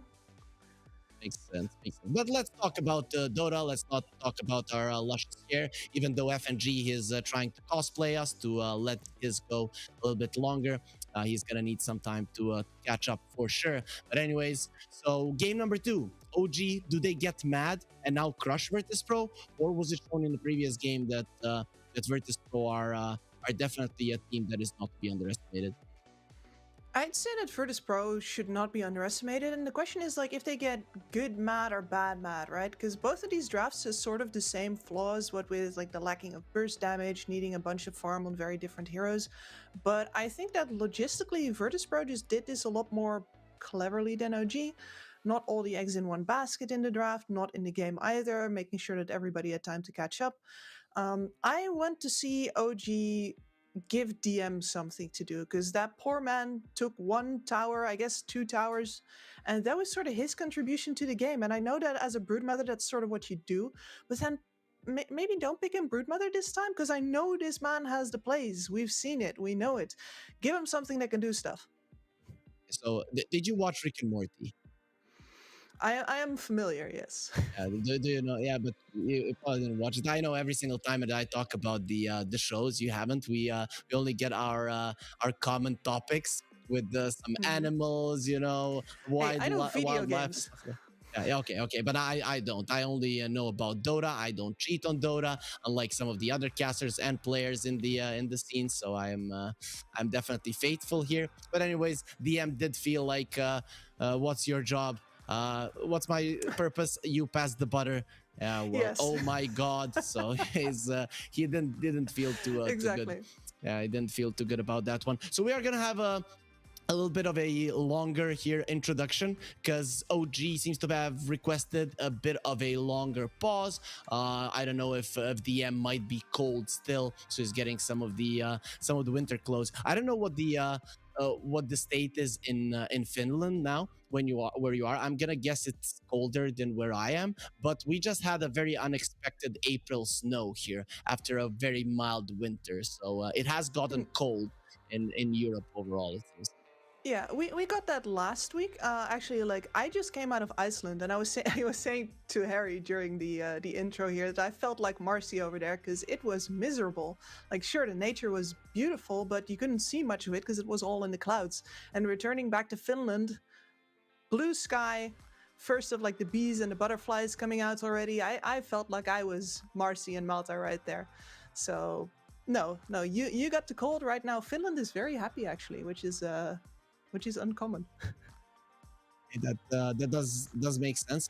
Overall, I think it was one of my friends who moved to somewhere in Scandinavia. I'm gonna say Sweden, but overall, we're like, do you have a lot of rain or something like that? And said, yo, no, there's no bad weather. There's only bad clothes here. So they're actually ready for that one. And speaking about being ready, we're not going to wait that long. It seems that everyone is nice and cozy, and we're going to get ourselves into the draft here, Kips. So Virtus Pro again on the Radiant side, and it's going to be OG with the first pick. This is usually what we see. Radiant side is less favored, and the first pick is less favored. So the teams do swap those out. I have to say, in Eastern Europe, it was like 60-40 in favor of Dire. And then for the last week, it equalized, right? So Radiant won almost all of the games. So I think this is actually quite nice for Virtus Pro, considering that in Eastern Europe, people have been winning a lot of Radiant. Interesting. Like when I hear statistics like this, I always have to think, all right, is that because maybe the earlier side of the week was like a lot of all kinds of like different teams still figuring things out, and then as they went further, like the skilled teams figured out how to win on Radiant and it equalized. But I'm not so sure. I'd want to look further into that. So makes sense. Talking about interesting stats, I have one for you that I learned in conversation with the esports people in Iceland. Most big sports talent are born in the first half of the year, because that means they're the bigger ones in their year group, right? So they get advantages over the rest of them in like the year things. But that's why they didn't succeed. Yeah. Oh no. Are you from the second half of the year? Yeah. Because most big gamers are from the second half of the year, because they know that like as kids they weren't going to be physically the best, so they more often sought refuge in gaming. And a lot of the big esports people are all born in the second half of the year.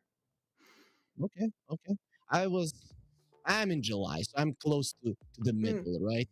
But I was pretty decent at traditional sports. I would say I still am, though. I'd say when playing basketball, I cannot the hoop any longer. I just don't have the feel in my hands. No, but it's still, I'm a big guy, so I can do it the old fashioned way. I'm stronger than you. I punch you. I get towards the basket. Anyways, Enchantress again for OG. So Chu gonna be doing the same thing. They feel like this is the right opening for them.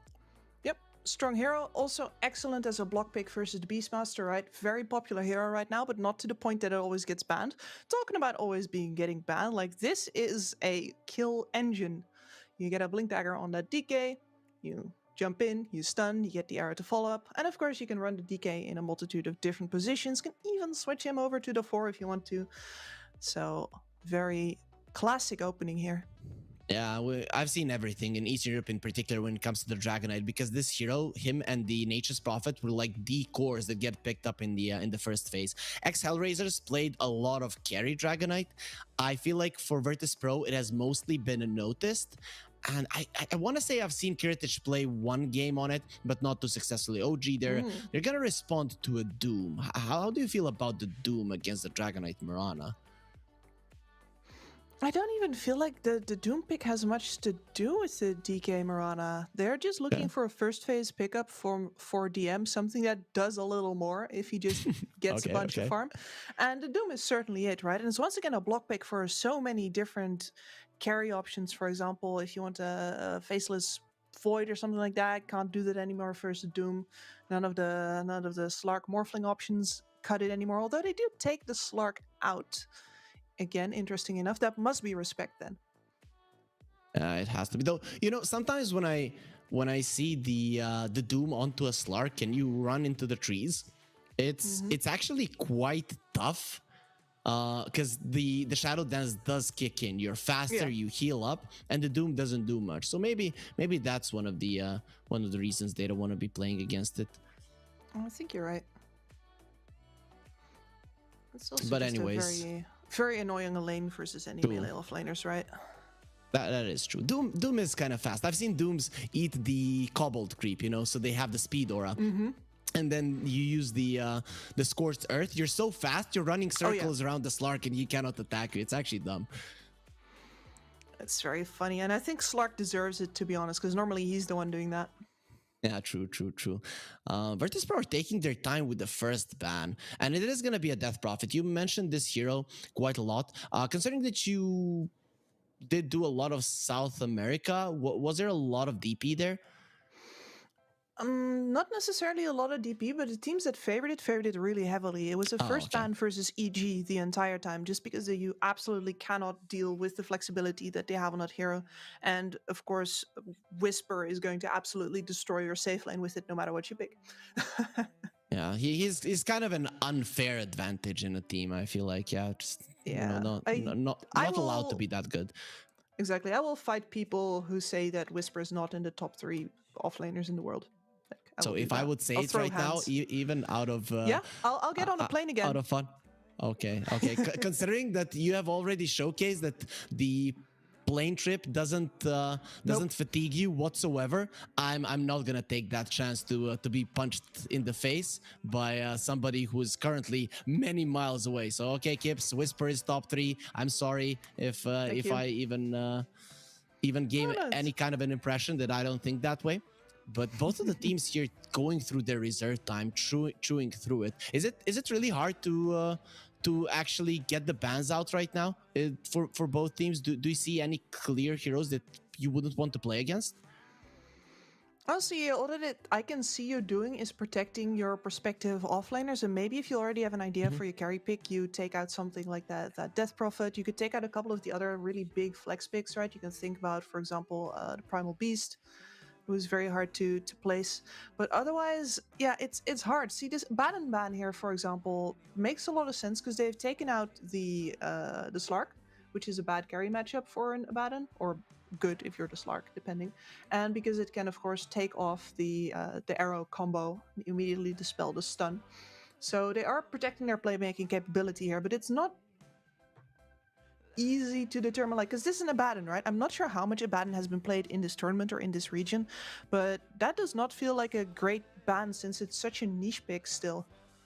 Well, not too much, but definitely does make an appearance from time to time.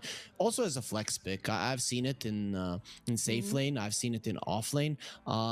It has been played in it was played by Nightfall. Yeah, but he literally plays a carry role from the off lane, so he doesn't count. Yeah, okay, makes sense. OG, they're gonna be banning out the anti-mage. The Nature's Prophet is still in the pool, so I wouldn't mind if OG go for that one, even though Dragonite lanes well against it. I've seen the just sheer map presence of the Nature's Prophet be a problem to a Dragonite. Yeah, because the DK is a pretty unmaneuverable hero, right? You pick a lane and that's where you're going to be shoving this tower, and your team comes to you and joins you in the push. And if you go to the other side of the map, it takes a long time to shove waves out and be a threat again, so you can't ever take your Dragonite back anywhere really. And it means that other heroes have to respond to this Nature's Prophet if you don't want to slow down. Yeah, this is a prep pick for that NP. This is right. If you want it, we already have a support in place that can hunt you. Now, do you dare? Makes sense. And the two supports here, actually, now you don't have to rely only on the Dragonite Blink stun for an arrow, because you have a Clockwork to set up for that one. I like it, right? Doom can be very fast. Enchantress builds into a 4-staff, but before she has it, the Clockwork is a problem. I really enjoy this. And that's out of the left field. Okay. I've seen the Bloodstone Zeus become more and more popular. So I'm kind of hoping to see that. You know, you get 1 HP, you pop the Bloodstone ulti, and you just crush it. So I'm hoping that does happen. And this is also a deny pick, because they pick up a Terrorblade, and Zeus would be great against it. Exactly, and so Morphling is out, Drow is out. That's you got to go Ember immediately here, because how many of the other classic TB counterpicks are left now? Not really sure. I mean, Ember is okay, right? Yeah. But he is kind of in trouble already versus the Doom. Mm-hmm. So I'm Yeah, and the Ench as well. Like buy Flame Guard immediately. true. Morphling is out, Drow is out, Anti-Mage is out, Slark is out. Is there really anything like a Monkey King out as well? Yeah. No, and that's where you go towards like, okay, I'm going to pick an Ursa and I'm going to be A, be faster, and B, hope that my BKB is still on by the time he really wants to Sunder. This is not looking like an easy one for Virtus Pro. I guess the minus damage for Dragonite is gonna help throughout every part of the match. Maybe you just make sure that the Flare Blade isn't doing as much. But when you look at damage for OG, it's definitely not gonna be an issue this game. Whenever you see a Zeus, if he's alive, he kills you. Yep. And he is going to be winding down those BKB timers that are going to be so necessary in the fight of these melee heroes versus the Terrorblade. Yeah, Sniper, just get all the ranged carries out of here, why don't you? Anything else, right? Because you cannot pick a Luna. I've seen Luna with utility items do well versus the Terrorblade, but usually it does not. Oh, Arc Warden. We've seen one played by Old G, but I've never seen Virtus Pro play it, so I'm gonna say it's not up in Kiritich's alley. Yeah. I mean, listen, it's a very good matchup. It's just that Arc Warden's ass. True. And it's a specialist hero as well. It's specialist hero? Okay, how about PL then? Not a specialist hero? Versus a Zeus? Yeah, okay. It's it's not all fun. bad. No, it's all bad no matter where you turn, isn't it? Okay, listen to me. Yes. Carry Dragonite with the Radiance, and you get an offlaner that deals with him. Okay, so Underlord or Timber? Either would be good. Yeah, I think that would actually be a solid one. Though I have to say, last time I saw Virtus Pro play the Dragonite, I was in a carry position. I was not impressed, but I think that might be the best approach. Yeah, I think that you're right here, but it doesn't feel good. Let's see. 55 seconds there. The Nature's Prophet got banned out. I think that would be nice, considering that OG, other than the Terrorblade illusions, their ability to deal with the side lanes wouldn't be that great. You can send the Zeus, but much more you would like to have him in the fight than somewhere else. And imagine if he's just somewhere else split pushing, but he's gonna be an easy target for the Clockwork himself. So that would be a problem. Virtus Pro, they banned out the Rubik. They need to get rid of one more support, some damage dealer. If OG was an Eastern European team, I would say Techies, but not sure what is left. Like a Snapfire doesn't seem too bad. Snap seems pretty dang good. I like the snap. Damage, disable, extra leap out of the cogs as well. The Skywrath Mage is solid too. You know, extra silence for the Ember Spirit, making his life miserable. You don't have a lot of stuns, but you have the slows, and that should be good enough for the Mystic Flare to come in handy. Plus the bonus damage from it is gonna be a tiny. Okay. Yeah. So amping up the burst potential, getting some proper initiation in as well, because they have all of the vision on this lineup, right? It's going to be fairly easy to know if they can jump or not, and if so, who to jump. But they didn't have you know jumper what Virtus Pro plays? They play a Darkseer. This is a killer Darkseer game. This is a rather nice DS game, isn't it? And you can get like DS Clockwork, DS Ember Spirit. Oh boy. Let's go. And still it's going to be a Dragonite Piranha. Yep, there it is. All of the points. There it is. Nice. Oh, I think Virtus Pro won this draft here, Kips. I think they're actually on a good path to win 2-0 versus OG. Oh, but that feels. Oh, they might be. Yeah, this is a beautiful pick, but it really does come down to if Noticed gets to actually properly land his spells onto the TB. Of course, it's easier with a normal punch now, right? But you're going to have to be on his case, because this is also a good Doom game still. This is also a really nice Zeus game still. And it is gonna be a position 4 Zeus. So it is gonna be a heavy damage dealing position 4, and BZM takes the Tiny. Looking at FNG, Seyush, these are easy targets, and Tiny usually does lane relatively well versus the Ember. If you're not careful, it can get tossed back, and that's a lot of damage into you. So I'm still liking Virtus Pro, what they have. I don't want to say they outdrafted the OG. They still do have the last pick, so I do favor their draft slightly. But how is it looking in your corner? So in my corner, I am worried about Squadix. He is going to be in a laning matchup where you're going to be wanting to skill the Flame Guard, but then everything in this game absolutely demolishes your Flame Guard. You're not going to be tanky at all here, between Taiga's damage and Chu just straight up taking it off. I'm worried that there's a hole in the middle of this draft where this Ember Spirit normally would turn up. So I like their draft more as well, but I'm not as sold as you are. Overall, there's gonna be an explosion on the middle of our screen right now once the techies comes in, and we're gonna be getting ourselves into game number 2. Virtus Pro, they are gonna be on the Radiant once again, going with an interesting draft on their side. And OG, well, their draft is pretty fun to see as well. When I look only at Eastern Europe and Eastern European teams going up against each other, it's very easy to predict what everybody will get. Here, it is a lot more fun, and not too fun for Seyush. He does have the Windlace. Is that really gonna be enough for him to live? Nope. Actually, he will survive. Cogs are pretty powerful. Does mean level 1 cogs now, of course, so you're not going to be as happy with that as level 1 battery assault, but it'll do, and you can still be a complete and total nuisance with that. 30 seconds to battle. So let's see here. Start of the match. No kills happening. OG, they did go for a play, but unfortunately they didn't really get the connection. Some of the wards have been placed. No surprises there. Pretty common spots. Kirtich, what is he doing here? Fishing. I think he got something. Yeah, but it's a little too big for him to handle. Yeah, it's not really good. He does have 3 stick charges. Will use them. It doesn't change anything. BZN gets the first blood. Okay, he gave the first blood to the enemy mid laner. Considering we crushed them so easily in the previous game, guys, let's give the first blood to the best one. Yep. Sure. Make it fair. Not like there's any kill potential coming out from this Tiny onto the Ember Spirit or anything. And they also lost the mid ward because of it. Okay, that was weird. I'm gonna say it. That should not happen. So Kirtich definitely not in the all 4 bounties on OG because of that as well.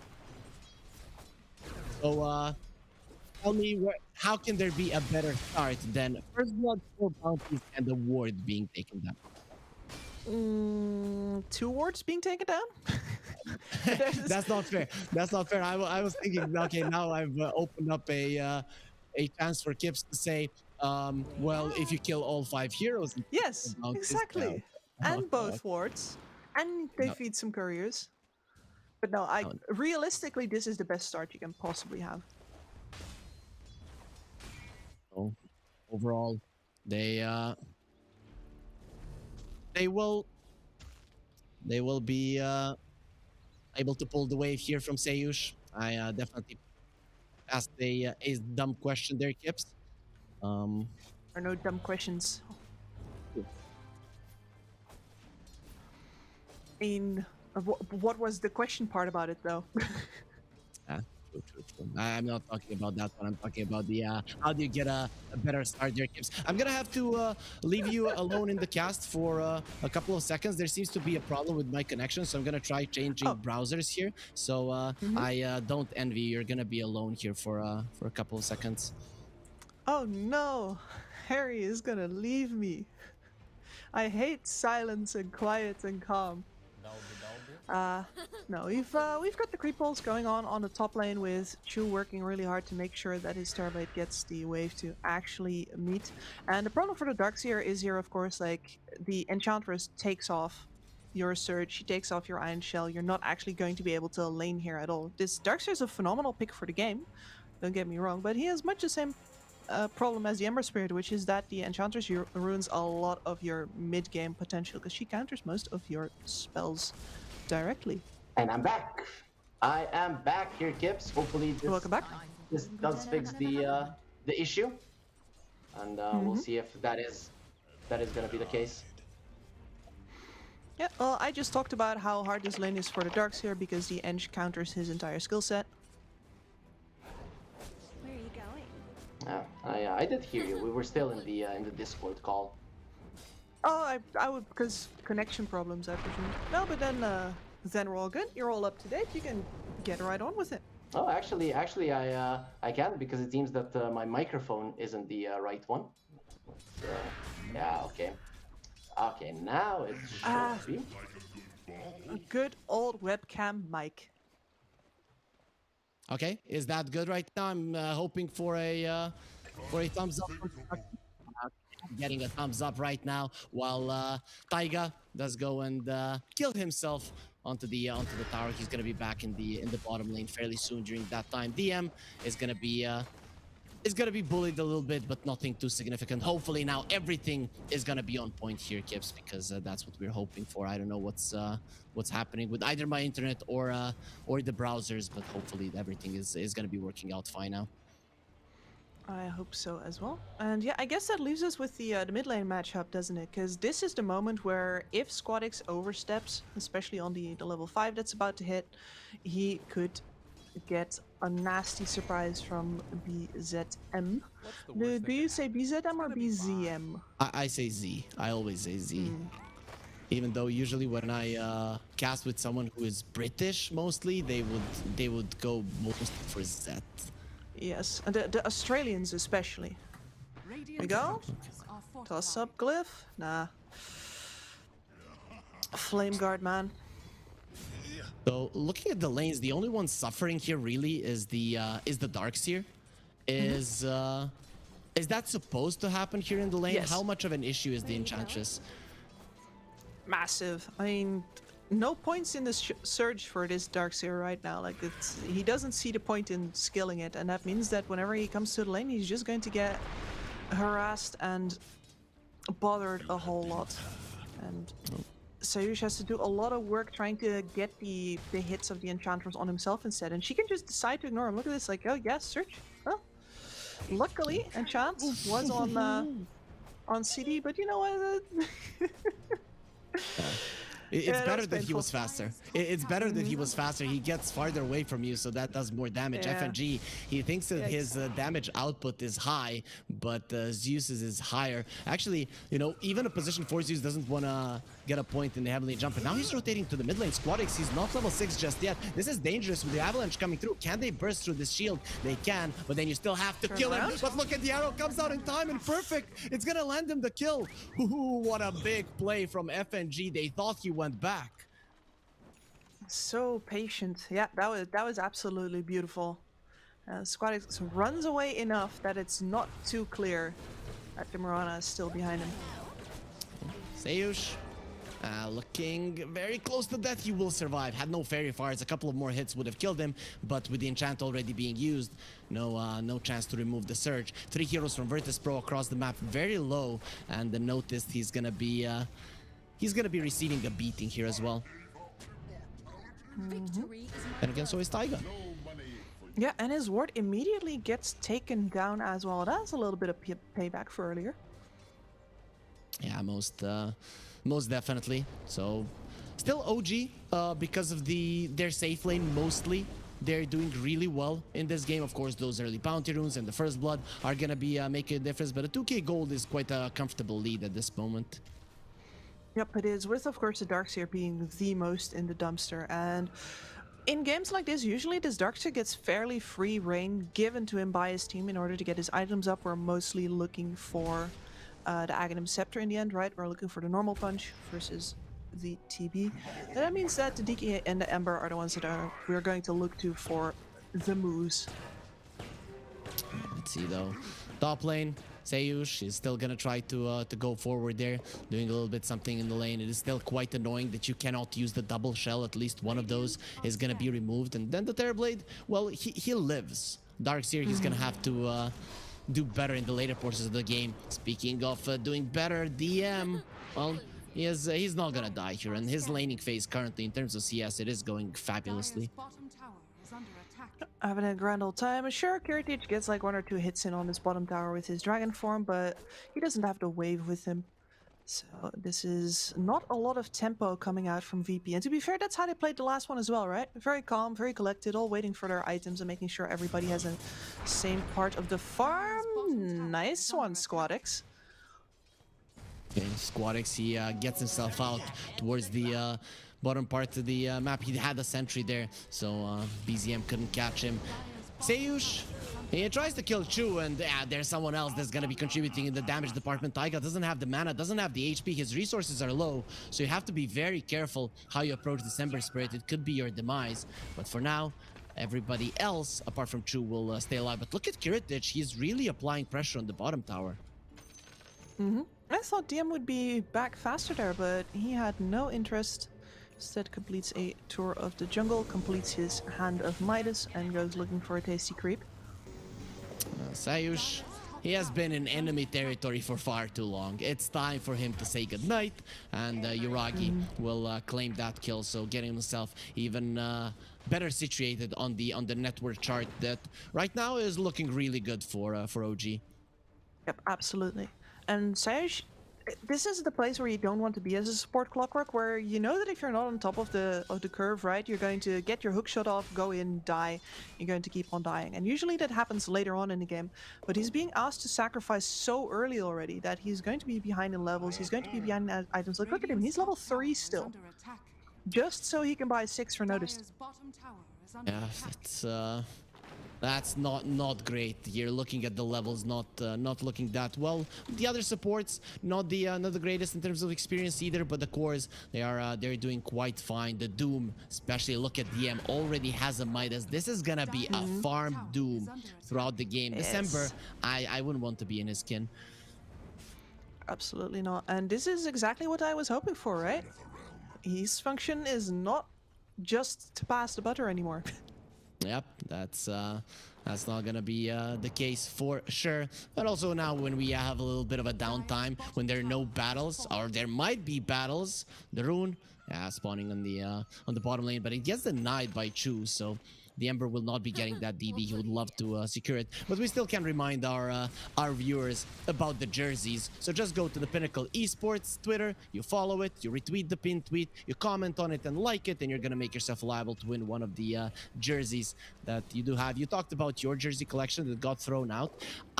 In my home, I only have one OG jersey. It's my girlfriend's, and she got it while I was still trying to compete for Dota. So yeah, I don't like it that much, right? I feel like it's a betrayal. She should have had a Harry Freak jersey. Exactly. Well, but you are the one with access to the Harry Freak jerseys. Like, you should have given her one. Why doesn't she have one? Yep, I don't know. It's okay. It's my fault. I agree. Oh, no. I agree. She didn't ask for one, right? But she got super happy. I think her friends got her the OG one, and she was pretty happy. So after that, my soul was crushed. My soul was crushed, and that's it. She should have thrown it away. Like, no tail, no. I know who my number 1 is, but yeah, that didn't happen. That sucks, man. But like, what can you do? It's Big Daddy. True. Taiga, he is gonna have to be dealing with his illusion here, but no problem, because BZM is here to save the day, and Seyush, well, he's not gonna be surviving for long. So that dive doesn't really work out. The tower doesn't take any more damage than it did, but it is dropping down. So in terms of tower damage, VP are actually in a good spot. They are slowly chipping away while keeping the farm. I mean, the farm difference is not creeping up anymore in OG's favor, right? We've been steady at this 3k for a bit, which is pretty bad news considering we're only 2 minutes out of the laning stage here. But on the other hand, could have been a whole lot worse. This Doom's not running away with the game just yet. And they are waiting for OG to make those aggressive moves first. Okay, so Gibbs here, she's being an optimist. It can always be worse. Virtus Pro 3k gold, it's not that bad. You're up against the Doom, so it is not the biggest of deals. But look at OG, they're invading the enemy triangle. They would like to get a core, but that's gonna be a little bit tougher. But support kills, well, those are a bit easier. Still, Taiga will have to pay with his life. He did use the Thunder God's Wrath, but immediately taken down. So Virtus Pro, they secured themselves a response skill, but it was still OG coming forward. So with the TPs being brought in, it's still somewhat of a win. Yep. And that means that Notice now has Vanguard Arcane Boots complete. And we are going to go for a stroll, see if with help of some Iron Shells they can make a rotation here onto this mid lane that's getting shoved in. Yeah, let's see if they can get the initiation into the mid lane. They get on top of Chu. He doesn't have the hook shot, but the Moonlight Shadow is quite nice. At least one of the support ultis will be helping him close the gap. So Seiyush, he is the one that secures the kill. And Virtus Pro, they're pressuring top lane, they're pressuring mid lane despite being behind. It's just not OG's timing yet. It is not, and now we've got a little bit of that dragon form to threaten the mid tower with as well, which OG seems to not be interested in because they smoke towards top and leave Squadex there. Like he's the only one they can see currently. I think they wanted to have wards in the enemy triangle, but their previous invasion failed, and now they're sort of waiting. Can they kill him? Ooh, that's close. Is it close enough? He didn't have the Remnant back, so now he has to take this route. And is it a good one? Ooh. Nope, he gets sniped. Well, what is that range? I'm guessing Taiga did max that one out. That was a huge range coming out from the lightning bolt. And yep, he does have it maxed out. If that was level 1, level 2, it wouldn't have reached. Absolutely not. That still felt a little far for even level 4, but you know, sometimes Gaben blesses you. Yeah, that is true. BZM not gonna be too blessed here. He is surrounded by 2 heroes, and there's a wall on one side that he wants to run through. Not gonna be happening. Sayush still alive. Finally will be dropping down. Taiga secures it, but noticed, yeah, he's very good at skipping rope, meaning that he's very fast as well. So he gets himself out with the surge, and OG this time around the trade will not favor them. No, absolutely not. This Tiny with the Blink Dagger is their main source of momentum. It's their main source of initiation, of burst damage. You need this guy to get you these kills, and he thought that the Clockwork overextended as always was a good target, but Sayush, he's got those raindrops. And he's been buying space all this time. Like, there's a Radiance up on Kiritich now. Oh, I hate when this happens when you're a Mirana and you leap, and mid-leap they stop you. He gets tossed back. In the end, TP out, he's still gonna be fine. Yeah, you mentioned the Radiance being done, so that is a huge deal. That's gonna increase the farming potential of the DK quite a lot. And actually, Dragonite is a pretty formidable late game hero if you get the right items.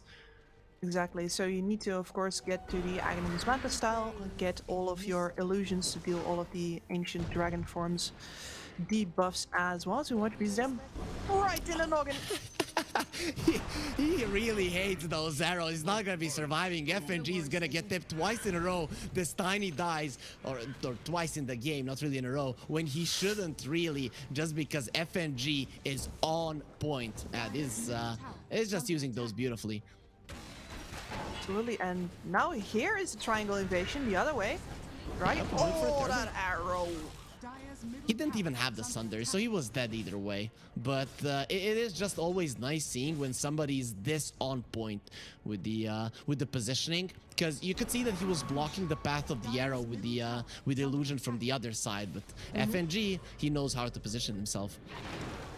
Yep, sneaks it right on through, and that also means that this catapult is doing a ton of damage here. They've got Sayush now. Well, do they have him? Sayush, excuse me. Yeah, he'll die. He's so fine with that. Exactly. He's gonna take that any day. He loses his life. A big rotation from OG. Their mid lane tower does take some damage, but they're gonna try to take the enemy mid lane tower. Of course, Kiritich doesn't allow it, so that gold will be denied from OG. And well, Virtus Pro could claim that mid lane tower fairly soon. The gold denied. The group up from OG wasted, and yeah, the next time this DK shows up with the ultimate form, that tower is going to get knocked right on over. So we are waiting now because the Tiny's window has failed, right? We are waiting now on his Blink Dagger from DM, and he's got it right now. So this is the next window for EG. The previous window cost them 2k gold advantage, so let's see if this one does better. I was about to call you out and I'm still gonna do it. You promised me DM in this game. He is gonna be doing some things. He has been farming now so far for 17 minutes. We haven't seen anything being done. Does that change now? Yes. Okay. If it doesn't change now, I'm going to call him out on Twitter, start some beef. It's been a while since I've had that. Okay. Let's go. So, guys, if DM doesn't do well right now, we're gonna have some drama in Dota, so get ready for it. DM, though, we all know this guy. He knows what's up, and he's gonna do his best to find something. But look at Virtus Pro. They're aware that this is coming. They're even gonna use the scan, so they know exactly where OG are. Yeah, I mean, like, you can clearly see here. This smoke's for his timing. These moves are for his timing. Like, he's trying his best, man. He's just trying to catch smoke in his hands right now. Yeah, you promised me drama, not that you're gonna be defending if things don't go well. So yeah, I'm not satisfied here. But then again, neither is OG. They are 2k gold ahead, but they have a Doom, so that is gonna be a little bit inflated for sure. He is farmed, has the BKB, has the blink, and he's gonna try to use it on the top lane where the Ember is already gonna be getting out of that one. So all of it happened so fast, and FNG has the Moonlight Shadow to protect him. Virtus Pro are dodging fights. What are they actually waiting for? The dodges right now, as far as I'm concerned, this is all just waiting for the Darkseer to get items. I'll do better next time. Yeah. Like, look at this as well. This is for all 3 cores over on the mid lane. Yeah, they split push side lanes, then they connect onto the mid lane wanting to get the tower. They only get the kill in the end though. Chu, he gives his life away to create space for the rest of OG to connect. They immediately come over because they're so desperate for a fight, and Virtus Pro, they're not giving it to him. They're starving. They haven't even used Doom's ultimate yet. Come on, Squadix. Come on, get out of position so they can do. Everybody in the chat is hoping for old G versus OG, and well, this game still OG is in a solid spot. The Terrorblade is farmed up. Yes, late game can be dangerous versus the Radiance, can be dangerous versus the Darkseer, but it is not impossible. Nope, it's not. Sorry, I keep on clicking on this mid tower and checking, like, is it really on 2 HP? Yep, yes it is. Nobody has bothered to, you know, give it a little love tap. No. No, it's good. It's good right where it is. Come on, Squadix. It's only a Doom. Virtus Pro feel like they're being baited, and it does look that way. OG again, 4 heroes. They're not letting this one go. They really want to fight around the mid lane tower. Avalanche will get used. Ember will be fine. Doom jumps in. He doesn't see any good targets. The arrow will not get connecting this time around. FNG not on point. Cogs keeping the Doom in place. Doesn't want to use the BKB just yet with the mech. Seyush is healthy enough, and here comes the dragon. He is hungry. And the Zeus, well, he's not going to be in the skies any longer. Kiritich is the one who reigns here. And Virtus Pro, they get themselves a kill. And OG desperate for a fight. But they do come out behind. Yep, and I wonder if that was deliberate or a miscommunication where the Tiny has the Ember. And the Doom does not jump the Ember, but he jumps over on the side instead. And normally if you have 2 initiators, right, that's a very good idea to sow chaos, especially if you think you can take one of them down. You're immediately moving on to the next targets, but instead they got nothing, and they were left standing on that high ground, hoping that Virtus Pro would give them another opening. Nuh-uh. Nope, they're not giving anything. Here we can see Rana, FNG trying to deal with that Dark Troll Summoner unsuccessfully for now, pushing out the side waves. This is what Virtus Pro have been doing. Bottom lane, the Ember got attacked, but he did have a Remnant back, so he will not be going down. BZM, his farm is starting to suffer because he just can't get any kills. Oh, and this is the worst place to be in as a core Tiny, where you're going to have to ensure your own way of scaling. So he's saving up for the Aghanim Scepter. This is going to keep him in the game damage-wise. It's going to supply farm. But it makes your fighting very conditional. You're not necessarily an initiator anymore, but a follow-up. FNG, just not an easy hero to kill. It feels like OG needs 2 cores to get a kill. And Virtus Pro are using this. As soon as they see either the Tiny or the Doom on the map, they do whatever they want. They're actually BMing OG here. Everywhere they want, they're just approaching. The gold lead is still going in favor of OG, but how much does this actually matter? Definitely not. Okay, All right. true. Caught. DM gonna be popping the BKB. That's gonna be his 9-second one. At least Seiyush should be going down. He is kind of the standard kill that OG have been getting here. But again, 4 of their heroes, they do show up and not much happens there. Terribly, it has a BKB showing even more that OG are desperate for a fight. Can they walk into the pit? Is that possible? I mean, they can walk in there. I'm not sure what they're gonna do. Okay. So no would be the answer. No. Against the Clockwork and the Dark Seer, yeah, that would be dangerous. Absolutely not. Yeah, like you're fighting in small spaces versus, for example, this DK Radiance as well would be ill-advised, and the Ember Flame Guard on top of that. Just none of it feels good. Yeah, let's see. OG, they're in a smoke. 4 of their heroes. They're chasing for Squadix, who is out. He doesn't care to stay here. Where's his remnant? Actually, I don't see it. All the way. I mean. Okay, he's in the mid lane. Okay, so yeah, he wasn't even close to death. Again, OG are gonna be dodged. This has to become frustrating at some point. Oh, it's fantastic to see them chase after these kills while VP chill. Because this is the second game in a row that VP are doing this to them as well. It's like, yeah, whatever. You're 4K gold ahead. That's really cool. Now come fight us. Zeus will get fought right now. OG will lose their support immediately, so that's a solid chunk of their damage gone, and with the second support dropping, they don't want to continue this engagement any further, so nice 2 kills going their way. Maybe they can go for more here. FNG, he was definitely desperate for a bit of it, so he will be a consolation prize for OG, and Kirtich pops his dragon form. I'm guessing this is a farming one, given that no fight will be given. Yeah, it was just like, okay, they're backing off. All of the spells have been used for now. I am going to farm with this, because it is a waste if you don't constantly use it, right? Definitely. So they have a 4K gold lead. They are ahead. They have the extra money, and we have extra money prepared for our viewers as well. They go to pinnacle.gg. They use the promo code CUP23, and they're gonna be doubling up their first investment for up to $100. So we do advise you to bet responsibly, guys, and also you need to be 18 plus to be able to claim that. But other than that, knock yourselves out and have fun. Speaking of which, OG continuing not to have fun in this game, because whatever they come up with, Virtus Pro have a response. BZM does get himself an Aghanim Scepter, so that is going to be a solid amount of damage coming through from the Tiny. It is, and it's a lot of punish for a team that's going to be fighting, want to fight, in fact, in these tighter spaces, right? With a lot of vision. And it's one of the things that OG will have. We talked about it before, between the Enchantress and the Zeus, you're going to know where they are, and BZM is going to capitalize on that information, going to go into the Daedalus after. I've seen his item turn again around. Okay, there it is. There's the Doom. It's gonna come out, and Squadix immediately dies. 55 seconds on the sideline. The bonuses now should easily come through. You don't have your mobile hero, and OG, they have found their opening finally after 10 minutes of searching for a fight. It's gonna be here, and this should be Roche time, right? Yeah, this should be Roche time. They should be relatively safe here now. Especially if they keep a watch out over on the side. Look at these little skellies already scouting.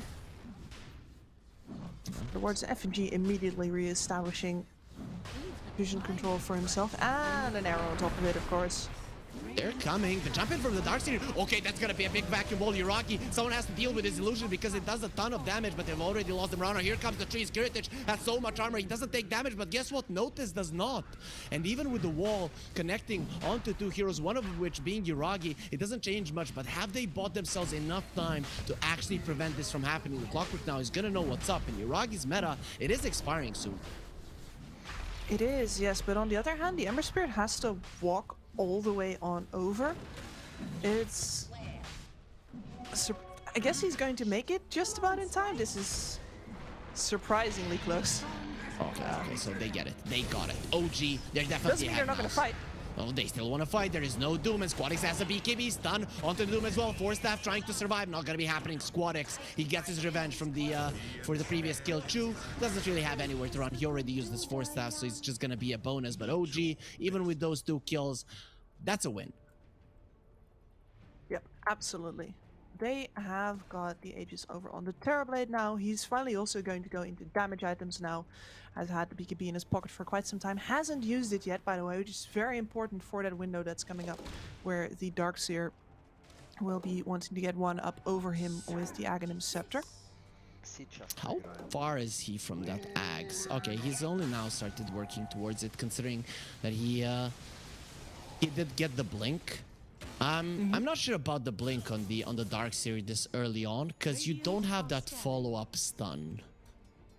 Exactly. I feel like the blink was a little bit of a waste without having the Aghanims already, because the reason that you get it is to make sure that as soon as the Terrorblade shows you, you blink on him and you punch him, right?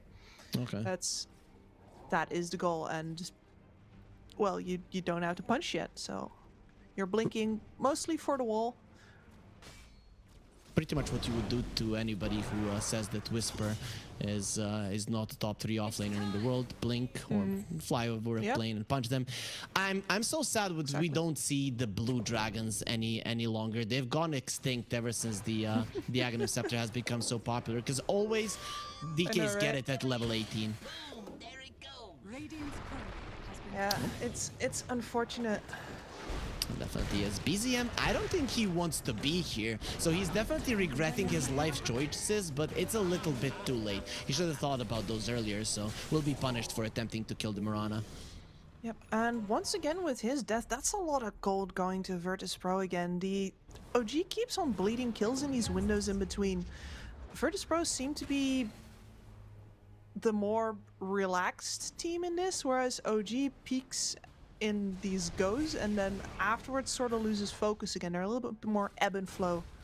Virtus Pro to be more constantly on the ball. Oh, that's a nice prize. Clockwork did try to keep them in place, keeping them in the cause, and now with the arrow and the stun, that's a kill. That's a kill. It's definitely worth it. Kiritich will be popping the BKB, going forward for more. Oh, they don't have any more stuns left, so Taiga is out. At least he will survive, but you're happy with the trade. Absolutely. That's another 2k off of the gold lead. I mean, it's teetering a little on the edge there, but that's big. And the Doom, his Midas is coming off cooldown. Yeah, okay, sad.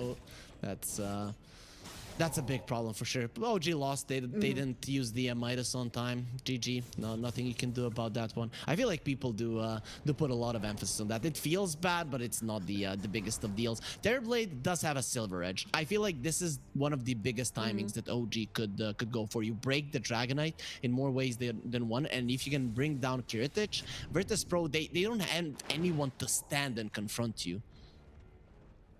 Like the amount of damage and tankiness that the DK will be missing as Chu pulls a Sayush.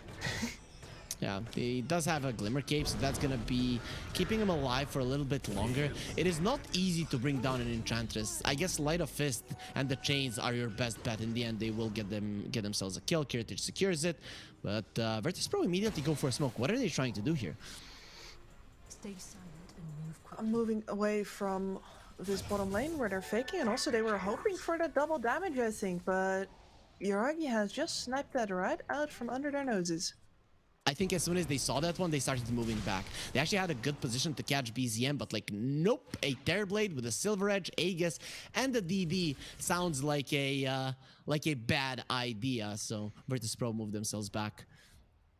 Absolute recipe for pain. They're fine waiting here though. They have only the point booster to go over on the Aghanim Scepter for the Darkseer, and they're going to be dodging right up until they've got that item. DM Ogre Seal Totem going towards the top lane. He wants to use his Doom for the second time in this game. First time, very successful. Squadix? Yes. Okay, that's his courier. I was like, did he die? Then look at, no, he's full HP. What happened? Okay, he lost his courier. So BZM, he gets a grab, but not really on something that he would want. And they have thoroughly advertised where they are currently staying. We're here, we're here. Notice us. Pro. Yeah. Yeah, you have been noticed. They don't care. They just don't care. They see you. They just don't want to fight against you. The Dragonite will get his Manta. Is this the right approach? Is Virtus Pro's late game just so favored that this is what they can get away with? Or do they feel like at this point they cannot win a fight?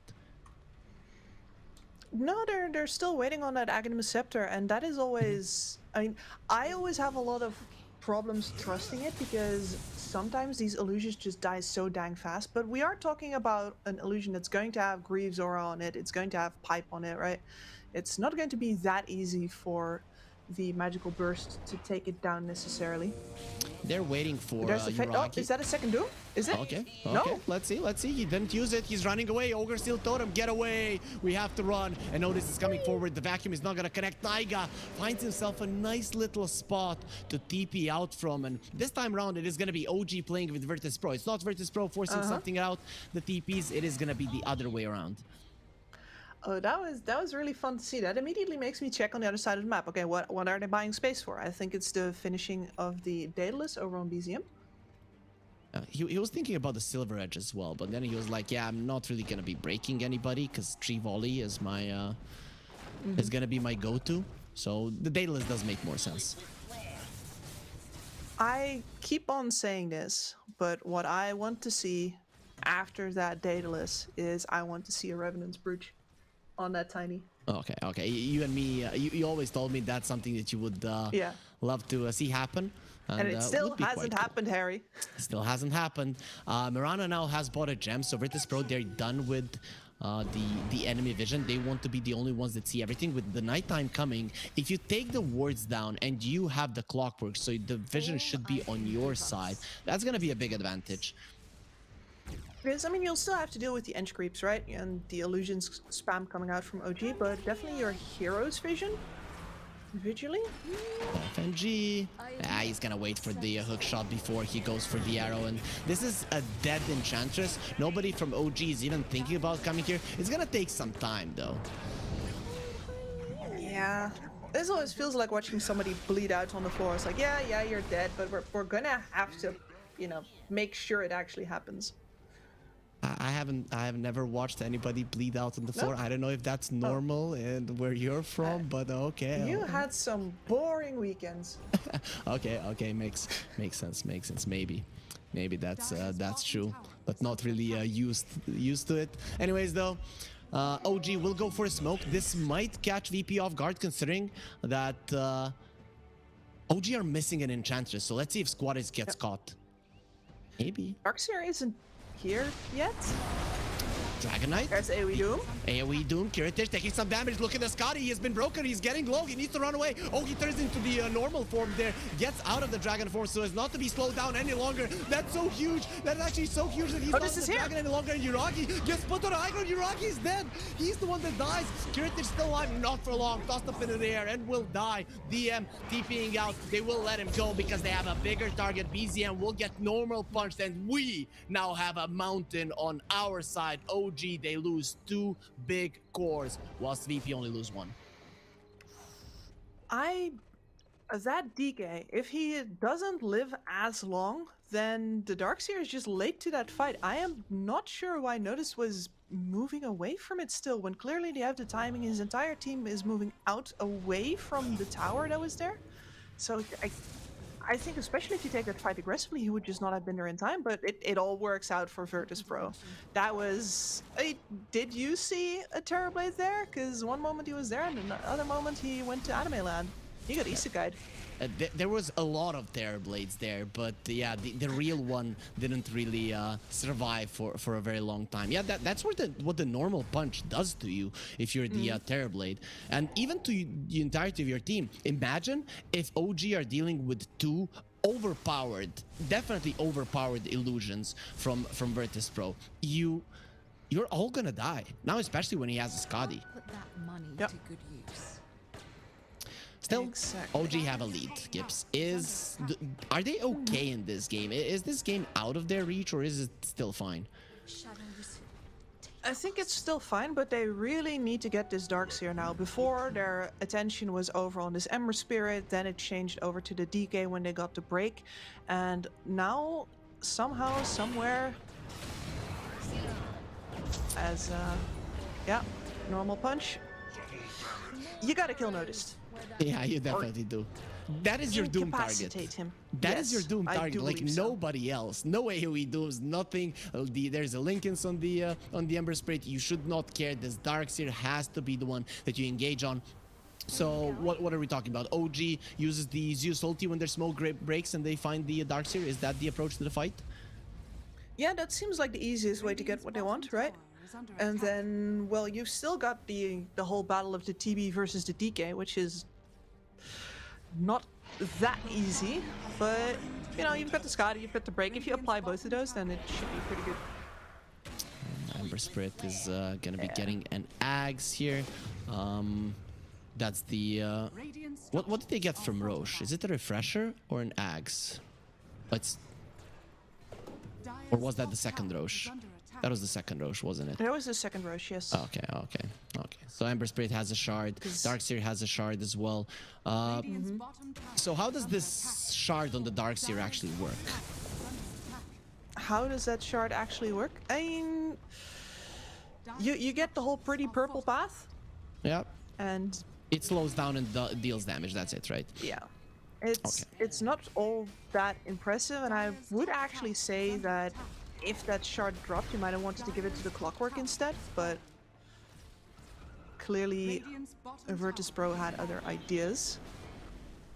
That is true. So no jetpack, no Iron Man here. Unfortunately, he's gonna have to buy his own way into it. Some people are given everything they want. Some of them have to work for it. That's just how the world works. Yeah. So Clockwork is gonna build his own in a cave. That is true. You know, that's nice. Being a genius, keen folk, they are geniuses. The glyph does come out. OG doesn't want to come here just yet, but Virtus Pro, okay, they're not getting out to this one. They want to fight. So if you don't come, fisticuffs us right now. We'll just fisticuffs your buildings. Froggy, let's use the reflection. Avalanche will come through. The tree volley, not really doing anything. The Doom jumps in. There's gonna be multiple heroes into it, but the force staff immediately will be fine. Look at the backline. The Dragonite is so strong, but he has to be afraid of Uragi. Squadix into the backline. He's trying to kill the Enchantress. Not going too well. He's gonna try to get himself away with the Remnant. Will be successful at doing so, but the Darkseer is still alive. The wall was used. OG, they haven't gotten one kill for now this fight. In terms of kills, it is in their favor, but still on their part of the map. Gibbs, talk to me. Who's gonna be happier? Who's gonna be happy? Virtus Pro got all of them to come back. They forced the fight, did not in fact lose their Darkseer, and the Doom is now down for just a little bit. Should be enough to, well, actually, oh, your Dragon Form is also on CD right now. That's unfortunate. If the Dragon Form was up, they would be hitting racks right now. Yeah, the thing is Doom now with the Octarine and the Doom minus Doom cooldown. It's incredible. Yeah, it's always there, really. Every single fight you're gonna have it, especially 40 minutes into the game. Fights don't happen that often, so DM is always gonna be able to do it. FNG, he's gone. Are you gonna die because this one? VZM, he does purge off the chains, but now how do you run? What do you do? Look at Courage going forward. Chu, you have to run. He's gonna be punched. These guys are not that great at killing him, and Chu will be taken down either way. At some point, Squadix starts doing a little bit too much in damage, and it is gonna be a 2-for-1 in favor of Virtus Pro. Normal punch? They're late, they stun him up, they're killing him, they push him back, he's gone! Oh, Uragi, he's been farming for the entire game just for this to happen. DM is gonna get the duel off, that should be Squadix dead, but he does have the Aegis. And look at Courage just flying over your base, destroying everything like Deathwing did to Stormwind, and he just wants to eat everybody on OG BZM. There are no trees there, my friend, so you are tossing nothing. And the Terrorblade does buy back Uragi. He's gonna be creating a big black dragon of his own, but Kiritich now, he's level 25 as well, so you have to be careful of that AoE stun if he did pick it up. But with the buybacks on the two of the cores of OG, Virtus Pro will be happy with the outcome and just get out. Yeah, absolutely fantastic. They got Uragi once again without him being able to do anything at all. They were caught completely off guard once again. Like TB's just like, oh, let me create an illusion, let me push out this wave. Oh. And now he's brought back. Indeed. And Tiny as well. And level 25s on the Ember, level 25 on the Dragonite, the AoE Dragon Tail. We're gonna see a big combo. We called out the Blink Dagger, but now they do have the best one. I sure hope so. Kips here doesn't want to see game number 3. It seems like she hopes that the big combo will come out. Enchantress broken, does have the Glimmer Cape.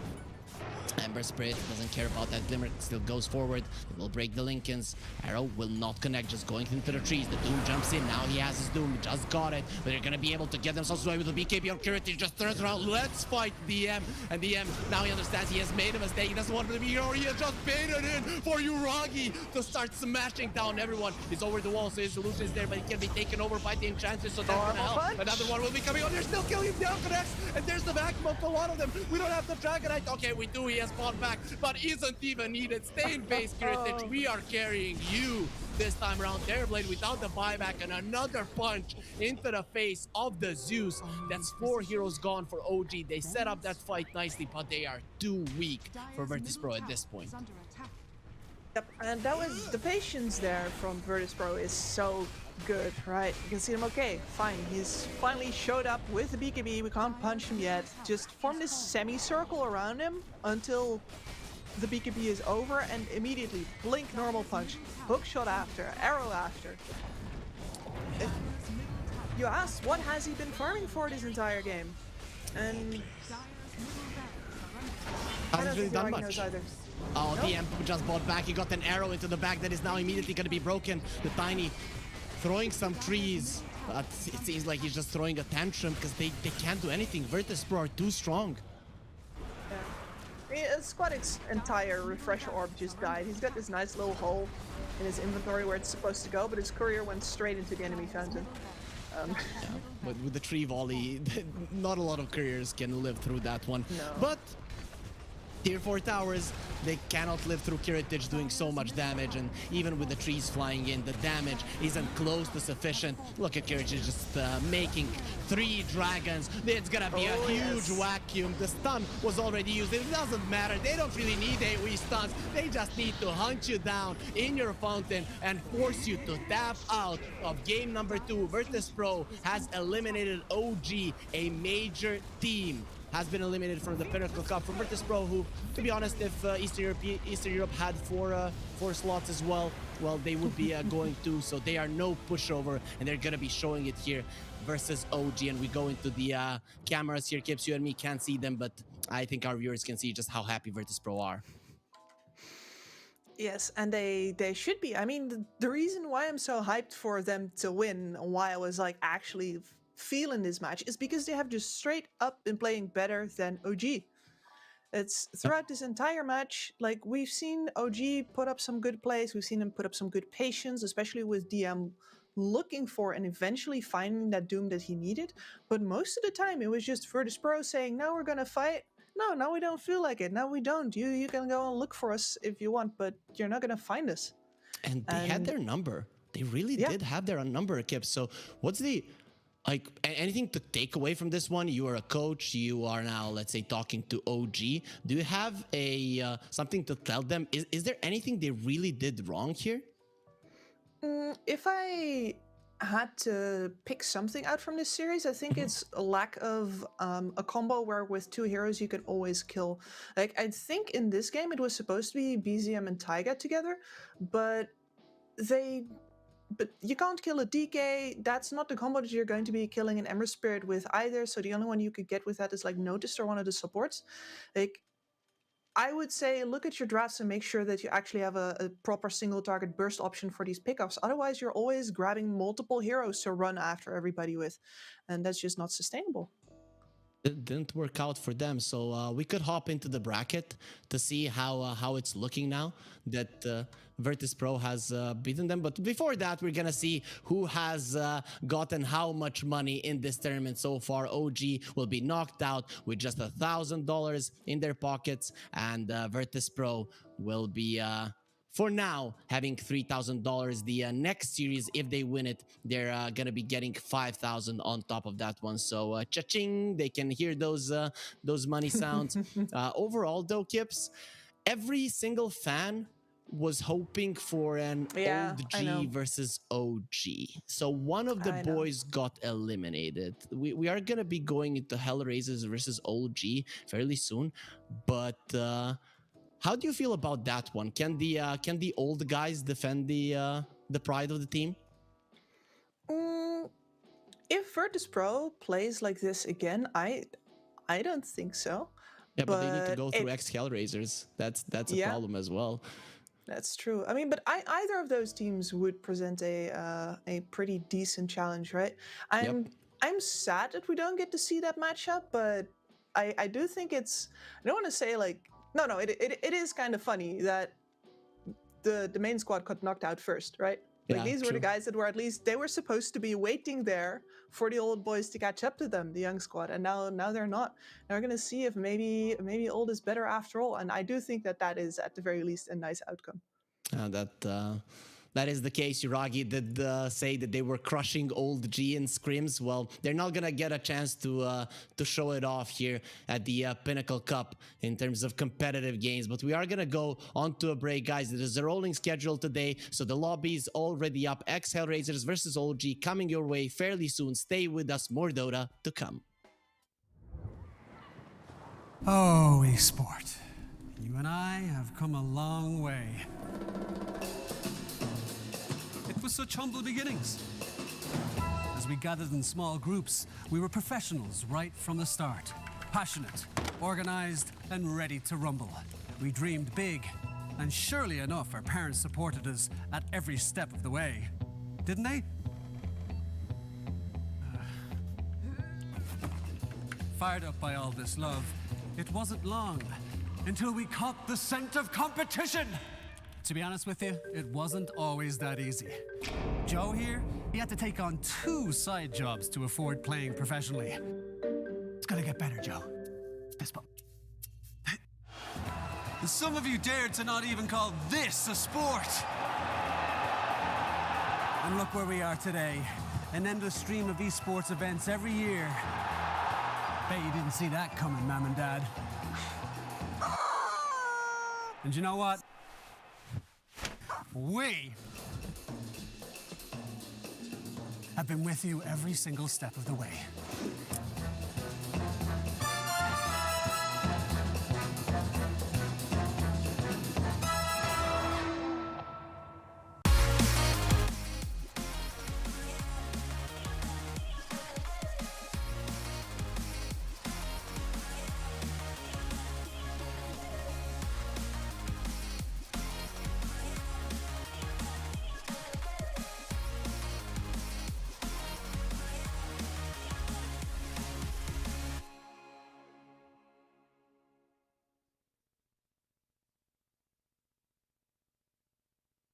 Dream of working with people you watch on screen.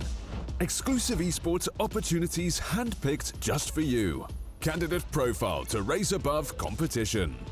Let 10GG handle routines. Make a step towards your dream today.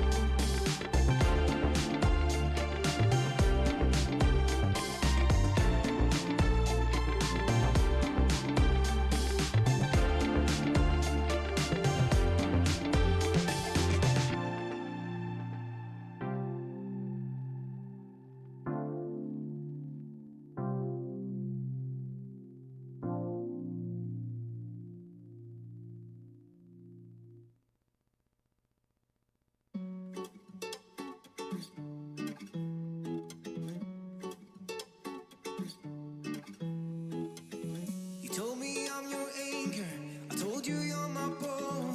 Through the wind and fire, we try to hold on. We build this ship together, searching for a home. Despite the storm that hit us, we're still on board. Dancing in the moonlight, the world just stops and stares. We got no destination, I'll take you anywhere. All the doors we've opened and all the books we've closed. Words just come together, story that we never told. So I say in for my own. You said just keep holding on. If you're about to break, oh, I'll always be your captain. From our failures we have grown. You said just keep holding on.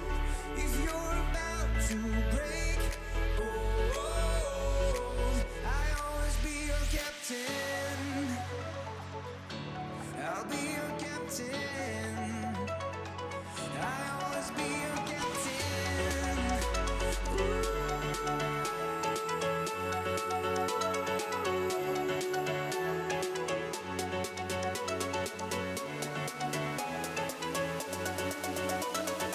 I'll always be your captain.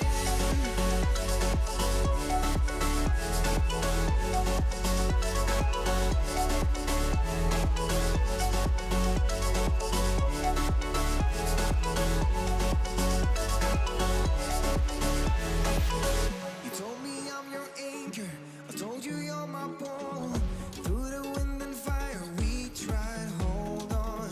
All the doors we've opened and all the books we've closed. Words that come together, a story that we never told. So if I say in for my own, you said just keep holding on. If you're about to break, oh, I'll always be your captain. From our failures we have grown. You said just keep holding on. If you're about to break, oh, I'll always be your captain.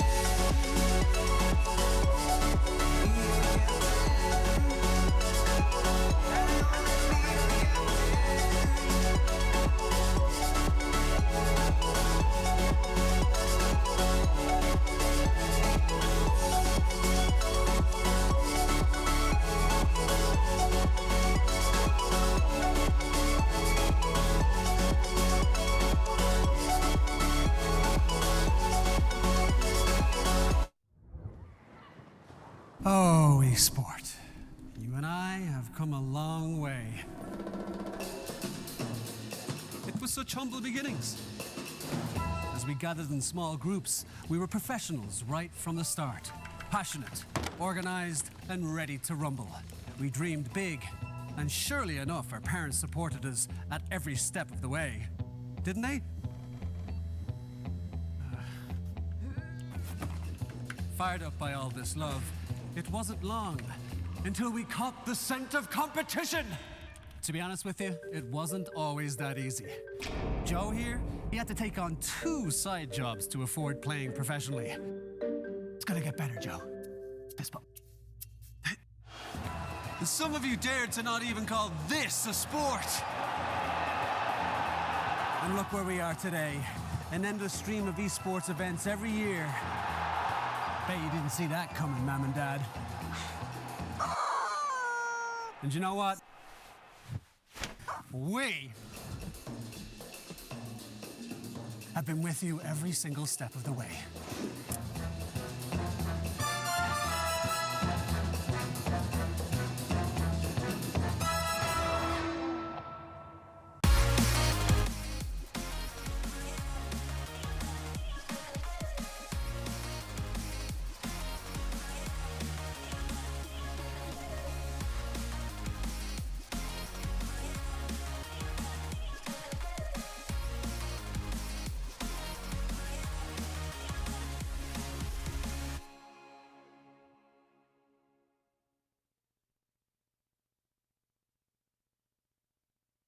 Dream of working with people you watch on screen. Exclusive esports opportunities handpicked just for you. Candidate profile to raise above competition. Let 10GG handle routines. Make a step towards your dream today.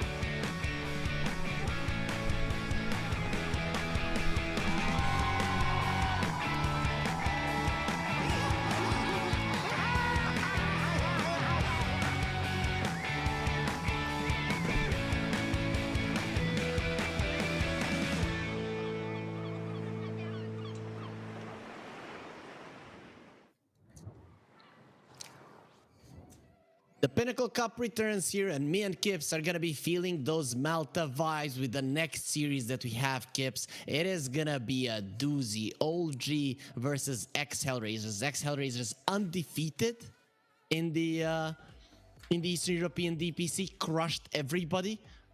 Barely beat Team Spirit, but everybody else was an easy one for them. And Old G, well, these guys, they need no introduction. They certainly should not, though I do find it very interesting that we now have the matchup of No One versus his old teammates Ramses and Solo. So 3 people of the best Virtus Pro roster ever, and I would say one of the more legendary rosters ever in general in this match. Yeah, when they were together in a game last time, they were winning some majors, right? So, and we just watched Virtus Pro. That is the organization that they were the most successful with.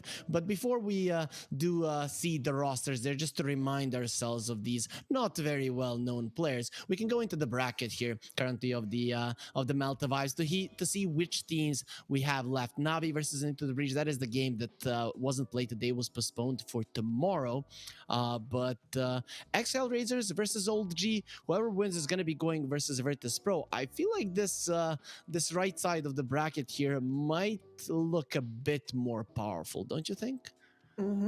A bit more powerful and a bit more spicy as well. Like whoever wins this as well, you're going to have old Virtus Pro players up versus Virtus Pro.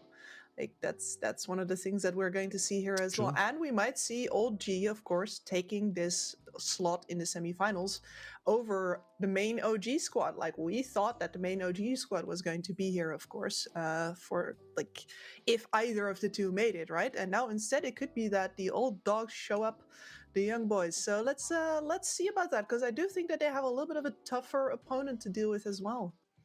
For sure, but we promised you guys the rosters here, just in case you forgot who we are gonna be seeing here. Yeah, look at Ramses; he's so happy. Kiyotaka, Miero, Antares, and Solo. Kiyotaka, some people might know him as Depressed Kid, but he has rebranded himself for that didn't really sound too good. But let's see if Old G are just as handsome. You know, people tell that girls do like older men, so you tell me here. Are you gonna judge, or are you just gonna keep it to yourself here? I will keep it to myself. I think that is objectifying the players, and I will have okay, we're no not gonna part do of it. it. I will objectify them in private. Thank you very much. Okay, that does make sense. They do seem like a handsome bunch as well, though. No one tops on Resolution, Seb and Kitrak. And Kitrak, you know, probably the least known out of these 5, but he has been crushing it, right? I've known about him for a very long time. He's been in the Dota scene, and he's actually playing quite well. Yeah, really enjoying his contributions, and the fact that, like, if you've been in the scene for so long, right, you could still be intimidated by joining this lineup, but clearly he is not. Okay. He's actually doing a pretty good job, you know. Speaking of that, the teams are already in the lobby, so no divas here. Everybody's ready. They're gonna be tossing the coin and seeing who gets what. Hellraisers, they chose the second pick, so Old G most likely are gonna be going for the dire side.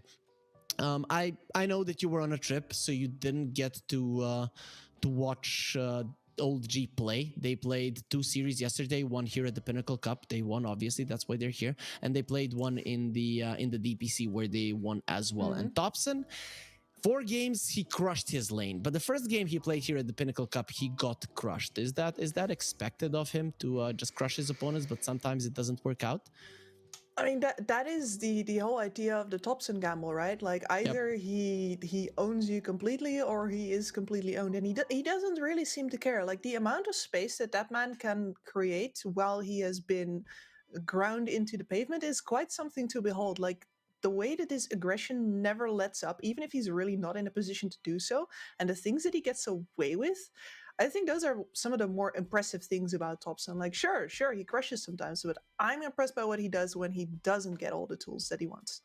Yeah, I think this mid lane matchup in this game in particular is going to be amazing. Thompson plays very unconventional heroes. Kiyotaka has been, for me, the best mid laner in Eastern Europe for quite some time, and I think he's if he improves his consistency even further, that he might be one of the best in the world as well. But we will find out which heroes they will play now, getting ourselves into the draft here between Old G and ex-Hellraisers to see where they're gonna go with this one. But Thompson has been playing some weird heroes. Do you think that could shake up a young player like Kiyotaka when he's playing against a Monkey King mid, against an Oracle or something along those lines? I mean, it could, right? But this is certainly not the first time they run into each other, because I'm sure they've seen each other around plenty of pubs before, and it's not like Thompson gets these picks out of nowhere, right? True. This is. He'll have seen it before. The question is, of course, if in total, like the chemistry of the team is ready to counter the weird things that Thompson, like the weird pressure that he's going to be applying with those niche picks of his. Sometimes he just forces you in those mistakes. Dota is, everyone talks about mistakes, but there's a big difference with forced ones and unforced errors.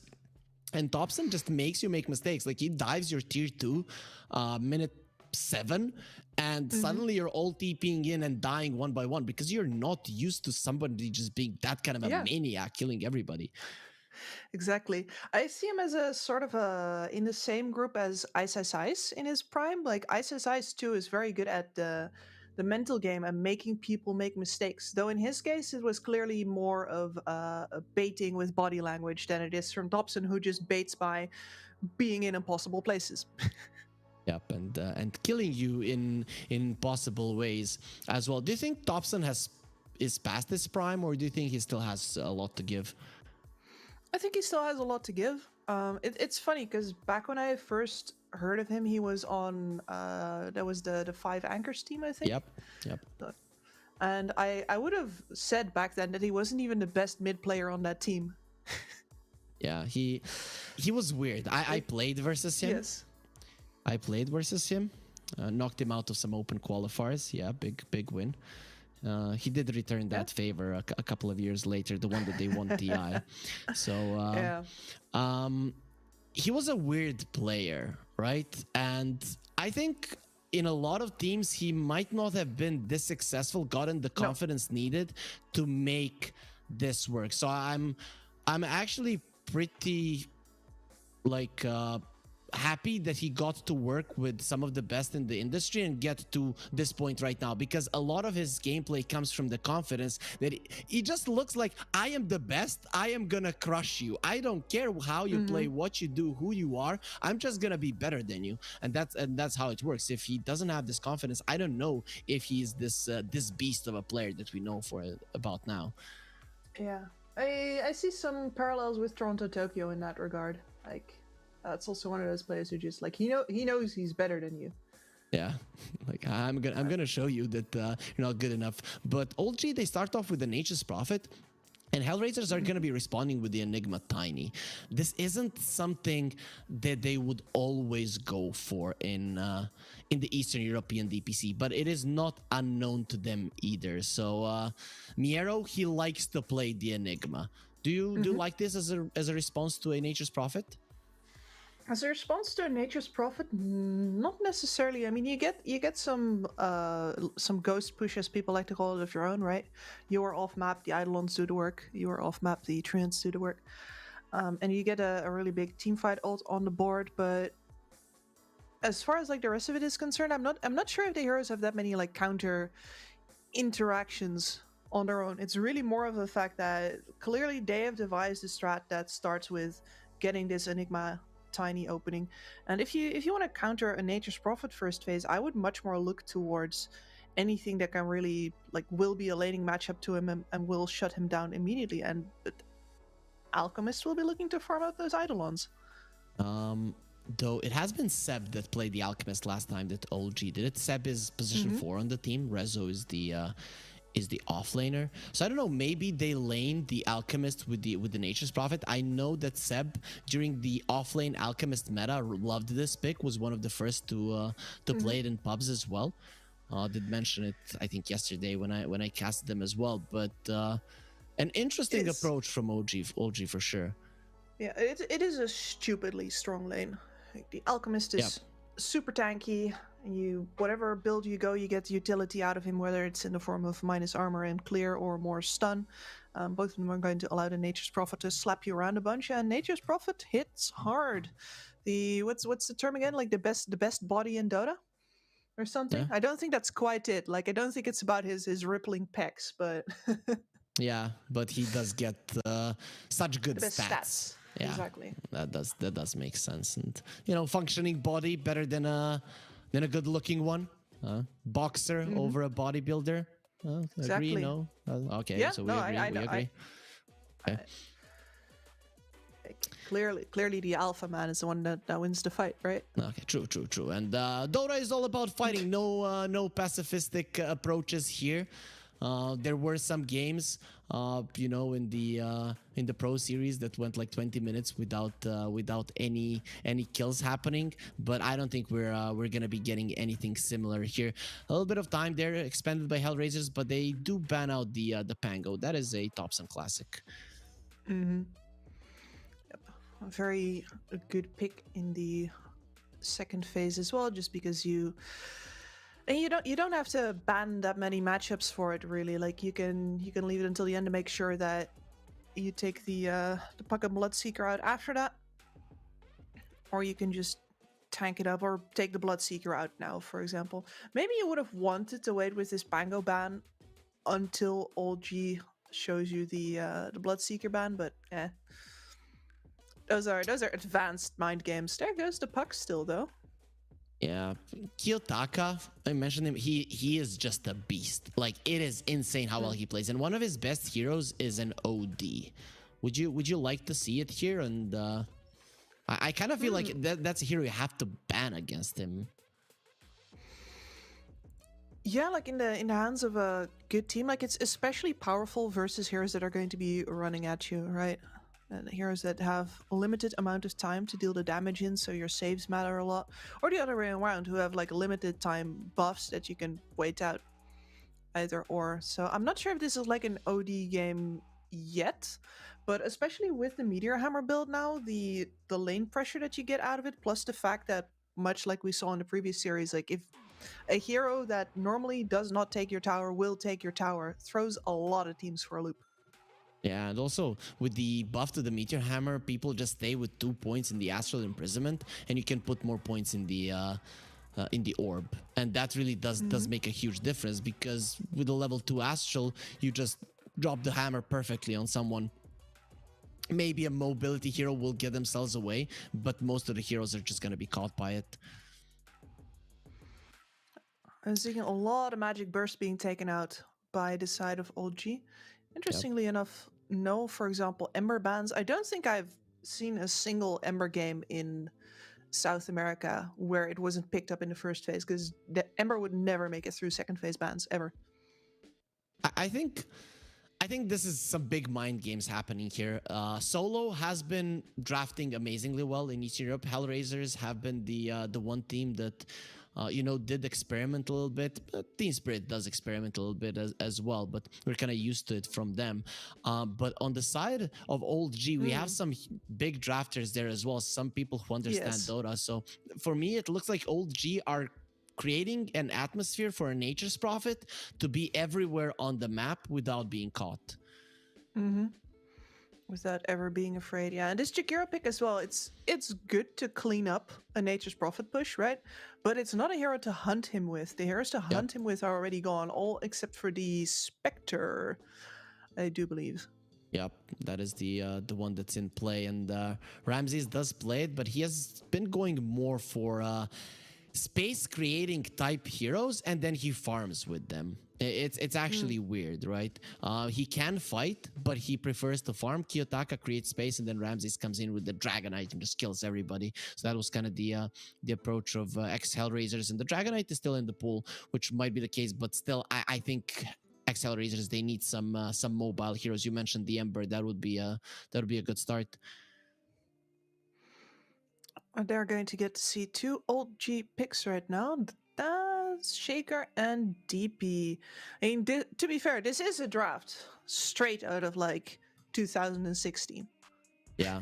And they're preparing for a mobility hero, right? Death Prophet versus any mobile hero in the mid lane does well because of the silences too. And then you have an Earthshaker, which is going to be a problem for you at any point in the game.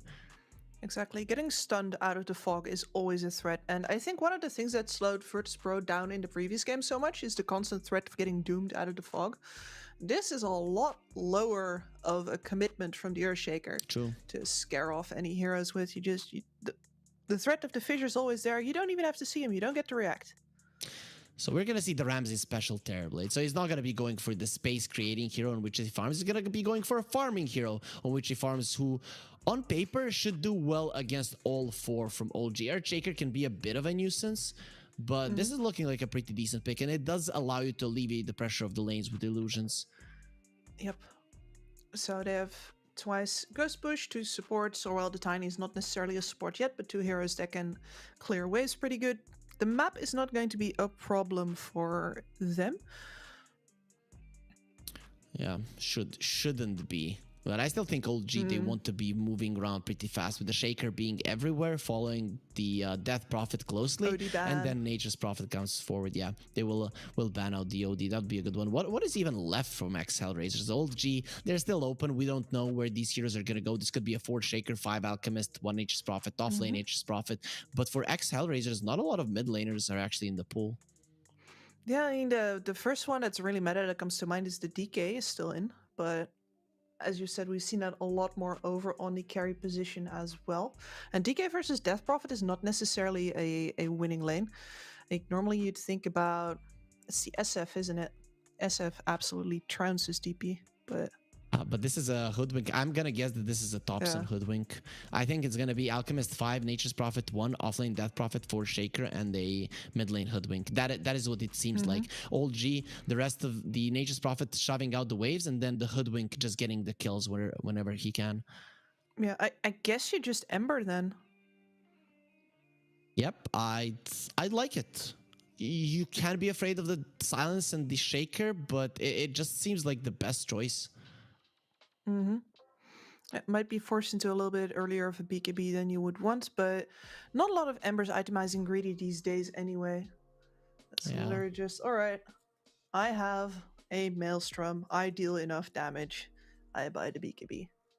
And you actually do. You actually do deal enough damage, especially when there's some units on the other side, and you're gonna have the treants from the Nature's Prophet to help you with those procs. 20 seconds of reserve time for ex-Hellraisers, so they are taking their time here. We'll see if they wait for the last second.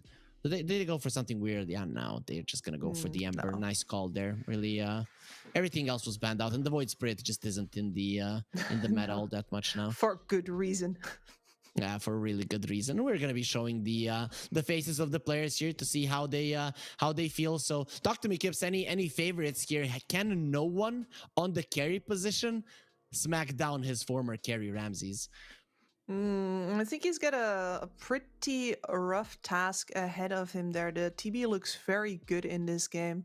Like, especially once you get to Skadi, the amount of damage that you're going to need to deal to him, like, no one's going to have trouble with that. I do think that OG are on a little bit of a timing here versus ex-HR, especially because you're, of course, also always waiting on that Enigma to bring the black hole to the fight.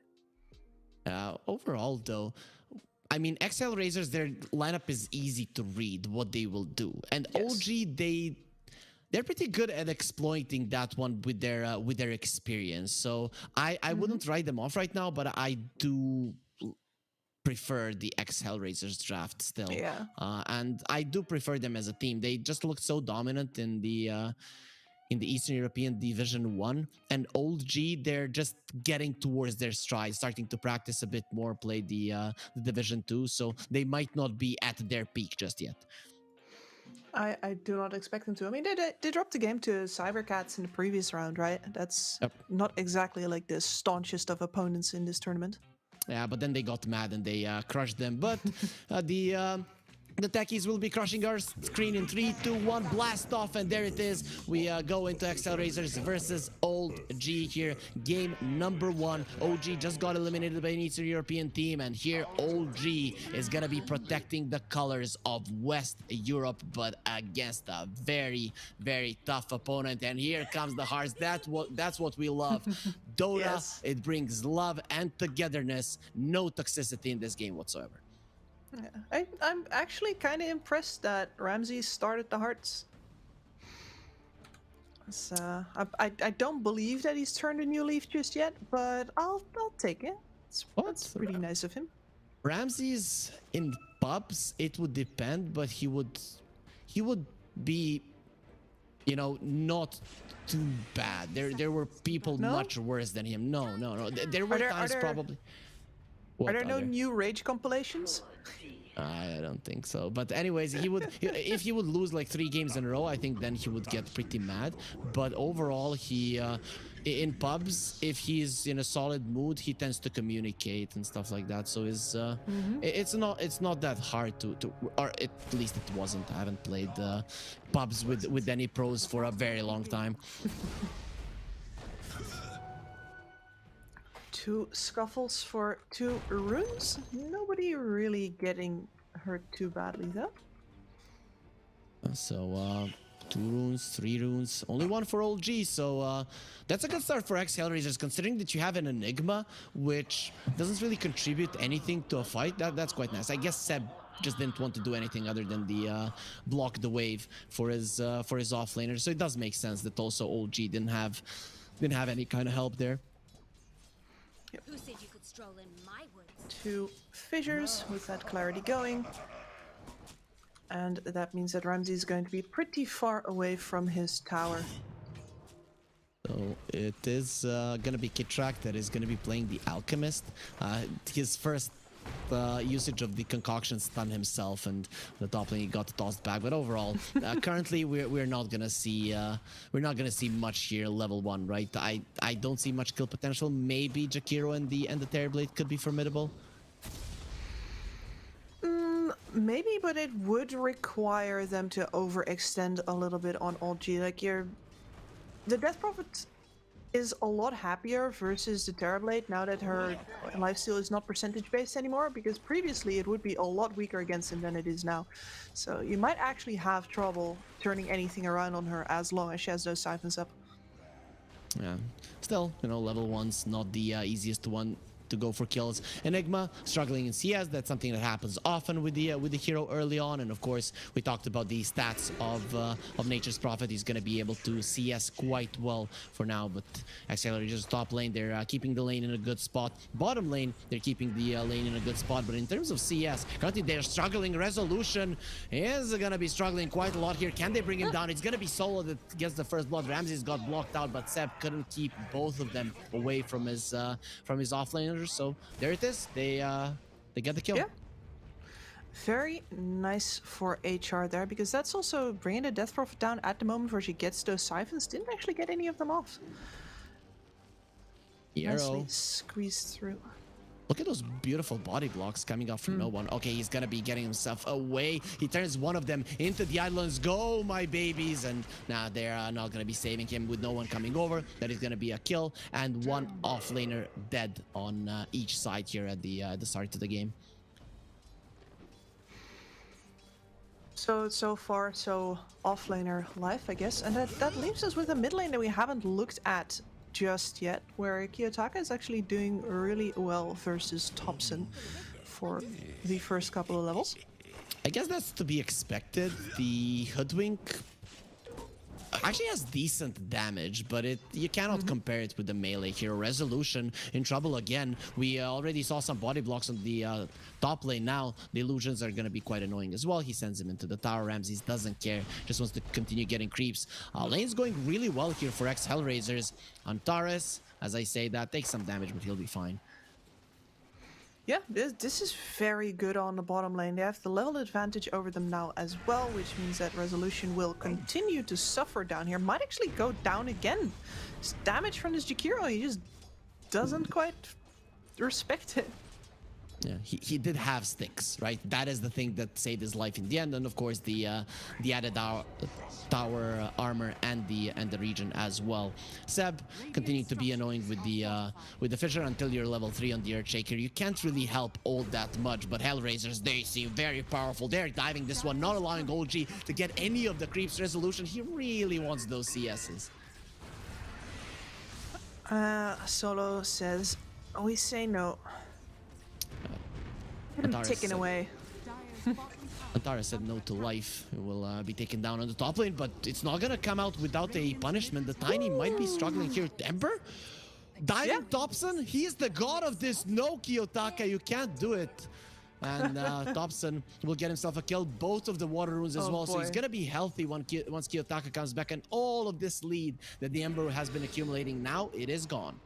Evaporated. Why? You don't try to bamboozle the bamboozler. He was like, you're citing the deep magic to him. He was there when it was written. He did the right thing. Literally. Kid, like, who do you think you are? This is not great there for the Ember. He's still doing okay, but it's never nice to just lose your life like that. And speaking of, the DP is dead again. They're crushing this bottom lane. Seb is gonna be next. A couple of more hits. He's dead. He burns down to Solo. And Solo just stands his ground and accepts his death to the tower. And this is really... There was absolutely no way for OG to get back into this lane after the Fissure messed up on the first time. And that's just a testament to the quality of these HR players. Like, they took that one advantage, they took that one kill, and the lane was over for Rezo, as there is a lot of things over on the top lane right now as well. Yeah, Thompson rotated, but they wanted the Enigma. The Tiny is an easy target when you have the Acid Spray and the hero has 0 armor, but that's not the one that you were looking for, because it's a 1-for-1 trade with your mid laner coming over. Kiyotaka, one more creep. He's gonna dive again. He's going for it. This time around he has help though, Kip, so it's not gonna be that easy, but guess who has more help? Thompson! Again, you're trying to do something that the other team might be better at, but now Hellraisers, they're gonna be bringing in Antares as well. With the Avatars onto 3 of them, he gets a double, and Kitrak, he wants to get smacked as well. No problem. We got some left for you too. He will be bringing out to the chase. No! Survives on a very low amount of HP, and with a healing salve, getting himself into the tower. Kiyotaka, even with a slide of face, he wouldn't get a kill. You have to run away. Kitrak. Ooh, he looked very much dead there, but survives ever so barely. Him surviving is not that great, though. You'd really rather have any of the other kills not happen, because now this tower is at half health. Miro came over for that, wasn't even needed, so now he's completely unbothered on the top lane, getting back some of that CS that he missed. We're looking at this fight Ramsey's again. Getting dove. Yeah, he's getting dove there. We can see it on the bottom part of our screen. But this fight, it looked like Kiyotaka was gonna die, and then the creep died just in time for him to get level 6. All of this calculated from HR. Or ex-HR. Yeah. I saw him coming in there, I'm like, oh man, nobody's killing the creeps. He's at half health, nobody's killing the creeps. Guess it's my shout. No, he's not even close. Ramses died. They want to pressure the bottom lane. Resolution, not level 6, but no one is here as well. Ramses is not giving it away. Solo, very tanky, looking at Antares, coming forward. The ice path does come through. That's a beautiful Fissure. Isolated Ramses, he cannot help his supports, but Asu can. Kiyotaka coming from the side, and they want Thompson. How can he survive through this one? Well, the answer is he can. The squirrel is gonna burn down. So it is going to be a 1-for-1, definitely favoring ex-Hellraisers for now. Seb running himself away. He seems to be out of vision, and the fog of war will keep him safe. Ex-Hellraisers, though, for now, if they continue going down that path, they might actually catch up. We can sneak through here. Just between the 2 towers. No. I do think he... No! And walks into them again. Oh, all that sneak in for nothing. Yeah, unfortunately, he is going to be going down. He thought he was out of the fray, then another Sleight of Fist will kill him. He was thinking about, can he deny himself to the Ancients if I go for the Sleight of Fist? Nah, I'm going to kill him with this one. And Hellraisers, they do have a 2k gold lead. Finally, they sent Ramses to the jungle, but old G, without him having that bottom tier 1, it's not easy to get so many heroes to push the tier 1 of ex-Hellraisers. No, it really slows down any attempts that they might want to make on a bottom lane. Like, you need to push at least 2 or 3 waves, and you can't bring in other people just on a whim. You're on your own down here. If they decide to defend this, Rezo just dies again. Nobody wants to be here. That said, though, Thompson is guarding the flank. And I feel like Thompson is in a difficult position here, as, yeah, on the mid lane. There are people that are in a much worse position than Thompson, though, because Seb is dead yet again. Bottom tower was very low, so ex-Hellraisers, they decided to let it go, and they are focusing on this mid lane where, with these dives, they have been able to assert the dominance. Yep. But at least the people who are dying have less responsibilities on Thompson, right? And Thompson right now is playing a hero that is the best at reactive plays or follow-up plays, when there's really nothing to follow up on right now. Nobody else on his side has momentum or natural engagement. He's just getting run down right now. That was a beautiful bushwhack. If it saves his life, that was just perfect. He just went onto the tiny, but Kiyotaka finishes the kill off. He doesn't have the mana. He has to turn into a piggy, but stunned up. I don't think he's getting out of this one alive. He has some bottle charge. Will try to deny himself unsuccessfully. Seb, he has been bullied for a big part of this game and finally gets himself a kill. That's going to be quite nice, working towards the blink if he does want it. Yep. Kiyotaka is just really... He doesn't care about his life, clearly. All he wants is for Thompson to not have a game. And so far, he is succeeding.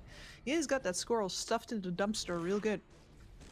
That's the Terrorblade killer that is just dying over and over again, just not getting the chance to get on top of Ramses, who, speaking of which, if you look at his net worth, he's well ahead of the pack. Exactly. Dire's top tower is under attack. He's got himself his Falcon Blade, he's got himself a lot of free space. Like, he hasn't even had to move to the top side of the map yet, just because there hasn't really been any threat on the bottom side after that tower got taken down. No Midas on the Nature's Prophet. Kiyotaka, he's going for Boots of Travel. So they're like, you want to split push, OLG? You want to be able to be everywhere on the map? Well, Kiyotaka is going to prevent it. He just bought the bots. He will be everywhere. Mm-hmm. Greatly respect this build. Just early bots versus a Nature's Prophet. Usually people get them eventually later on, or like, okay, now we're getting really fed up with that split pushing, but that's after the Nature's Prophet has had so much profit from it already. Antares? Oh, he took down the tree just before the bushwhack connected, and now they're turning it around with a Sleight of Fist chase. Out of the two of them, Thompson is dead. Very, very squishy. The Echo will be nice, but it's only going to secure them. The tiny solo, dropping low. Kiyotaka, he's thinking about going forward, and that's exactly what he's going to do. He wants to kill the Shaker. Goodbye, Seb. He might be able to bring down no one as well, but nice positioning coming out from the Nature's Prophet to get himself away. 2 for 2, favoring ex-Hellraisers yet again. Yeah, and I'm starting to see what you're saying about this Kiyotaka kid over here. The moment he turns around, like, if he would have stepped a couple of pixels further, he would have gotten silenced by the Death Prophet, and then the way he jukes him to peel off a kill over to the side, pretty nice. Does he get punished here? No, another sidestep. Oh, he does get punished. That's a bit too much, you know? Oh, no, it's not too much. No. Nah, I can't die. I guess that's the motto of his life. Yeah. You can't die until you do. Sorry. Okay, let's see Kiyotaka. He's back here. Kitrak, he thought he was safe. He does have his ulti. Will purge off the chains, get himself into a safe position. But this aggression from ex-Hellraisers, it's just not allowing Gold G to play what they want. Miero, yeah, I completely forgot he was in the game. Yeah. So everything has been on these mid lane dives, and that means that Ramses and Miero both have been farming away real quiet, like over on their respective sides on the map. Now Miero's got his mech flying in. Yep, Greaves fully done. That was a pretty solid timing. No, pretty solid. The mech for Rezo will be done fairly soon. They're running into the macro part. That's gonna be a lot of damage, but the Enigma dropping low. Miero has the black hole. Thinking about using it. Is very low. Will not be doing it. Now look at that. Thompson again. Super low. Kiyotaka going forward. He sees that he cannot finish the kill off. Has that in this room, but a sentry at the ready. Solo needs to help his buddy. This time around, he will be going down. And Kips, you were right. You cannot die until you do, and Kiyotaka will feel it. The bushwhack from Thompson not gonna be connecting, but doesn't matter. Solo will get ran down either way. OG, this time, they were ready. I think that's like the best call I ever made, personally. Yep. Makes sense, makes Nothing's sense. gonna top that. Ramses? He's alone. Yeah. Is he though? They're dragging time. Yeah, they're dragging time. He's gonna be silenced up. No Sunder, no mech, no life. He overextended there into the backlines though. Kiyotaka is coming back to the world of the living, so both of the carries will be going down. You and me, brother, down together. Kiyotaka chasing for more, but with Miero coming in, you have to be careful of that black hole. Oh gee, what's happening? Hellraisers are everywhere. Why are they wherever we look? There is an ex-Hellraisers hero just going for us. Thompson surrounded, Thompson dead. Oh gee, the rest of them, they have to run. Seb, will he be successful? He gets himself away. Yeah, that's some gorgeous positioning from Ramses, securing that. He's like, okay, you can kill me here if you really want to. But he understands that all he's doing is buying time for Kiyotaka to come back in. And you have Miero there with the armor, with the regen from the Greaves. You have several other heroes coming back into flank.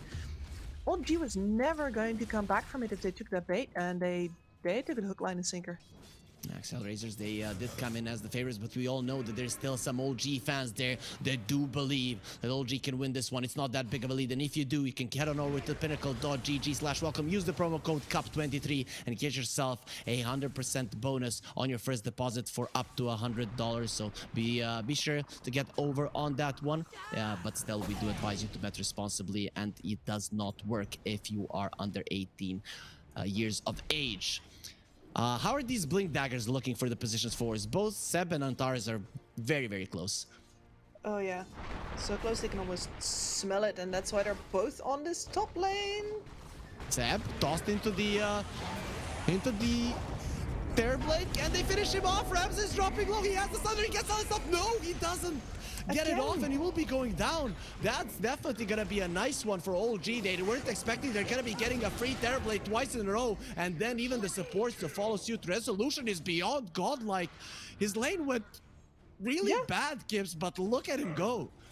He is at the top of the net worth currently, and it's mostly based on a couple of these silences. He hasn't even had to go in and stand in the middle of these team fights. Like, he's, don't get me wrong, he's getting up for it. He's got the double Wraith Band, he's got a lot of armor, he's got the mech on top of that. More armor, full Greaves now. But it's really just been these silences that are so hard for ex-HR to play around right now. None of their heroes can do anything while silenced. Yep, and well, no BKB, no Manta just yet. Kiyotaka, no BKB on you either. Do they have the stuns fall up? Yes, they do, and he will be dropping down every single time he was in the face of the opponents when he wanted, and he did manage to outplay them. Not any longer. OG, they find him. Kid track. I'm not sure you want to be coming up that high ground. He'll be taken down even with the ulti there. The Alchemist doesn't have enough HP. No, that was a little overly optimistic, but you know, you can always try. They already got a pretty good victory on the bottom side. Might as well squeeze a little harder, see if you can find anything else. ex-HR say no. Speed is kind of the MO on a lot of these heroes. Thompson, yes. No one, Seb. Oh, they have been pretty good. And they go in. They're going for the Enigma, trying to burst him down. No Guardian Greaves. Miero already used them. And because of it, he's going to drop down. Resolution continues to murder everybody. Speaking about that one, Kiyotaka, he wants to kill Thompson once again. And the chains should finish him off. Yep, the slide of fist just to be sure that he will be going down. Resolution, he's just not stopping. He wants everybody. A triple kill. Seb is allowing him to get everything. Resolution is so strong, so powerful that ex-Hellraisers, they do not have a way to deal with him at this point. That is quite remarkable. I don't know what to say at this point. Surprised? You're surprised that he's this strong? I mean, the thing is that these Death Prophets, I've seen what they can do in the games where they're being played by by like the connoisseurs, right? The people who really believe in it and really insist on it. And I know Resolution could do this, but he was deep down in the pit, man. Yeah, really. His lane went terribly. He lost his tower early on. It's not like he was only dying, wasn't getting too much CS, being pushed back. It was a disaster. Even so, even with all these kills for OG, they open up the mid lane, but they're still 1k gold behind. Of course, both of the cores from OG topping the network chart, but Ramses is still close. Yeah, and unless something goes severely wrong, he should stay close. Miro? Oh, he's gonna be caught. He turned around for the black hole. It would have been a disaster if Cell jumped into it. And again, it's OG. They're just faster at this point in the game. And ex-Hellraisers crumbling. They did bring down Thompson. So that's something. Kiyotaka gets himself away, leaves a remnant. But I would be very surprised if he wants to connect onto the top lane again. All of these aggressive moves just seem to be going wrong for XHR. And this was happening in the previous fight as well, where the jump in from Antares completely missed Thompson, and they had to spend a lot of time chasing after him while Resolution was tearing through their middle tower. And here again, engagement just doesn't quite work out. They're gonna pay with another tower. Solo? You know that they're gonna dive you. You knew they were not gonna let you live, and Sab just slaps him into oblivion. So Solo is gone, and it's gonna be another win for OG straight into the pit. Ex-Hellraisers, can they defend this one? No BKB on the Terrorblade just yet. There's no BKB on their Enigma, and this silence is as potent as ever. I'm not sure how you get the Enigma to properly pump out his abilities here. Like I don't think they're going to. The Ember isn't going for a BKB either. Kiyotaka, he wants the Radiance and he's gonna get it. So, is this ex-Hellraisers playing split push versus a Nature's Prophet lineup? Yeah, playing it slow versus a lineup. I mean, they are technically right here, right? They have 3 proper cores versus what is really a Nature's Prophet. As far as scaling is concerned, I can see where they're coming from. It's just that their mid game will remain pretty tough. That's a big kill if they can get it. He turns around with the signs, but the Malefice is keeping in place with the Terrorblade coming forward. But look at Kiyotaka from the other side. Ex-Hellraisers, they're always coming from weird angles. And this time around, Kiyotaka, he gets all the gold, gets a double. Give me more. Thompson will be dying another time in this game. He just hasn't been having a good time. And ex-Hellraisers, as soon as we start saying good things about OG, they're gonna be showing up really strong in the Enigma. That black hole keeps the Resolution in place just long enough. Yeah, and I think the important thing to notice here is that HR have stopped forcing it really hard, and they were actually looking just for a toss back there. Nothing big, no big invasions, just hey, who's showing on the lane, let's take him down. It was Resolution. He even got the shards from the Alchemist there, but at that point he was way too low. Look at how much damage Kiyotaka does. Dire are scanning. Ramses? A little bit of trouble. Does pop his meta. I'm not in trouble. They are. Oh, you have an Aegis, no one? I'm gonna show you why I was the carry in the team and you were the mid laner. He stands his ground in those sprouts, and now he's waiting for no one to come back to life so that he can take it yet again.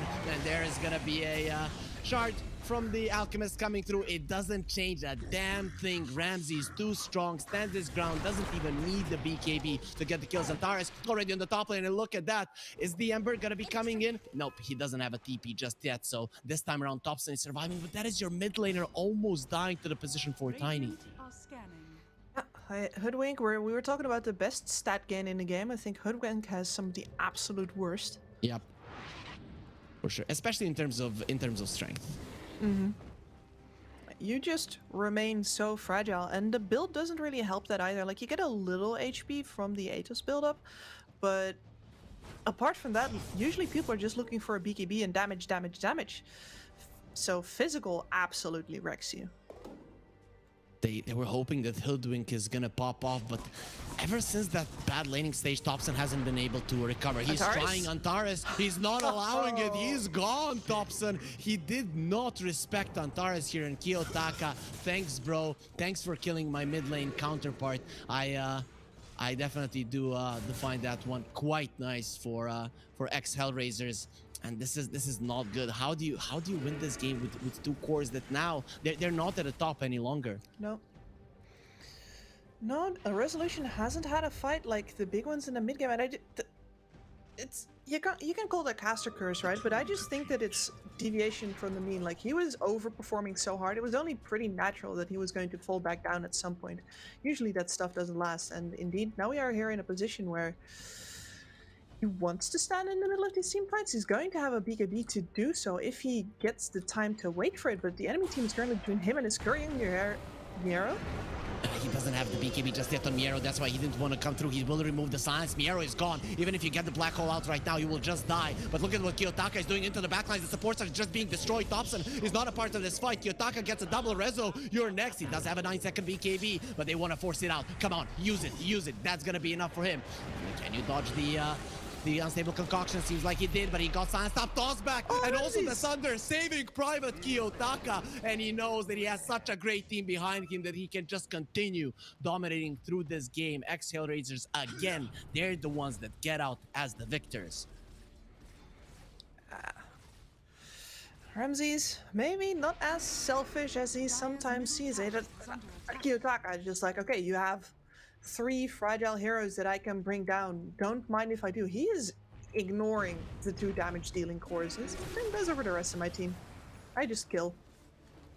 It was 27 to 19 in favor of Old G. Now it's 28 to 28. No one. He got into the fight and he got very low. The Berserk Potion is going to be giving him some region, but he has to run away. You have to right now. That Fissure not going to be doing anything. And Nontares, he is telling his guys, let's go forward again. We got them, boys. It's a wicked 6 kill streak for Kiyotaka.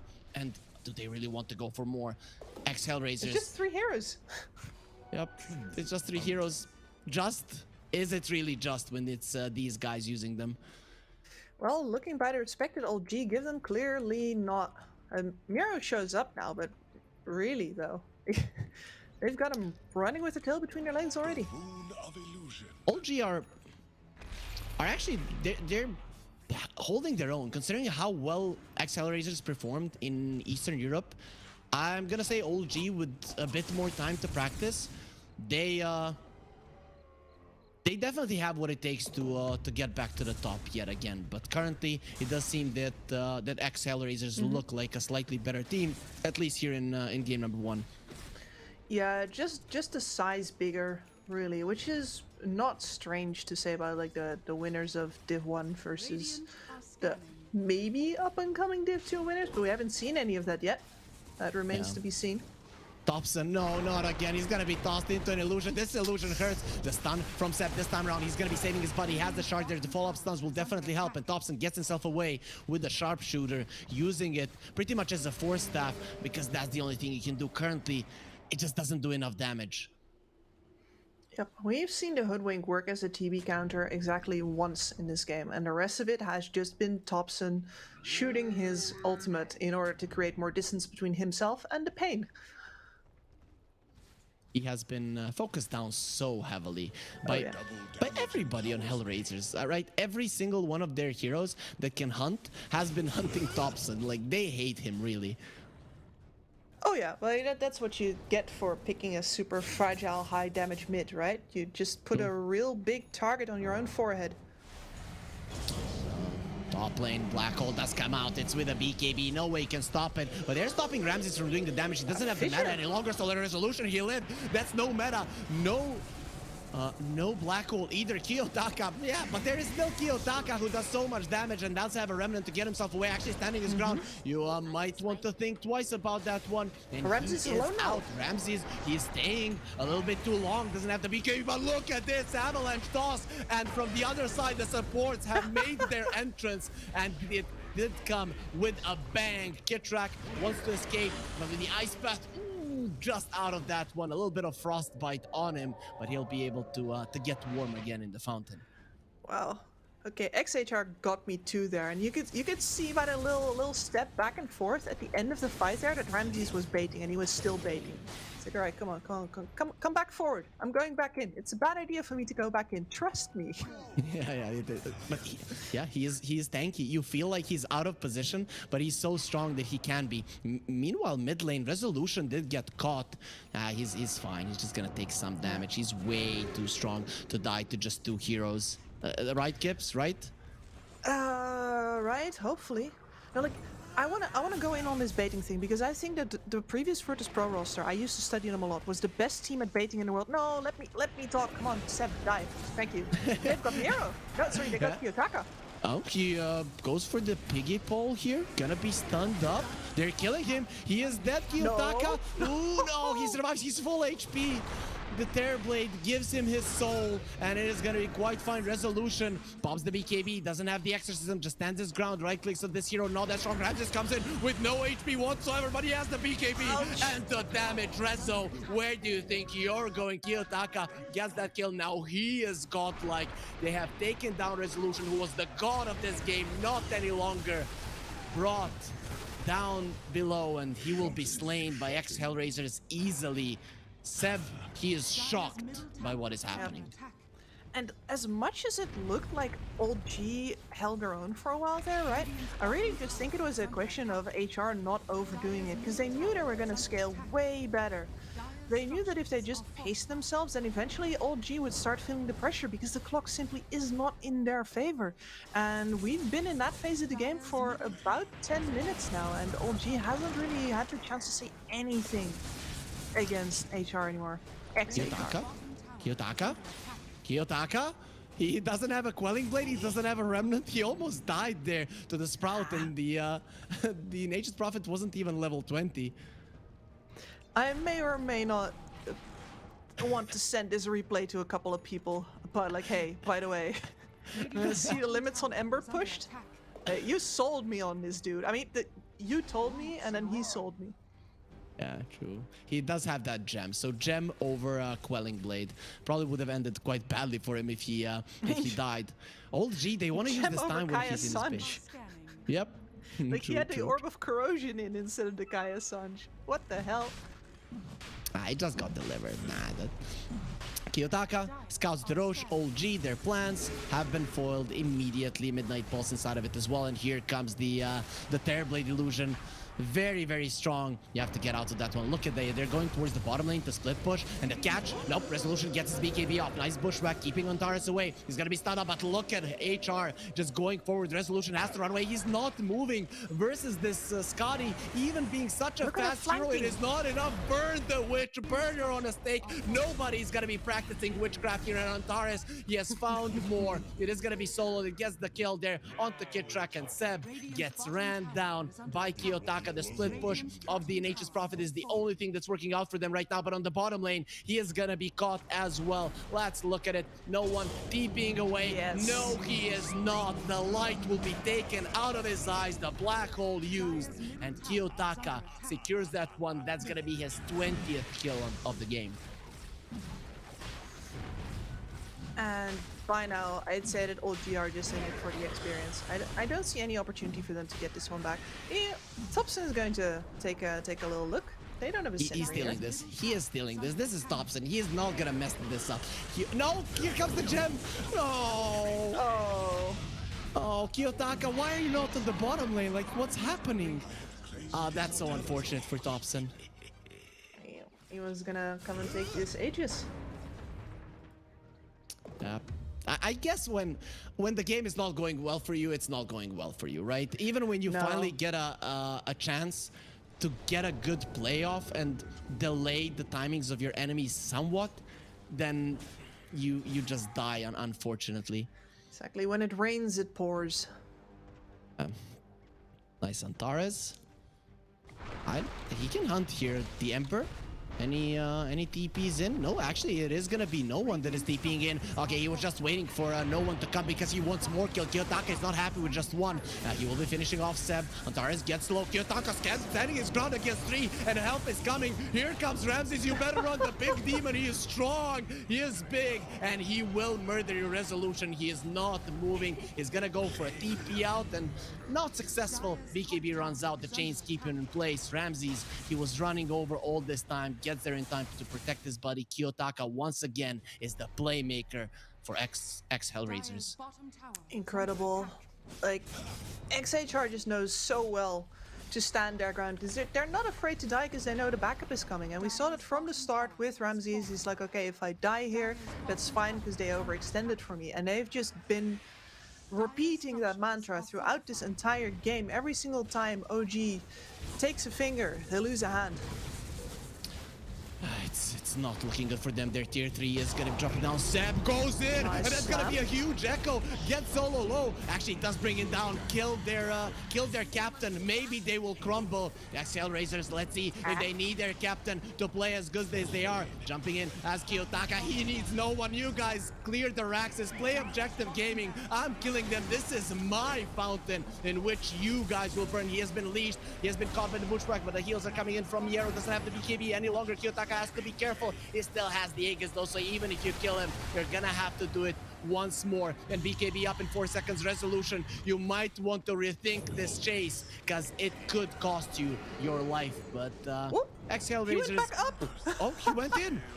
I'm baiting them, guys. Let's go. Is this? No. That, I think that was a deliberate fountain death into the TP out. Yeah, for sure. Because if he stands there at that low HP, he might kill him through the BKB, so he needs to die first. For sure.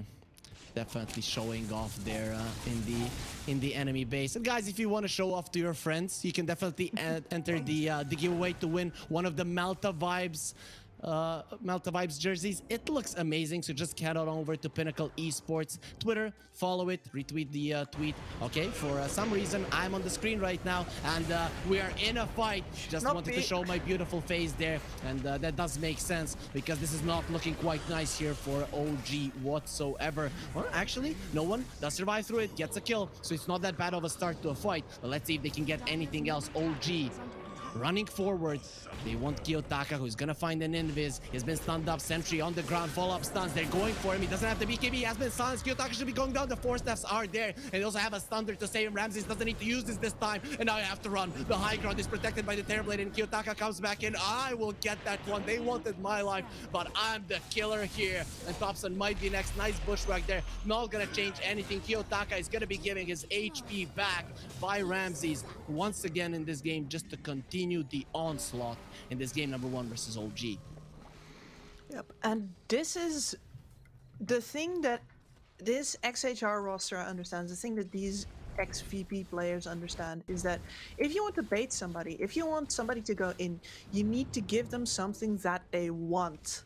You can't just put something out there and be like, hey, maybe you can get there, get this one. You need to convince them that they're going to get the kill, and the best way to convince them is to indeed be ready to die there. Oh, what a Kiyotaka BKB is just timing. ready to die every time. Look at him.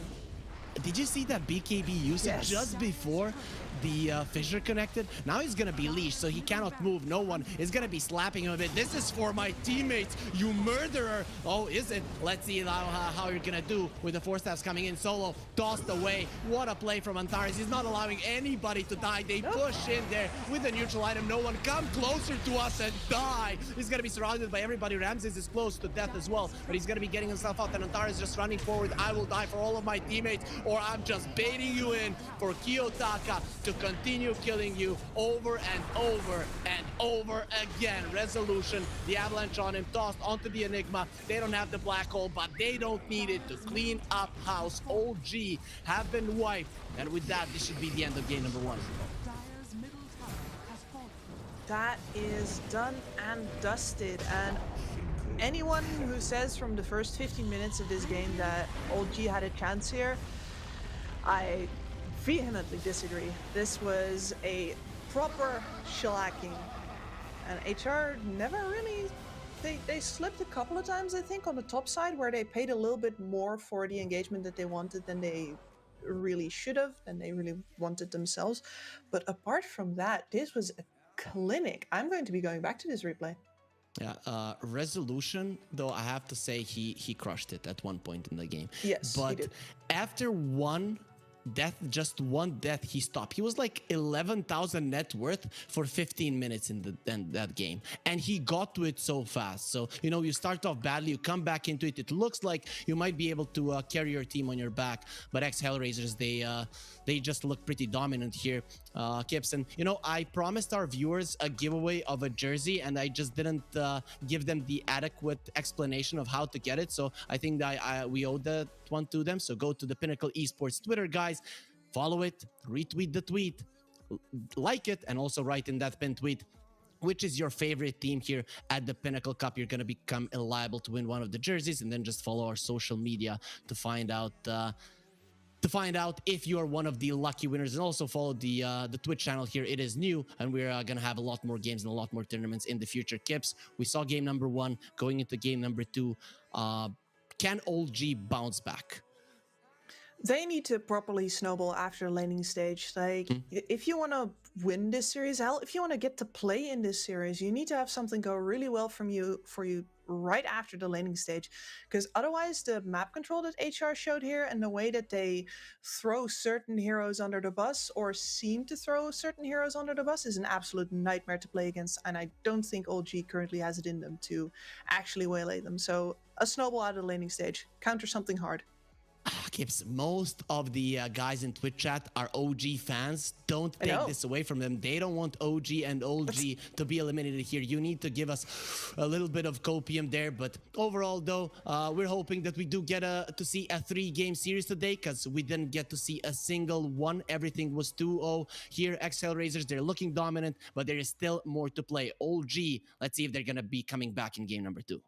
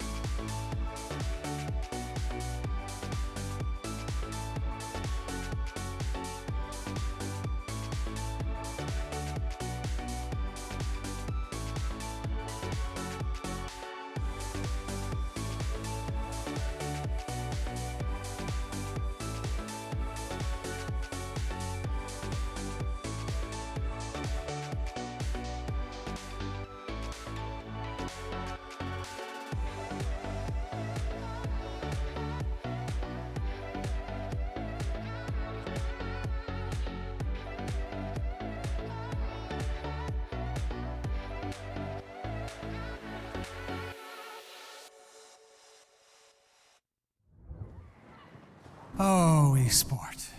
You and I have come a long way. It was such humble beginnings. As we gathered in small groups, we were professionals right from the start. Passionate, organized, and ready to rumble. We dreamed big, and surely enough, our parents supported us at every step of the way. Didn't they? Fired up by all this love, it wasn't long until we caught the scent of competition. To be honest with you, it wasn't always that easy. Joe here, he had to take on 2 side jobs to afford playing professionally. It's gonna get better, Joe. Fist bump. Some of you dared to not even call this a sport. And look where we are today. An endless stream of esports events every year. Bet you didn't see that coming, Mom and Dad. And you know what? We have been with you every single step of the way.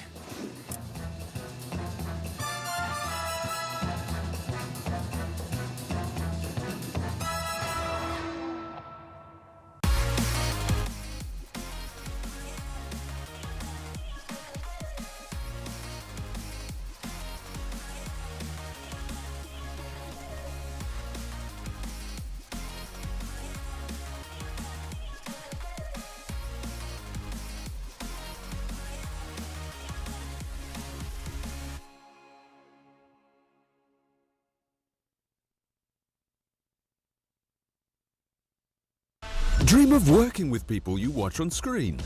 Exclusive esports opportunities handpicked just for you. Candidate profile to raise above competition.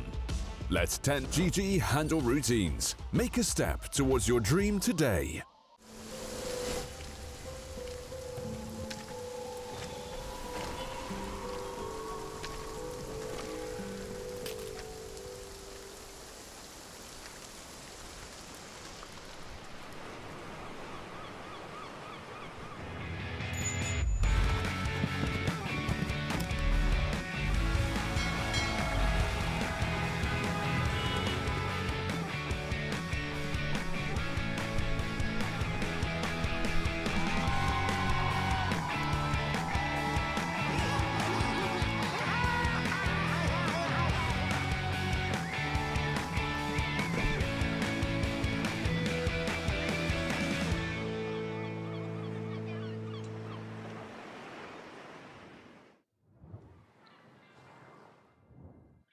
The Malta Vibes return here with the Pinnacle Cup, and this tournament is brought to you by Gaming Malta. It is a home of gaming excellence, and you can check out their website at gamingmalta.org if you want to find out what they're all about. I'm Harry Freak. Joining me is Skips, and yeah, we do look like siblings, but we have no blood relations, at least not any that we know of. But there are some nice, relationships, not really blood relationships between the 2 teams here. No one on one side, his former teammates on the other side, but he got smacked by his former teammates, so they weren't really sentimental about killing him, were they? No, they weren't. I mean, there was a little bit of sentiment at the start, right? Ramsey sending out some hearts, but it turns out it's pretty easy to send out some hearts and to feel good about yourself when you know that you're going to absolutely tear your former teammates a new one. Yeah, that's kind of how it went. The draft is ready, so we're gonna hop right into it. The teams, they got through the coin toss, through choosing their sides quite fast. It's gonna be Old G on the Radiant side, second pick, and Hellraisers Dire side, first pick. Yeah, that's kind of how it is right now. Anyways, Gibbs, before we get into the draft a little bit further, do you think we're getting a patch before the major? So the thing is that I want a patch, but I don't want a patch so much that I'm happy to get a patch like in the middle of Div 2. That would be right after it. Yeah, I'm hoping right after it, and just everybody figure it out during the major. We're going to do we're doing it live. Yeah, I mean, unfortunately, they're not on the major. They're not even in Division 1. But Secret Puppy was always, to me, the one that would adjust to the meta pretty fast. in previous years. So I'm kind of sad that if the patch does happen, that he's not gonna be there for us to see actually how Secret are gonna be adjusting to it. But we do have some good teams and good drafters for sure. Decent. But it would okay. It would change definitely the way that we look at a lot of teams there. Yeah. So we saw this Broodmother earlier today being picked up by OG, and DM just looked really sad on it. Yeah, there we go. Get that Pudge. Get him.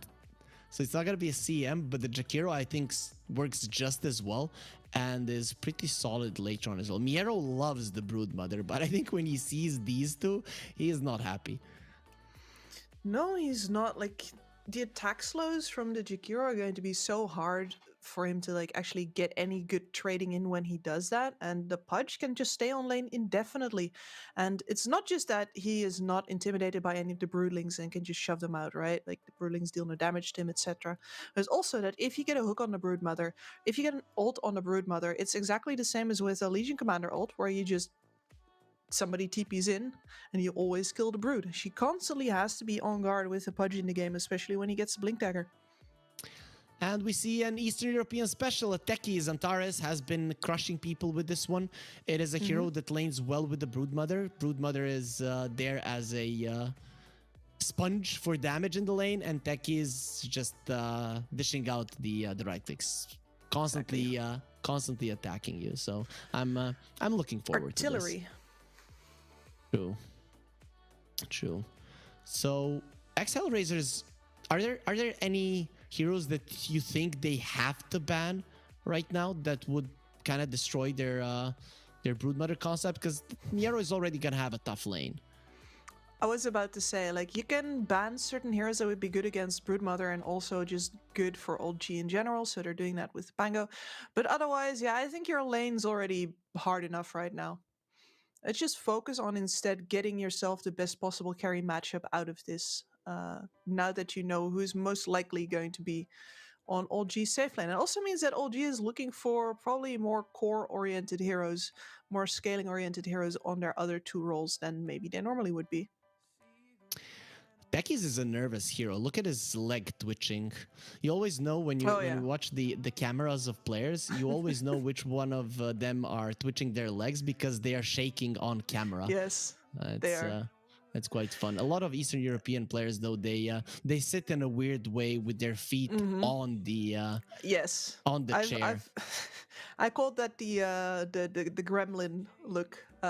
Ramsey sits like that. Alohadan sits like that. And those two are like they're good friends as well. So when I was on Vega, I would always have these two gremlin guys. I know they were partying together sometimes or whatever. It's a lot more. I mean, even the new guys, Gilgear sits that way. I think it was since you're not an anime fan, they watched Death Note. I would advise, even if you're not, to watch that one. And the really smart guy from the show does sit in that way, and he says that your brain works better that way. I don't know if that's factually correct, but if you think it does help, you should do it. No, but what I think is the reason is that a lot of the other two pros have undiagnosed ADHD, and they're all just fidgeting. People are like, they're using drugs, that's why they're fidgeting. I'm like, no, they're not medicated, that's why they're fidgeting. Gibbs would medicate all the players, then they would be relaxed, no toxicity in pubs, everything would be that's actually a good solution there. No, just kidding. No, don't do it. Anyways, though, why do you think Notel always blazes it? Come on, man.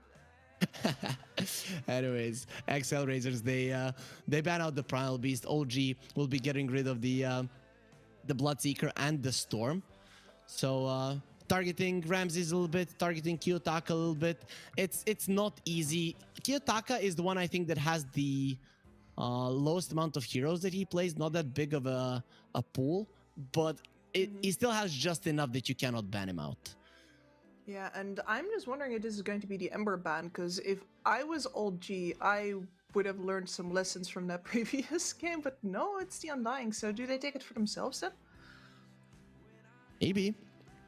Though Thompson has been playing really weird mid laners. Ricky, Oracle, Monkey King, Pango is the most normal one. Now we saw Hoodwink, so I think he doesn't want to play conventional mid laners, even though he used to be pretty good on the Ember as well. Yeah. Has he done Shadow Demon yet? I think Shadow Demon is a really funky, unconventional mid laner. I haven't seen it. I have not seen it. I'm trying to think, did they play it in the Western European qualifiers? No, I think not either. I'm scrolling through and he didn't. Just that one goes on the wish list then, just like the tiny Axe Daedalus and Brooch. I'm waiting for his Muerta once it gets added, because he has shown up on it quite well. So this could be a Thompson hero, this could be a Seb hero. Definitely. I doubt Rezo will play this. It really does not feel like much of a Rezo hero, does it? No, not really. He likes to go for blink, jump types of heroes. Even the Death Prophet, didn't sound like something he would like to play, but he did deserve enough respect in that game because he was I'd say the only one popping off from OG. So the DP did get taken out. Doom from XHR. Yeah, that's something that you can chase down at Kotl with. You're going to have an early BKB. That feels really good, especially if this is a core Kotl, right? Which is most likely is. You're going to feel really good getting a bunch of heroes that just build BKB early and just walk after him, and the rest of the damage just bounces off of them. Because you gotta chase that Kotl down. He's got the high movement speed. He's going to have a Force Staff. Might even have a blink. You're gonna have to do a lot of chasing. So ex-Hellraisers in this scenario where they would have a Doom and a Broodmother, they would pick an OD for Kiyotaka in most games. But I still feel like something like an Ember would be nice, though they would be lacking in the pushing department apart from the Brood. Yes. Now, the thing for me is that if the opponent doesn't have any pushing heroes and you're not particularly bothered with ending the game first, then you don't necessarily have to think about the tower consequences as much. You just need to make sure you defend right. This would be the point for LG to pick up something that pushes really hard, and then ex-Hellraisers is in a bit of a bind. That does make a lot of sense. Either way, though, the Mirana does come out. This is probably going to be a position 1, a solo Mirana. So we'll see how that works out. I guess the idea is if it's a Keeper of the Light 4, that you can constantly sit on him so that you give vision to your core about what's happening there in the lane. Exactly, yeah. So solo pulse fire, and there is Beastmaster. Mostly ignored today because we've been seeing so many Enchantress picks, but no Ench, and here he is. But I'm guessing now Ramses is gonna go for the Devour Ancients talent, so I'm kind of surprised that they went with this one. Also versus a Mirana, so if you want to go for more in boards, those can be taken down as well. It is a good hero versus the Brood. I like it in that regard, and of course the vision is always nice. Now the question is, of course, where's this Beastmaster going to go? Because the Beastmasters I've seen in SA, I've seen a bunch in the offlane, but we've also seen Mr. Jeans on the mid Beastmaster, which actually worked out really well. You can build a fast BKB. You've always got vision, you've always got initiation. He, of course, followed it up with the Drums of Slom, which was not very popular with me or my co-casters, but we did really love seeing it because he clearly believed in it. So I would be very entertained to see a Drums of Slom Beastmaster in this game. ex-Hellraisers did ban out the OD themselves and the Ember. And I felt those were gonna be the 2 best picks for them. So what do they want then? SF? Yeah, maybe. Kiyotaka does play a mean SF. No, you ban out the Ember. No. No. If you're gonna play SF, you're gonna leave that in for sure. Maybe that's the mind games. Just, oh, we're banning the Ember. We don't want the SF, and now LG don't ban it. So well, what else is left? Bog standard old DK, Kunkka is in, which is a traditional keeper of the light counter pick. Oh, that is a good pick, actually. That's a really good point. He doesn't play much Kunkka, but Kiyotaka can play the hero. He's more in with these mobility heroes. Even when he plays the OD, he gets the blink almost every game. But yeah, I like the Kunkka. I like it for sure. And it's not a hero that's going to be countered by anything in the mid lane.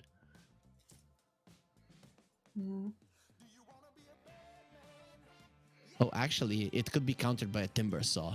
That if okay, there's the Kunkka ban. That's a really good ban.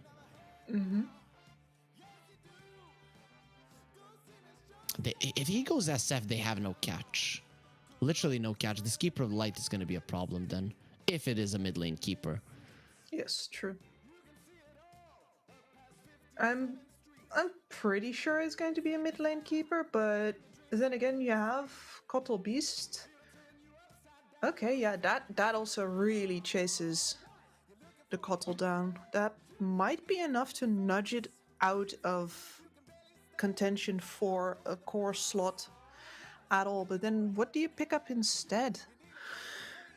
Oracle mid, Thompson. Let's go. Yeah, I feel like most of his hero pool gets wrecked by the Riki. True. And Riki is his hero pool. They're gonna go for the Tiny. I still don't know if it's gonna be yeah, it's gonna be Thompson on the Tiny. Yeah, considering that he's the one that kind of brought the mid lane Riki into play, popularized it. I feel like he might know the best way to deal with it. The Tiny does seem decent, considering that the Avalanche does stop you from going from the tricks of the trade. How do you feel about that, Kips? We're seeing the players now on cameras, so now our viewers can read their expressions. But reading the draft, that's our job here. Mostly yours as an analyst. Any hope here for OLG, or do you think they're out of their class currently?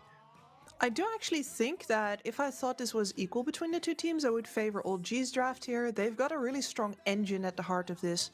Miero can't push through that safe lane because there's going to be a Pudge on there, and then over on some other lanes you're going to have Resolution and Thompson, both fueled by Seb to keep up a really hard constant pressure. And that's going to be decently hard for ex-Hellraisers to deal with when they have 3 cores that all need their own items and don't necessarily have that much synergy with each other. But the problem is, of course, this is a Riki, this is Kiyotaka. I have just seen OG get absolutely demolished.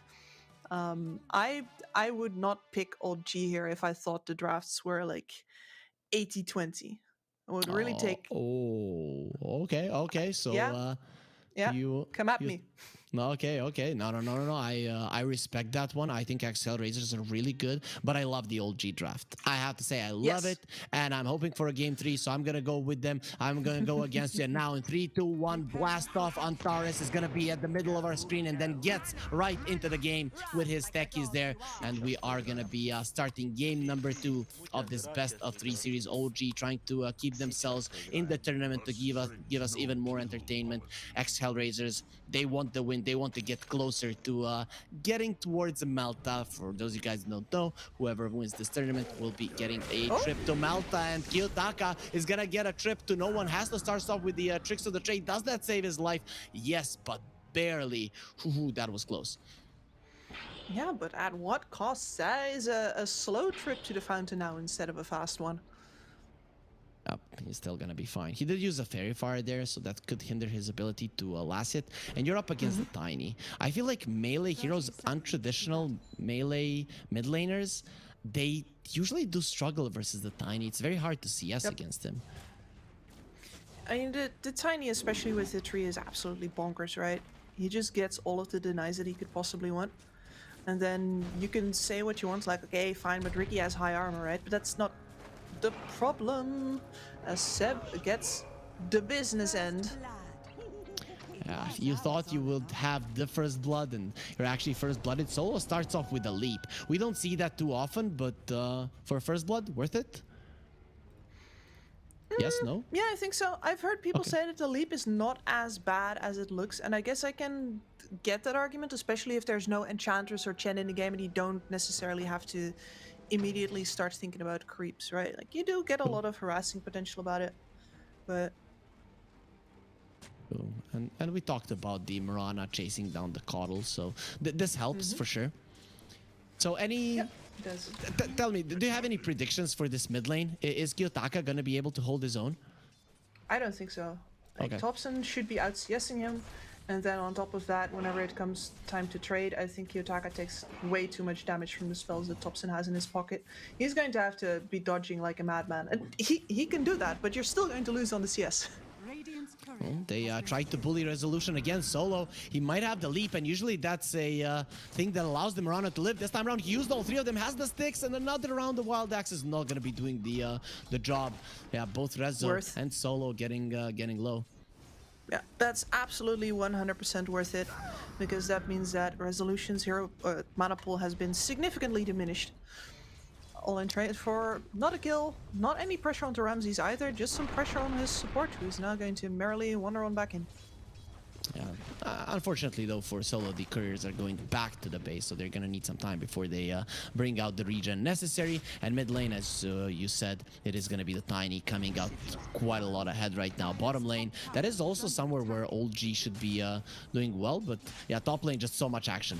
Talk to me about this one. Is Miero going to struggle for the entirety of this laning phase? Yes. Yeah, and unlike normally, it doesn't actually get better as we watch him die. No, unlike normally, it's like, oh, well, you suffer a little bit, but then you get to, you know, your level 6, and you get the spiderlings, and the entire dynamic of the lane changes, and it's like, no, no one doesn't care now, and he won't care later either. It gets worse. Seb was dropping low on the top lane, and yeah, our observer exalted. He's a Seb fan, so he's not wanting to look at that. Look away, but it's not gonna change the fact that Seb will be going down. So another one for ex-Hellraisers. Yeah. But Look yeah, at Kiyotaka. okay. So that's how you play this lane. Yes. Thompson was just trying to meet up the creep waves, create a new lane somewhere with blackjack and hookers. No one. He's being ran down. Doesn't have any heals right now. The courier is coming in, but the hook is gonna be beautiful. Antares turns around and fight. He thinks he cannot escape. Wants to get the kill. Nice dodges coming out from no one. Beautifully done. Resolution dies on the top lane, though. That's gonna be the trade-off. Again, slightly favoring ex-Hellraisers.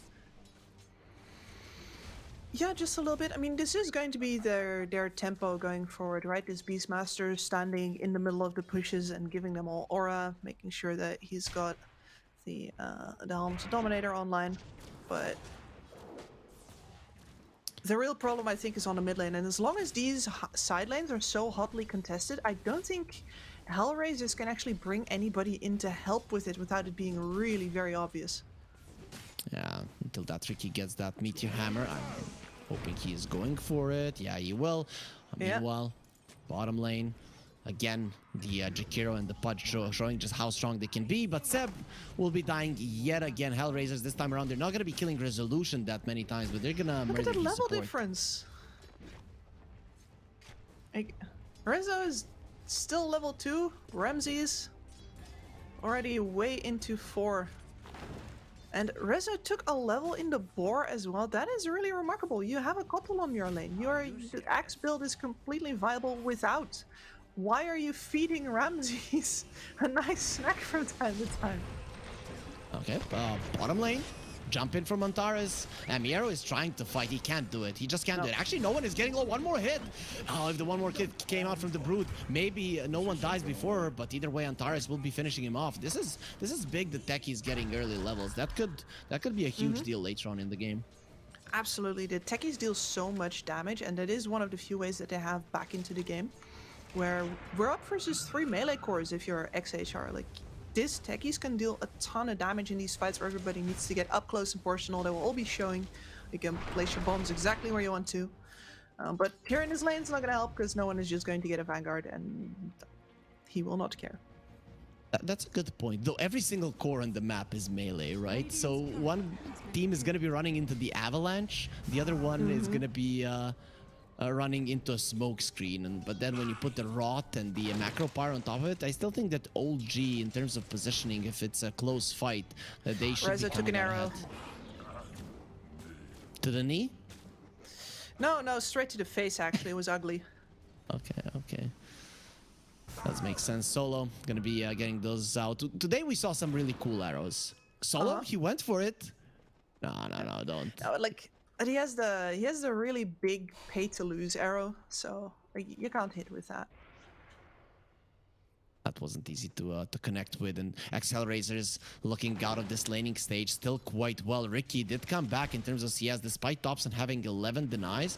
Kiyotaka got a pretty solid one. Look at Solo came to the mid lane to kill the siege creep and almost died for it, but he'll be fine. Just noped right on that again. I mean, you're talking about Thompson here, who's by now, I think, a full level ahead of Kiyotaka as well. Yep. He's looking good. He is looking good, and this is important. Thompson is your playmaker. OG, they couldn't get him online the previous game. Here, it should be a little bit easier to get him there. Yes, and now we're going to see, and I'm going to put this really bluntly, how good Thompson really is, because they're 3k behind right now on OG, right? And Thompson is the only one whose lane is going really well, like expected. He's having the game that they picked his lane for. So he's TPing to the bot lane, onto the dive. No, cancelled. He expected that they're gonna dive further, but I think that Miero got into the tower there and actually saw the TP. Thompson, he cancels it. Now he does some damage to Kiyotaka in the mid lane, but this is a Ricky with a perseverance, so almost 13 HP per second. Rezo, that's a nice riff that he's gonna hear, and it is gonna be Rezo going down. You live in Finland, so you're definitely big on metal, probably. I am actually, yes. You enjoyed that kill then. Yeah. I've got the metal pack as well, but sometimes you want some sweet melodies to lull you to sleep, which I don't think OG is getting any of that this game. Pudge dies, and no way, Solo, that you're getting this kill. He wants it. He wants to finish off Sam. Oh, the juke around the tree, and now Solo, he doesn't have any more leaps. I don't think Thompson is letting this one go. He will kill you. Wanna kill my old buddy? We want 2 TIs together. I will not allow him to die. Seb, though, there's another guy hunting him. He knows where he is. He is denying some wards, but he will pay with his life for it. Yeah, you could see it's just Thompson noping out. It's like, okay, I could protect you from the previous one, but this one is your problem, buddy. You couldn't even know, you know. BD. They really need the runes here. But yeah, that kill on the bottom lane is actually really interesting to me, because that means that the levels for the techies are actually paying off way more than I thought they would. Of course, his techies is now not bot anymore, and that means that no one is immediately king of the hill again. But I don't think he expected to die there. I mean, if you look at the net worth, Miero is doing really well against the lane that he should have done badly against. The ex-Hellraisers showing just how good they are, that they can play this lane properly, just the way they need to. Seb, again, taking some damage. He's gonna try to come back into it, but there's gonna be a Ricky waiting to murder him, and he has a DD. Meteor Hammer dropping. Rezo turns around. You shouldn't have done that. Oh, what a smoke tree to prevent Thompson from changing anything. Kiyotaka jumps in. Is he gonna have luck with the tricks of the trade? No, there's way too many creeps. You are deep, Kiyotaka. You have a lot of armor, but I don't think you can get out of this one. Where's the vision? There's the sentry. It's not enough. The tree's coming through, and they illuminate. They're doing their best, but their best isn't good enough, Kips. It is not, and I gotta say that regen that he has from the Perseverance actually did a lot of work there, because that was not burst damage from OG, that was trickling in one after another, and he gets enough extra HP out of that time to live. Pretty big deal. Ricky's not being played that too much, so we tend to forget just how much armor and base regen this guy has, and then Perseverance on top of that. It's hard to bring him down, even though he seems squishy from time to time. I mean, it's nothing that a good old dose of magic burst can do, right? But all they have is the Thompson combo. If they don't hit him with the Thompson combo, it's very hard to kill him indeed. The mid lane tower did fall as well. That is the Meteor Hammer again coming into play on some of these mid laners. We saw it a couple of times in the tournament. We saw it once today. Solo, maybe they can kill him. Top lane, Solo is losing his life, but bottom lane, a much bigger kill will be made here by Hellraisers. Antares showing up again with the techies. This time around proximity mines, they destroy the Pudge. Yep. There's nothing a Pudge can do if he doesn't get TP help there. He's constantly slowed, he's constantly getting chipped away at, and though it will take a while. Like, they're going to get him eventually. There's nothing he can do to stop them from actually just kiting them out. All they have to do is dodge the hook. Yeah. And speaking of help, you know, we have a little bit of help for our viewers. They can use the promo code CUP23 during the duration of this tournament. If they go towards Pinnacle.gg and on their first investment, they will be doubling their money if that's what they're into. Of course, we do advise that everyone bets responsibly. And you will not be able to use that code if you're younger than 18 years of age. Ex-Hellraisers, they're going to be chasing for no one again. Scuffling over the ward vision. But yeah, this is... I was gonna say, this is normally the route that you take when you're assaulting the mid tower from the side with a Broodmother, but that's already done, so Miro doesn't even have to be there. He's just still nibbling on the bottom tower instead. And no one has to be careful, because there's a lot of dark space on this map right now, and his techies is not going to show, knowing that as long as he stays off map, no one has to play in range of his own towers. Oh, these Ricky illusions are so annoying. Even when you see them, you can't do much about them. They are, oh, actually, Moonlight Shadow gonna be used. That makes Ricky double invis. Of course, with just one sentry, with just one dust, you can help with that one. Kid Track, he needs a ton of help right now, but not even God will be able to save him from Kiyotaka. That's another kill for ex-Hellraiser. 6k gold lead, 12 minutes in, Kips. This is looking easy.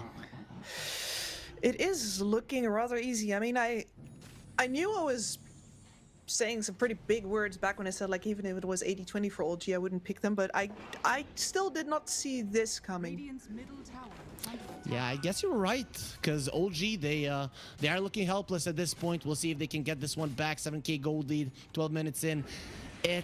Sometimes in the history of Dota, there were comebacks from this. It is not impossible. It's not an insurmountable lead, but it is a hard thing to play into, especially when Ricky is everywhere. Your supports are gonna become even poorer. Yep. And his Ricky is especially contesting the middle side of the map here. Well, this might... No? They have dusted his him. own. Oh, he's threatening with the Meteor Hammer. He's all alone. He's all alone. Our arrow is coming in. It's not gonna help him. Kiyotaka is dead, and OG, they finally kill him. Yeah, and you know what happened? The gold difference went up in the favor of XHR. Because they saw 5 heroes. True. They got to farm everything else in the meantime, and that bottom tower is teetering on the brink. Next time no one leaves, that tower's dead. He is getting closer and closer to his Aghanim Scepter. That is probably going to be go time for OG. Yes. But Ramses, we haven't even looked at him. He is so scary. He's going to have his BKB in no time, and that's where, the real trouble starts for OG. Exactly. They have basically no damage that goes through BKB here. Like, sure, they have 2 disables, but no damage. I guess the best you can hope for is Thompson with his right clicks and with the inner beast, but that's about it right now. What OG are bringing to the table in terms of physical damage. Hellraisers, they don't even want to fight. They're just increasing their lead. Look at this. They're playing all 3 lanes 14 minutes into the game. Yep. And they're doing it in this nice back and forth. Now you show and back off. Now I show and back off kind of pattern. And then when they get an opportunity, Miro has left the bottom lane. Alert. Yeah, arrow is coming in as well. It wasn't needed, but it looked cool, connecting onto Thompson. So that is going to be ex-Hellraisers getting themselves killing the mid lane. So as soon as OG are like, these guys are playing all 3 lanes, let's mimic it, match it instantly. They respond with all of their heroes and just kill a mid laner. Gets slapped down immediately, and then XHR do the Delta split. And punish with their gold lead over on the sides again. It's almost like a rhythm, in, out, in, out. It's like a conductor waving his arms. It's very pleasing to look at. I kind of feel like OG, the way the games I watched them play, of course some of them were against weaker teams, but speed was their main weapon. And in the previous game, it was defeated by ex-Hellraisers with relative ease. And now they want something that is just not as speedy, and ex-Hellraisers are outmaneuvering them. Yeah, really hard. And so much of this is on the bottom lane not getting any, like, they couldn't actually keep the Pudge solo on bottom, which was a really big problem. He's supposed to be able to stand there so that they can actually bring help towards Resolution, who is the one who gets the game moving. But Thompson's early rotations, like that TP rotation didn't work out, the haste rune didn't work out, his walking to top with an invis didn't work out. Oi. Well- Solo back-to-back deaths. Yeah, killed the head, killed the captain. That is the approach they had in the previous game. They lost it, but at least they are annoying solo a bit. Let's see, though. Thompson does get doomed from the other side. Kid Track is being eaten by spiders, but they're gonna be looking towards the Tiny. The Roar comes out onto the Doom, but that's gonna be preventing the chase. But the Tiny still taking some type of damage. If we look at the techies going in, and the bombs are now gonna start exploding everywhere. Even with the blinding light coming through, Hellraisers, they see well enough to finish it off. No one is so low, and even during eating that Doom, it seems like that is a big chunk of food. You can't go for it. Resolution without mana very soon. He's not gonna have HP either. Seb is doing his best with the blinding light, but Hellraisers relentlessly continue to hunt down their targets. Absolute wrecking ball. There's the BKB on the Doom. We've said it before. As soon as you get that BKB, and Doom's an early BKB buyer, what are they gonna do? Absolutely nothing. And the immediate delta split. Look at it. We're on three lanes again. All the way smeared out across the map. Yeah, they're so fast. And this is one of the reasons why there's a difference between like having a fast draft and playing fast, because you can play slow drafts really fast if you just don't have any downtime. Mushi used to call it rubbish time. He would scold people. You have too much rubbish time, lah. Goodbye, Thompson. He's dead. He's gonna get a nice avalanche before he dies, so at least it looks cool there, but dying with style isn't really the best thing that you can accomplish here, and ex-Hellraisers continue to do well. Every single time that OG poke out their nose anywhere on the map, they just get punished. Yeah. Nose sticks out, gets punched. And after a while, it just starts feeling very hopeless because everybody has bloody noses and they're like, "Are you gonna do it?" I'm like, "No, but I'm not gonna do it either." No one has to do it. Exactly, and then XHR gets everything they want. Of course, OG have a lot more experience than that. They've had some bloody noses in their time. So we have the Aghanims finished up on no one, and we are making the move. But this is only Aghanims and not Blink Dagger yet, which I think they also really need on top of that. So you think this is a "I didn't hear no bell" moment for old G, and they're going for a smoke. So let's see what they can find. Ex-Hellraisers, they're 10k gold ahead, but until their enemies give up, this game is not over. Absolutely not. And they're going to go into the triangle, establish some vision, hope that maybe later on they can capitalize on that. It's the best thing to do if you can't get your smoke to connect. Roar? But he used the smoke screen there. He knew that he might get jumped up. Kiyotako's ready for it. The Doom will get taken out of the fight. Ethan, so his BKB, it is gonna be passing out, but it doesn't matter. Resolution is already dead, and now with the Doom being used onto the punch, he's running forward, trying to do as much damage as possible, and they're starting to kill some heroes. Ramses dropping low and finally will die to the Illuminate Hellraisers. They would want to chase, but they don't have two of their cores, so it's actually old G that are gonna be striking back. And even with that big of a lead, OG will be winning this fight. Thompson is not done. Solo, you're gone. You see too deep. Nope, with the blinding light, it's gonna be protecting him from Yarrow and the rest of the spiders. And Thompson, he is thinking about re-engaging once again. Ex-Hellraisers have to get to the high ground. They got the one hero that they needed to get. They got the Riki out of the way. If the Riki lives there and you have to focus all your damage over on the Doom and the Riki can just chase you out, getting kills here and there like a Riki does, then this fight looks completely different. But instead, they get the opening on the one that needs to die first. And after that, well, we have the good old Broodmother problem where she's just an aura carrier and she's not going to go back in and do anything to Thompson after he jumps in. It was expensive because, of course, 2 cores over on old G die, but they do have a playmaker left after the dust is settled, and now they've got the waves in a good position that they can go into the Roche pit. Your hammer is coming. They're not expecting this. What's happening? Hammers are dropping from the sky, and the bombs are gonna be there as well. The artillery firing onto no one, who gets destroyed. And look at Resolution. He's low as well. Antares, he will be going down, but he has already done his job. Resolution, he's surviving for a little bit longer, but not too long. A double kill for Kiyotaka to start off that fight. How do you fight now, OG, without 2 of your heroes? You don't. You just let them fall, and it doesn't seem like they are done. Ex-Hellraisers, they smell blood. Thompson is gonna be next. Arrow will not connect, but it doesn't matter. You still need to leave that smoke screen to be able to do anything, and it's not going to happen. 4 heroes dead just like that. Yeah. XHR like, yo, you really thought you could pull a fast one over us, huh? You win a fight, you immediately back off, you go into the pit thinking you have time because we will need some time to gather. No, they just start disrupting immediately. They once again play with their lives. There is a possibility that they lose heroes there before the rest of the backup arrives, but they don't care because they know that once everybody's there, they win. One thing that I'm kind of sad that usually we have these cool drafts, right, from production, and then we don't get to see the banners from Hellraisers, which is their jersey hanging off of a cliffhanger, right? And speaking of which, you know, we're still giving away the jerseys here, the Malta Vibes one. They look awesome, and guys, the only thing you need to do is go to the Pinnacle Esports Twitter. There's their jersey as well. But anyways, go to the Pinnacle Esports Twitter. You have a pinned tweet there, and you just need to retweet it, like it, and comment on it. Tell us what is your favorite team. That's gonna make you liable to win one of the jerseys that we have ready for our fans here. So be sure to enter that one and follow our social media to find out who has. If you are one of the lucky winners, of course. But you saw it there, Kips. It's actually a really cool banner from Hellraisers. It is really nice. It's very casual, isn't it, with the clothes hanger?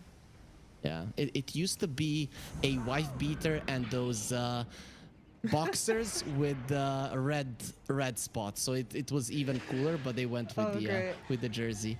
The red spots are like with red hearts on them, because I do feel like if you're going for old-fashioned underwear, it should be those. Okay, the white with the red hearts.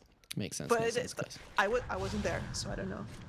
Okay, true. Anyways, the defusal onto Seb. He does have a mech, so he's not that easy of a target. Kiyotaka, his damage output not that high. Still has the Aegis, but the solar bind here. He is getting sunbathed before he goes to Malta, so I'm not sure you want to be doing it just now. Still, ex-Hellraisers, they're coming over. Doom is going to be coming through onto Thompson, so he's not going to be getting anything off. Actually, look at this. Ramses is gone. Without him, you really have enough damage. Kiyotaka dies again. He's just fighting. Yeah. Thompson is fighting. Kiyotaka is dead. He does have the Aegis. I thought he died the first time, holy crap. Oh, but Antares, this is the real carry. Look at that jump in, the stun, the damage, and everybody on OGs that starts dropping like flies. OG, Kitrak is left alive, probably not for long, being hunted down. That ice path can only give you so much time. Rezo, fortunately for him, is back in the base. Yeah, I want to see Antares hero damage after this game. Bottom tower is under attack. That is just absolutely phenomenal. And OG really have no choice, right? Either they focus and they get the kills, or they don't focus and they lose the fight outright before Antares comes in and punishes them for grouping. Techies is kind of a mascot of our, I mean, Marcy is, but when we're getting into the games, the Techies is blowing up our screen. So Antares, he just wanted to give a little bit of credit to the hero, and boy, is he crushing it. Look at him. He is close to overtaking not one, not two, but all three of the cores of OG. Yep. And earlier on in the game, he was in fact ahead of Resolution for a very long time, and Resolution got to farm Ancients with axes and a Kotl behind him. Bottom tower is under attack. Yeah, but Antares got to farm heroes. And this was a weird jump from Ramses. He didn't get the BKB off, and actually he got the BKB off. That's just the physical damage. Ooh, the Helm of the Overlord is strong. Yep. Yeah, that's one of the things that ex-HR lack here, is their own overwhelming physical damage, like physical burst damage, in order to take any of those creeps down. We're seeing currently, though, the Pudge will die, and Kitrak, he is like, I don't deserve to live without my laning buddy. So he just offers himself as well. There's going to be 2 nice easy kills for ex-Hellraisers, continuing to increase their lead. And they're just going to continue wiping first the left side of the field and then the right side of the field. Every time OG moves, HR is already right on their trail. Not your part of the map, our part of the map. Resolution, slow down, goes for a TP away. It might be successful here. Resolution is fine. Seb with the blinding light buys him a little bit more time, and that's enough to live. Seb, has he put himself in danger? Yeah, most definitely with the sleeping dart. The meteor hammer is coming through, and the death will follow suit fairly soon. He's tanky between the Holy Locket, mech. Look at him. Oh, Kiyotaka is he alive? Oh, well, temporarily. Okay, that makes sense. And Thompson, now that is a bigger deal. I didn't realize he was still there. I thought he would have left the premises a long time ago. Yep, Seb is now looking at him. I created space for you. Why were you there? This is why you call it buying space instead of creating space. Like, 'cause it's almost it doesn't come out of thin air. You have to sacrifice things for it. And in this case, your old man. Any big items coming out from OG that could start changing this game? We saw the Helm of the Overlord having huge impact. Maybe BKBs on the cores. Yeah, I think that the BKBs on the cores are going to be a decently big problem, especially because this Ricky is not actually moving into more right-click damage. He's just moving into the core for more of everything. I just want to see Ramses does have his level 15, so Devour Target Ancients is there. He's level 17 actually, and the Octarine Core is there too. Look at poor Thompson. That BKB is not coming soon. No, it is not. But Resolution's BKB is decently soon. Not soon enough. He got the roar out, so extra movement speed is there. Resolution trying to get out, but look at it. No one is doomed. And yeah, not only with the spell, because he's going to be going down. Kitrak keeping his position. He's actually doing a good job with the ice pads, but is it enough to save his buddies? That is not the case. It isn't enough to save himself either. Not the case. And Resolution, the only one left alive. This time around, he will join his friends in death. Yep. He actually walked out of the base there. I think he could have tried to get out, but he decided to go for the kill on the Broodmother instead and did not even get that. Miero scuttles out alive. And that's another clean wipe for HR. For sure. We talked about Antares taking over the OG cores. He has been able to do so. He has been crushing this game. Really, he is actually close to both the Ricky and the Broodmother. So just a amazing performance coming out from him. He's the highest level on the team. Absolutely phenomenal performance, and really important for his team's damage output. Oh, they've got the hook. Is that actually something that you should be happy with? Antares jumps in. He doesn't have any more mana, so the mines aren't going to be coming through. But Ramses with the War Stomp stuns them up. No one's still alive, has enough HP to get himself away with the macro power. They're pushing out Hellraisers. No one this time around not going to be on point with the hook. But Thompson toss back low. He tosses him in place. But Ramses stands his ground with the Lotus Orb. He's protected. And inside of the smoke screen without the BKB, you can't do anything. You are blind. Thompson will get taken out, and now the chase is on OG. They thought they had the chase, but it's gonna be the other way around, or at least ex-Hellraisers can finish off the racks. As jumping from Antares into the backlines, boom! They don't explode though, they are still alive. No one has been slept. He goes for a nap, will get doomed right now, and I don't think you have enough heals in the world to keep him alive. He does have a buyback, we'll come back into it. They get the roar onto Miero. Can they finally bring him down with a couple of hooks? Yes, they reel him in, they kill him as well. The buyback's coming out from Kitrak 2. Resolution getting very low, he's burning down, but he will live.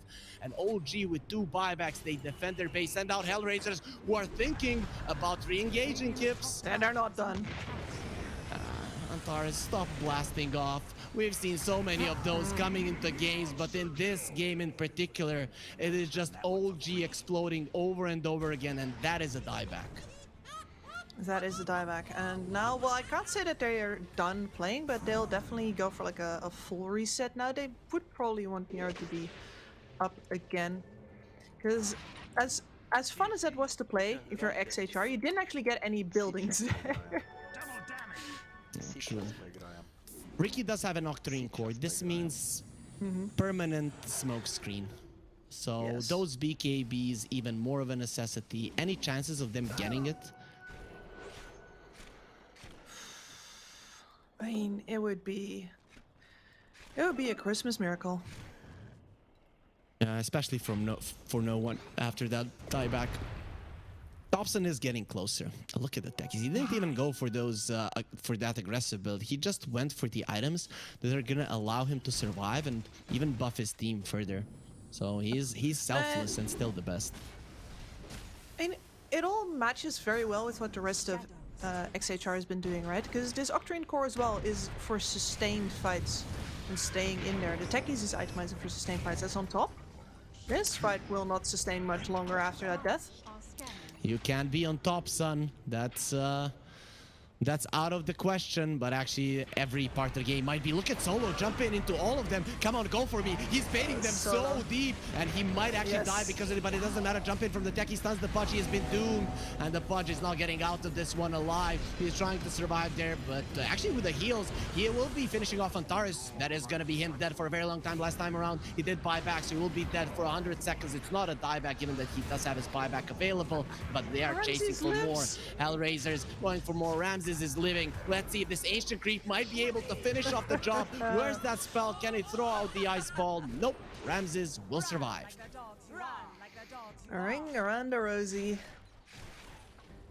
Buckets full of posies. I think that's the most solo play I've ever seen, right? This man is famous for dying for his team in positions where it's useful, in positions where it's not so useful, anything in between. And now it's just like, if they try to kill me because I suicide dove into them, they're all gonna die. And he jumps in, they turn around, and he's like, ah, knew it.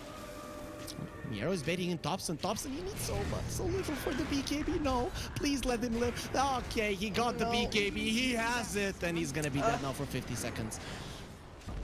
Yeah, bought out for an item that he currently can't use. At least, we've said this right from the start, ex-HR don't push very well at all, because their lineup just doesn't have it. So he's going to get the chance to use his BKB at least once. His base is still gonna be in shambles. No chances to use the glyph any longer, so this tier 3 on the bottom lane will die as well. They're just keeping the smoke screen up, so the jump in from OG is not that easy. We already mentioned it, that the Pudge just cannot farm the BKB right now. He's too far away. Jump in onto the Beast Master. They want to end this before the Tiny comes back into the world of the living. Resolution is dead. Yep, no hook save. They want more. They get the Doom. The Pudge is in trouble. The Pudge is pretty much dead. He gets the arrow in the back, and look at Kiyotaka, just zoning out the supports. You cannot go on him, but OG, they will not GG out. They still want to fight. They actually just handed a kill over to Kiyotaka, and just walked back to hit Direct. He's like, yeah, you're on cleanup duty. I can't be bothered. Thompson, he's hoping that they come close so he can get the toss into the fountain. Come on, Hellraisers. You're so much better than us. You can go for it. He's baiting. He's waving. And they are going to be waving him goodbye. Actually, giving goodbye to the 9-second BKB. Thompson will live. Yeah, well, will he? He uses BKB. Thompson, fountain, roar. Okay, inside of the fountain, they're stronger. Let's go. They finish off Kiyotaka. Oh, deserved. Deserved. They have been baiting old G all series long. They deserve to get the upper hand for once. Yeah, nice toss into the fountain. Unfortunately, that's not gonna change the outcome of this game with the 35,000 gold lead, 33 minutes into the game. Ex-Hellraisers are pretty much certain to win this one. Even Dota Plus agrees, and we all know who comes out with those percentages. Lord Gaben himself, and he is never wrong.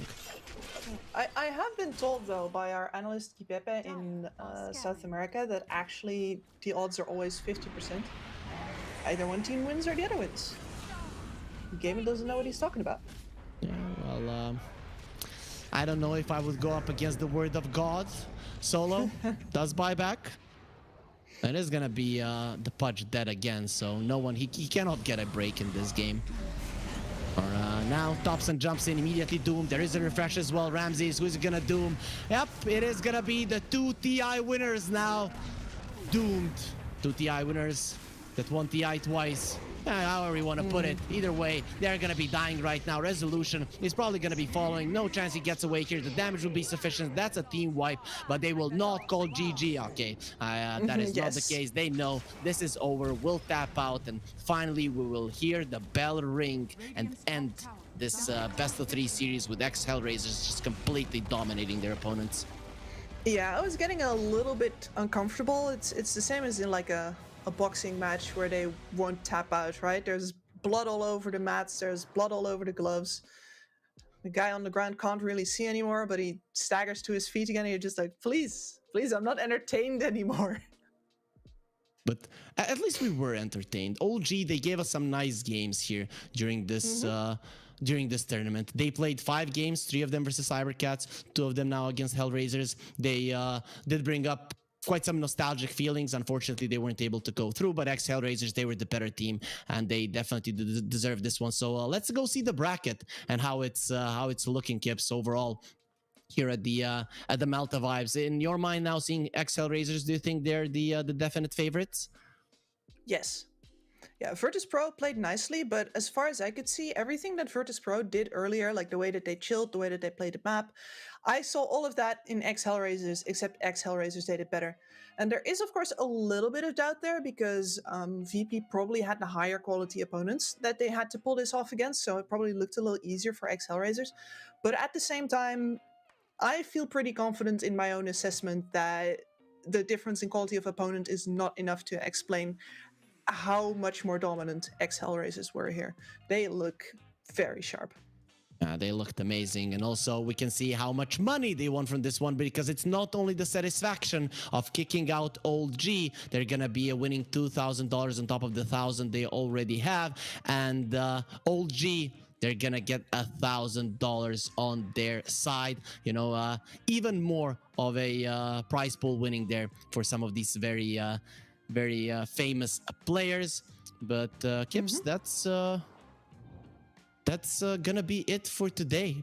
Before we end, we're gonna be going into the schedule for tomorrow. Considering that you're not gonna be joining us towards the end of the tournament, I want to hear your thoughts on the games that we're gonna be seeing tomorrow. So it's gonna be Navi versus Into the Breach, Monaspa versus the winner of that one, and then ex-Hellraisers versus Virtus Pro. Oh, that's an interesting one. I've always liked ITB and the rosters that they came up with. So I'm likely to favor them a little bit here, even though I do think that Navi is quite a bit too big for them. Navi are solid for sure, but we'll see how that one goes. This game today was delayed, right? So we are gonna be seeing it tomorrow. It's gonna start at 11 CEST. So guys, now considering that we're coming towards the end of the tournament, we are going to be changing those times. So be sure to follow our social media, follow the caster's social media. Definitely go and follow Kips and me. Follow our channel as well to get informed. Kips, did you have a good time today? Because in the end, that's the only thing that matters. If you had a good time watching Dota. I had a fantastic time. I mean, great company, great teams, great games, and I'm probably going to eat my dinner while looking at a replay of honestly probably that Ember game again. That was pretty hype. So Kips definitely got surprised just by how good Kiyotaka is. I've been watching him now for 2 tours, even a bit longer than that, but 2 tours where he has been crushing it. We'll see if ex-Hellraisers can get themselves a victory here and go to Malta to enjoy the boot camp and the 5-star hotel. But with that being said, guys, we're gonna end the show for now, and we'll be back tomorrow with more great Dota here at the Pinnacle Cup. Oh, esport. You and I have come a long way. It was such humble beginnings. As we gathered in small groups, we were professionals right from the start. Passionate, organized, and ready to rumble. We dreamed big, and surely enough, our parents supported us at every step of the way. Didn't they? Fired up by all this love, it wasn't long until we caught the scent of competition. To be honest with you, it wasn't always that easy. Joe here, he had to take on 2 side jobs to afford playing professionally. It's gonna get better, Joe. Some of you dared to not even call this a sport. And look where we are today. An endless stream of esports events every year. Bet you didn't see that coming, Mom and Dad. And you know what? We have been with you every single step of the way.